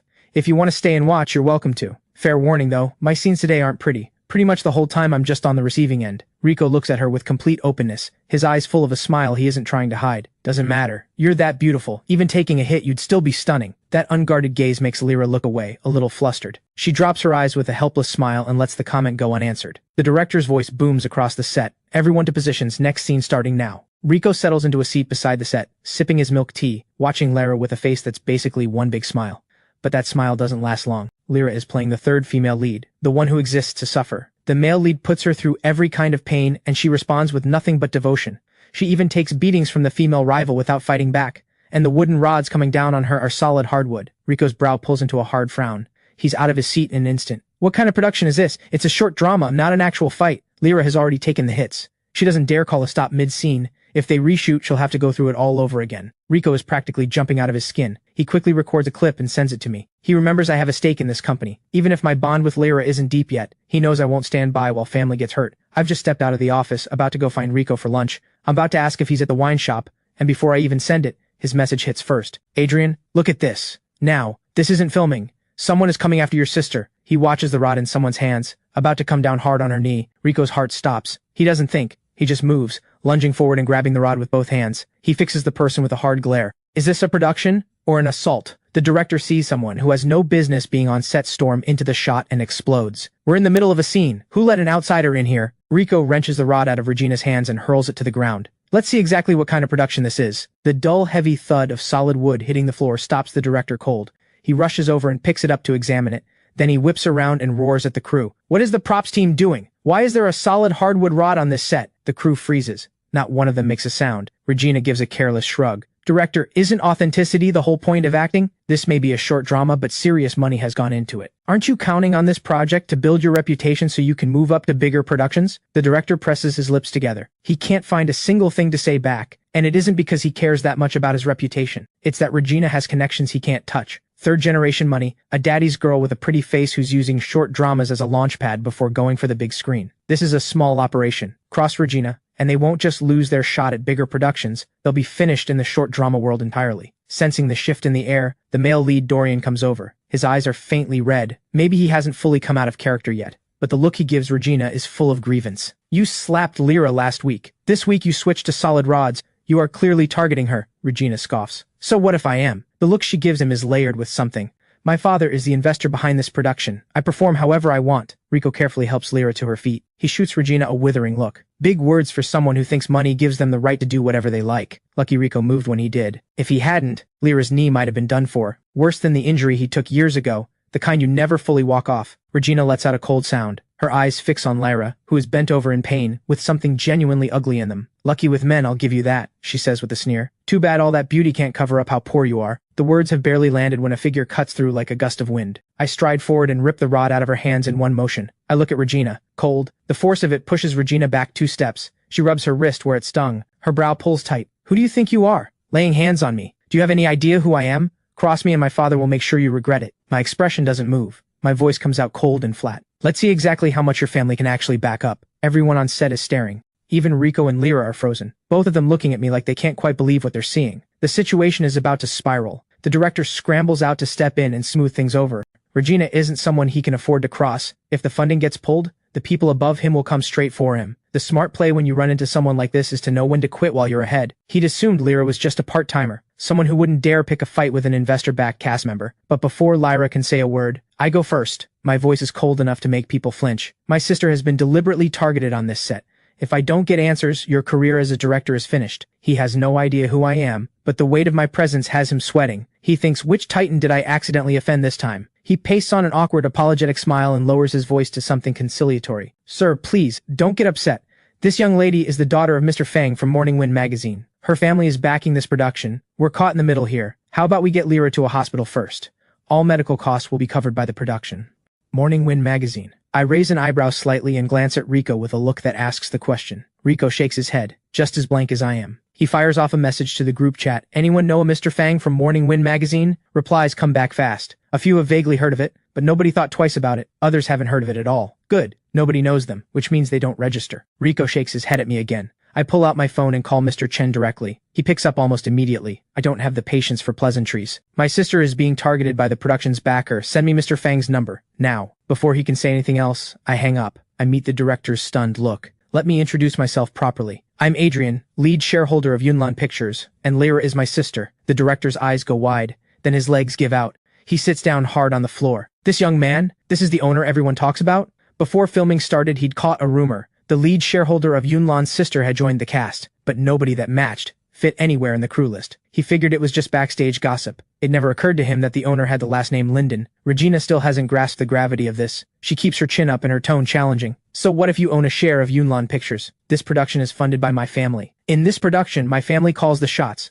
Yunlan is just the hired help. She's refusing to back down even when cornered. I toss the rod to the side without looking at it. A cold smile. I move toward her, one step at a time, and the pressure of it keeps pushing her back. I'll handle this. I turn and go to Lyra. Rico isn't letting this go easily. Lyra has always been warm and thoughtful with him, the kind of person who takes care of the people around her. Now she's been hurt for no reason, and he is not standing down. Both sides are people he can't afford to cross. The director stands there like a piece of furniture, not daring to breathe. I glance at him. Cold. Go get a chair. The director bows and nods frantically. He runs off and comes back with his own director's chair, the most comfortable one on set. I help Lyra lower herself into it carefully. She looks up at her brother, decisive, no hesitation. Her body still aches, but something warm is spreading through her chest. She's never seen him lose his composure like this before. The fact that he went this hard, just to stand up for her, tells her something she hadn't been certain of until now. He cares. Mr. Chen's efficiency is as sharp as ever. The number arrives on my phone almost instantly. On one side, his superior. On the other, the money. The director is caught between them and doesn't dare open his mouth,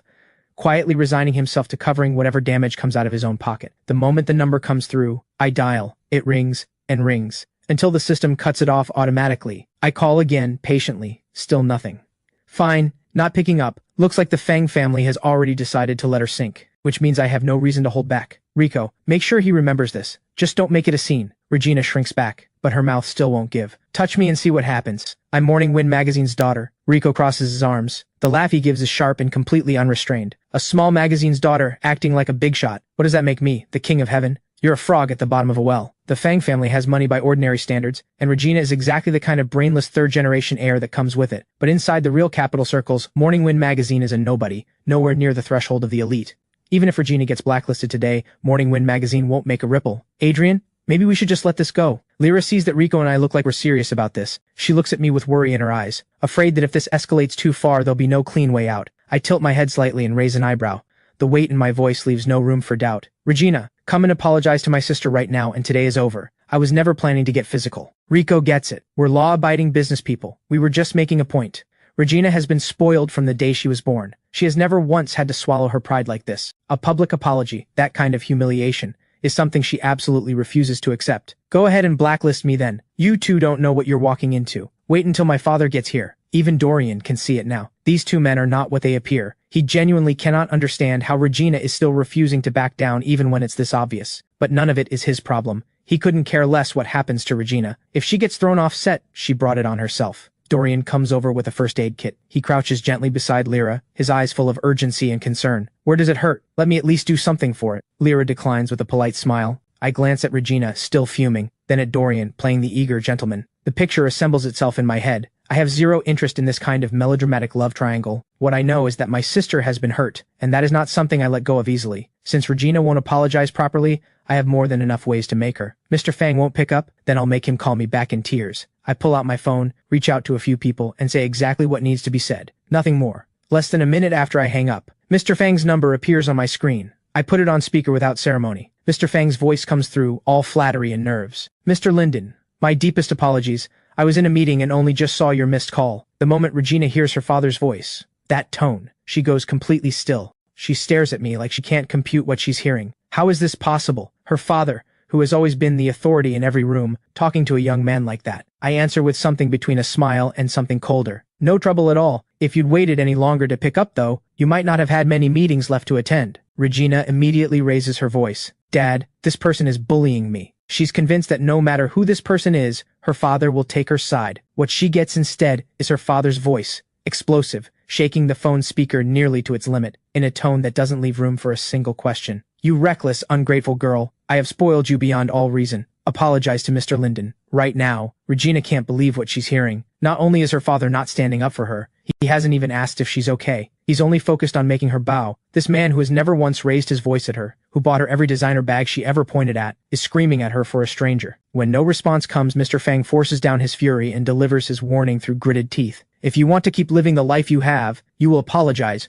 Right now. And you will keep apologizing until Mr. Linden accepts it. Even Regina understands now. The words couldn't be clearer. This young man standing in front of her has the power to end everything her family has. If she walks away today without his forgiveness, the Fang family might not survive the week. The humiliation is almost suffocating.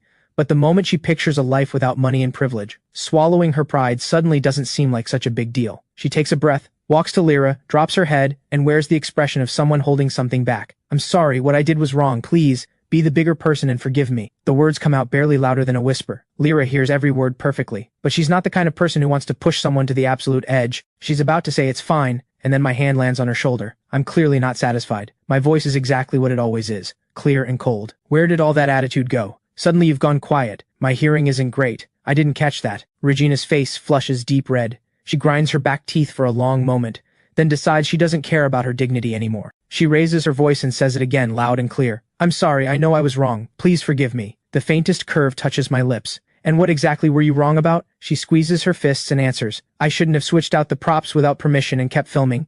I was deliberately making things difficult for you. I'm asking you to forgive my recklessness. That's what I was waiting for. I bend down and lean close to Lyra's ear. Does that feel like enough? A small smile settles on Lyra's lips. She gives a gentle nod. She knows when to show mercy, and she knows that push a cornered dog and it bites back. Let it go, she says softly. This is enough. I don't even notice it happening, but something in my chest quietly softens at the sound of her voice. I straighten up and look at Regina. Since my sister has chosen to let it go, so will I. But you used your position to settle a personal score. An actress was seriously hurt because of it. Production has been delayed. I'm notifying you now in my capacity as lead shareholder. You are officially removed from this Yunlan production. Any future Yunlan project? Don't bother showing up. Regina doesn't have an ounce of attitude left. Fine, she won't film. She'll call it a break. As long as the Fang family's assets survive, she's still the carefree heiress she's always been. There'll be other ways forward. Hearing that things have settled, Mr. Fang ventures carefully from the other end of the line. Mr. Linden, regarding Morning Wind's investment in the production. Since my sister has decided not to pursue this further, I answer, my tone flat. I have no reason to cut off your livelihood either. The call ends. Regina makes her exit from the set. Head low, all the swagger gone. With the mess cleared, I finally have a moment to check on my sister. Go change out of the costume first. I want to check whether anything's been hit deep. The director, ever the reader of rooms, quickly calls over 2 female assistants to help. He gets one ice-cold look from me. Everyone back away from my sister. That one sentence freezes every person on set. Not one of them steps closer. Rico dusts himself off and jogs over to help. The 2 of us flank Lyra on either side and walk her toward the makeup room. Dorian follows behind with the first aid kit. Once Lyra is settled in the chair, Dorian sets down the kit and, reading the room, steps outside with Rico. I lock the makeup room door, help Lyra out of the layered period costume, just the outer robe. Lyra doesn't make it awkward. She cooperates and shrugs it off. Seeing the increasingly dark expression on my face, Lyra reaches up and squeezes my cheek. You already cleared them all out. Why are you still making that face? You're surprisingly unbothered, I say flatly. How are you smiling right now? You knew Regina was out to get you. Why didn't you say something to the director sooner? You're here for a part-time gig. Is it really worth putting yourself through this? I genuinely wonder sometimes. All of this, for a few hundred in background actor pay. You suffered through all of that without saying a word, absolutely clueless. Lyra is honest about it. She came in as an investor-backed cast member. The whole set treated her like royalty. I didn't want to poke at that. I was afraid it would cause trouble for you. She had no idea what I was holding. If today hadn't happened the way it did, she still wouldn't have known I was the owner behind the scenes. If I'd pushed her and she'd taken it out on your business, everything you've worked for, that would have been far worse. I touched the tip of my nose, a little caught off guard. That's on me. I should have been more open with the family. I never mentioned the companies I'm involved in, never talked about my connections. A short pause. Even so, you don't stand there and take it. Worst case, you just don't do the show, Lyra explains carefully. I heard this production has real traction. I wanted to use it as a chance to build some experience, get my face known in the short drama space. Even if I don't end up in the entertainment industry long term, I want more ways to earn. I looked into the rates. Regular part-time work pays a couple hundred a day, but if you have a name, it's counted in the tens of thousands. I'm not hoping to blow up overnight. I just want to raise my value bit by bit, save more, take some weight off the family, and make the effort you put into coming to that audition with me worth something. That pulls a long, helpless sigh out of me. I drag a chair over and sit beside her. I look her in the eyes. Money is not something you trade your body for. You need to keep things in order. Your first priority is university. Side work is just for the experience. The only thing worth pouring everything into is work you actually love. When I was learning through investment, winning or losing money,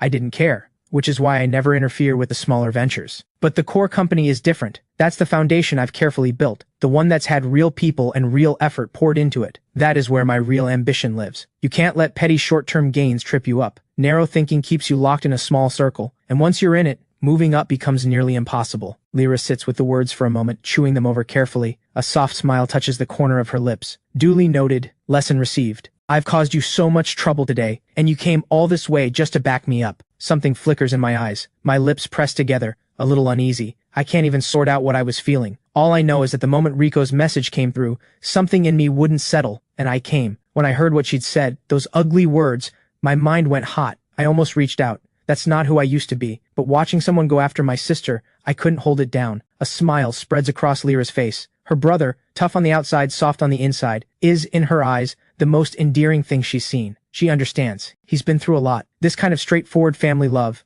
it's still new territory for him. So when he acts on instinct to protect her and care for her, there's always this awkward stiffness around the edges, like he doesn't quite know how to carry it. She doesn't want to push him. She shifts the subject with easy naturalness. How did you get Mr. Fang to fold that fast? I answer like it's nothing. You grab hold of his funding pipeline, that's all it takes. As if this is something anyone could do before lunch. I work the antiseptic swab over her injuries and explain, without much fuss. Business is ultimately a system of exchanged interests. Capital across every sector is interconnected, each one held in check by the others. I don't have reach into every corner, but that doesn't stop me from weaving the web. When ordinary people hit trouble, they spend months begging around, throwing money at gifts, and still end up at someone else's mercy. In the circles I move in, most of the time it's one phone call. That's why building connections has always mattered to me. If I happen not to know anyone in a given space, I don't mind casting a wide net and investing in rising players, cultivating a few pieces I can call on when I need them. I'm 17, I'm willing to spend 10 years setting the board. By the time I hit my peak at 27, every one of those connections will be the sharpest blade I have. No matter how you calculate it, that investment will never lose. I ask out of nowhere. Do you actually like acting? Answer me honestly. The entire script is just different ways of making your character suffer, and then you've got Regina using it as cover for a personal vendetta. You'd have to be out of your mind to actually enjoy this. A laugh escapes me before I can stop it. Outside the makeup room door, Rico leans against the wall, working through the tapioca pearls in his cup. He listens to the exchange between the two of them inside, and the grin on his face refuses to go away. God, watching Adrian lose his cool back there was something. Dorian beside him looks deeply troubled, and completely unable to figure out what Rico finds so enjoyable about any of this. Lyra went through all of that, and this guy is taking it all in stride with his milk tea. The makeup room door opens a crack, and Dorian moves toward it before it's even fully open. His eyes are faintly red, his expression all wounded conscience. I'm so sorry. Today is my fault. I didn't handle it, and you ended up suffering for no reason at all. Lyra blinks at him, faintly puzzled. I roll my eyes without bothering to hide it. This male lead, has the drama gotten to his head? He's started to believe he's the romantic hero. Dorian bows his head, guilt all over his face. There's an unmistakable sadness in his eyes that he can't quite conceal. Regina has always been fixated on me. She must have seen something between us and let jealousy drive her to it. This is because of me. I'm the one who hurt you. Dorian has the face for this kind of moment. Idol-level features, bright eyes that carry weight when they look at you. When he apologizes with that faint redness in his eyes, it's the kind of thing that makes people want to comfort him. In a novel, this would be the devoted second male lead script, word for word. Unfortunately, life isn't a novel. I don't buy this kind of performance. And honestly, this particular character type makes me mildly nauseous. Eyes going red at the drop of a hat. Sorry, always ready to go. Like the whole world owes him something. I cut through without mercy. Stop making yourself sound more important than you are. My sister didn't endure any of that for your sake. When I strip it all down, here's what this actually was. Whatever Regina's reasons were, Lyra was there to work, to earn her own money. That's it. From beginning to end, this was nothing more than someone hurting someone else. Dorian has nothing to do with it. Dorian opens his mouth, desperate to say something, terrified I'll walk away with a bad impression of him. I don't give him the opening. I shut it before it starts. Stop. Save it. My sister and you aren't even ordinary friends. This has nothing to do with you.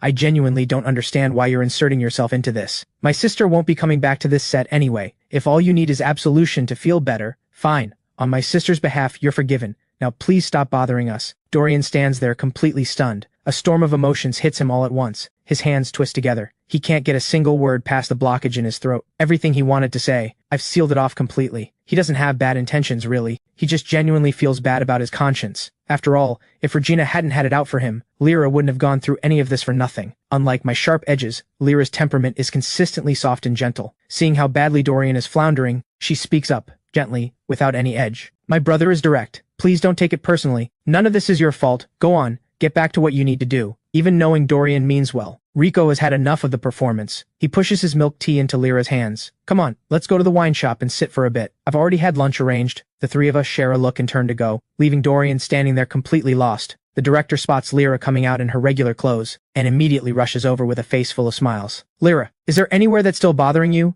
Whatever medical costs you have, take them to finance. Lyra keeps a polite, measured smile, perfectly clear on why he's saying any of this. It's entirely for her brother's sake. I lightly take her arm and lower my voice. Are you actually planning to keep filming this? Lyra nods seriously. I took the job. I'll see it through. Call it a proper ending to my first production. I nod. I respect the answer. Then my gaze moves to the director and the temperature drops immediately. Today's incident was a serious production failure. The props team is entirely responsible. Replace every single person involved. If something like this happens again, your time as director is over. The director throws up 3 fingers and swears on them, his voice so firm he nearly bites his own tongue. You have my word. Absolutely, completely. 100%. Never again. The 3 of us walk out of the set side by side. We make our way at a comfortable pace to Rico's wine shop. The shop has a tasteful name. The space itself is a decent size, nothing extravagant. Inside, 6 temperature-controlled wine cabinets line the walls. At the back sits a rosewood reception table.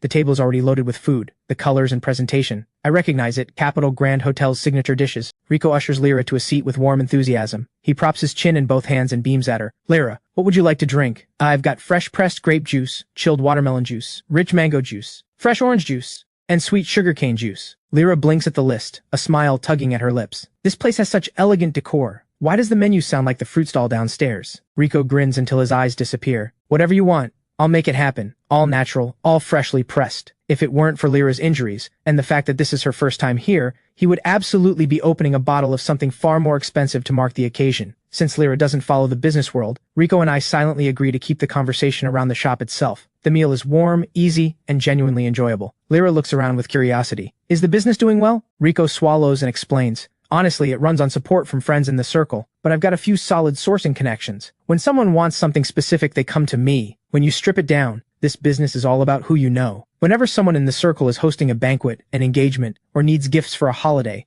they come to him and take a few cases home. The demand for wine in elite circles is enormous. The shop's revenue is quite respectable. At least better than Adrian's little hot pot restaurant experiment. Lyra's curiosity flickers. What's the most expensive bottle you have? Rico tilts his head and thinks about it carefully. The most expensive one currently on display is $390,000. If someone needs something even further up the scale, they put down a deposit and I go source it from abroad. Tens of millions going into a single bottle. That's not unusual. Lyra's eyes go wide. Even during the Linden family's best years, she never encountered wine at that price, let alone the kind worth tens of millions. I laugh softly. Don't let the numbers scare you. We actually just drink whatever's been sitting around. The million-yuan bottles are investments. No matter how wealthy someone is, nobody cracks something like that open just to have with dinner. Lyra sits with that for a few seconds. Then she catches herself and laughs at her own reaction. After a satisfying meal, I help Lyra up and say our goodbyes. Lyra, tonight I'm taking B to see Master Z. There'll be a few business contacts there too. I don't want to put you in an uncomfortable situation. Let me take you home to rest first. Of course, go ahead. Lyra is someone who always knows where the line is. Master Z is her brother's close friend across generations, and also the mentor who first opened B's eyes to art. But for someone of Master Z's standing, you don't just show up. You ask first, make sure it's welcome, then confirm the visit. The car stops smoothly outside the complex. I carefully help Lyra up the stairs. Don't say a word to Mom and Dad about the injuries, Lyra says. I don't want them worrying over nothing. I nod. Understood. Then be careful when you shower tonight. Keep those wounds away from the water. I'll redress them when I'm back tonight. Lyra gives my shoulder an affectionate pat, the warmth radiating off her quietly. I watch her for a brief moment, caught off guard by it. Then I let out a quiet, soundless sigh inside. No wonder Rico spends every waking hour staring at her. He can't help himself. After leaving Lyra, I stop by the mall on the way and pick out a few quality gifts. Then I drive to Master Z's. He's in the living room quietly enjoying his tea. I set everything I brought down on the rosewood table. Master Z chuckles at the sight of it. Well now, you actually brought things, all for this old man, I presume? I settle into the leather sofa and accept the warm cup of tea Summer hands me. Can't exactly show up empty-handed and expect a meal. I picked out some good quality cordyceps and fish maw. Have the housekeeper make you soup with these regularly. And since tomorrow is the Mid-Autumn Festival, I brought a box of mooncakes to go with it. At the mention of good mooncakes, Master Z's eyes light up. He leans in immediately. Is it the double yolk lotus paste? My favorite? I look at him flatly. Your blood sugar still hasn't come down. You really should be cutting back on the sweet, high-sugar ones. That said, I bought exactly the ones he wanted. Master Z cheerfully opens the box and produces the pastries inside. Every single one of them hand-selected to match what he loves. These aren't for unlimited consumption. Summer is watching. 2 pieces a day. That's it. Master Z pouts a little and concedes with mild indignation. Yes, I know. Young as you are, you run a very tight operation, always forcing me to drink those bitter concoctions. They haven't been chatting long. When Celine arrives, a little breathless, arms full of beautifully wrapped boxes. Master Z, it's been too long. Celine greets him with an easy, familiar smile. Master Z puts on the air of a put-upon elder and gives a theatrical huff. Well, Director Liu actually remembered this old man still exists. Celine laughs at that. I'm here to make it up to you. In person. Master Z takes the gifts. Heavier than he expected. A tailored premium suit, a pair of handcrafted leather shoes with soft soles, wild ginseng, dried deer antler. Why does everything smell like medicine? Celine laughs outright. Drink more tonic soup. It's good for you. B has her wide, round eyes fixed on Celine, absolutely unwilling to look anywhere else. This lady is so beautiful. Even more beautiful than the stars she's seen on TV. She edges over to me and drops her voice to a whisper. Who is she? Master Z's sharp ears catch it before anyone else can respond. That is your brother's future wife. Call her sister-in-law. Celine's composed face goes red. I shoot Master Z a glare, visibly done with him. Then I turn to B with complete seriousness. Don't listen to him. This is a close friend I've known since we were little. Just call her Celine. B nods, polite and attentive. She stands up from her chair properly and greets her. Hi Celine, I'm B, Adrian's little sister. Celine crouches down to eye level and holds out a small gift bag. Hi B, this is a little something I brought for you. B glances at me with a question in her eyes. I give the smallest nod. She accepts it with both hands, her voice bright and sweet. Thank you, Celine. Celine reaches out and gently touches her hair. You're welcome. Next time bring me one of your drawings as a gift in return. Master Z ties on his apron with obvious delight and disappears into the kitchen. Summer follows to help with the washing and cutting. B settles quietly on the sofa, turning through the art book she brought with both hands. Celine settles naturally into the seat beside me. Right now she's like a small, exhausted cat. She lets her head fall gently onto my shoulder. I reach back and take her hand. It's a little cold. Tomorrow, hospital first to see your parents, or straight to the airport for Country K.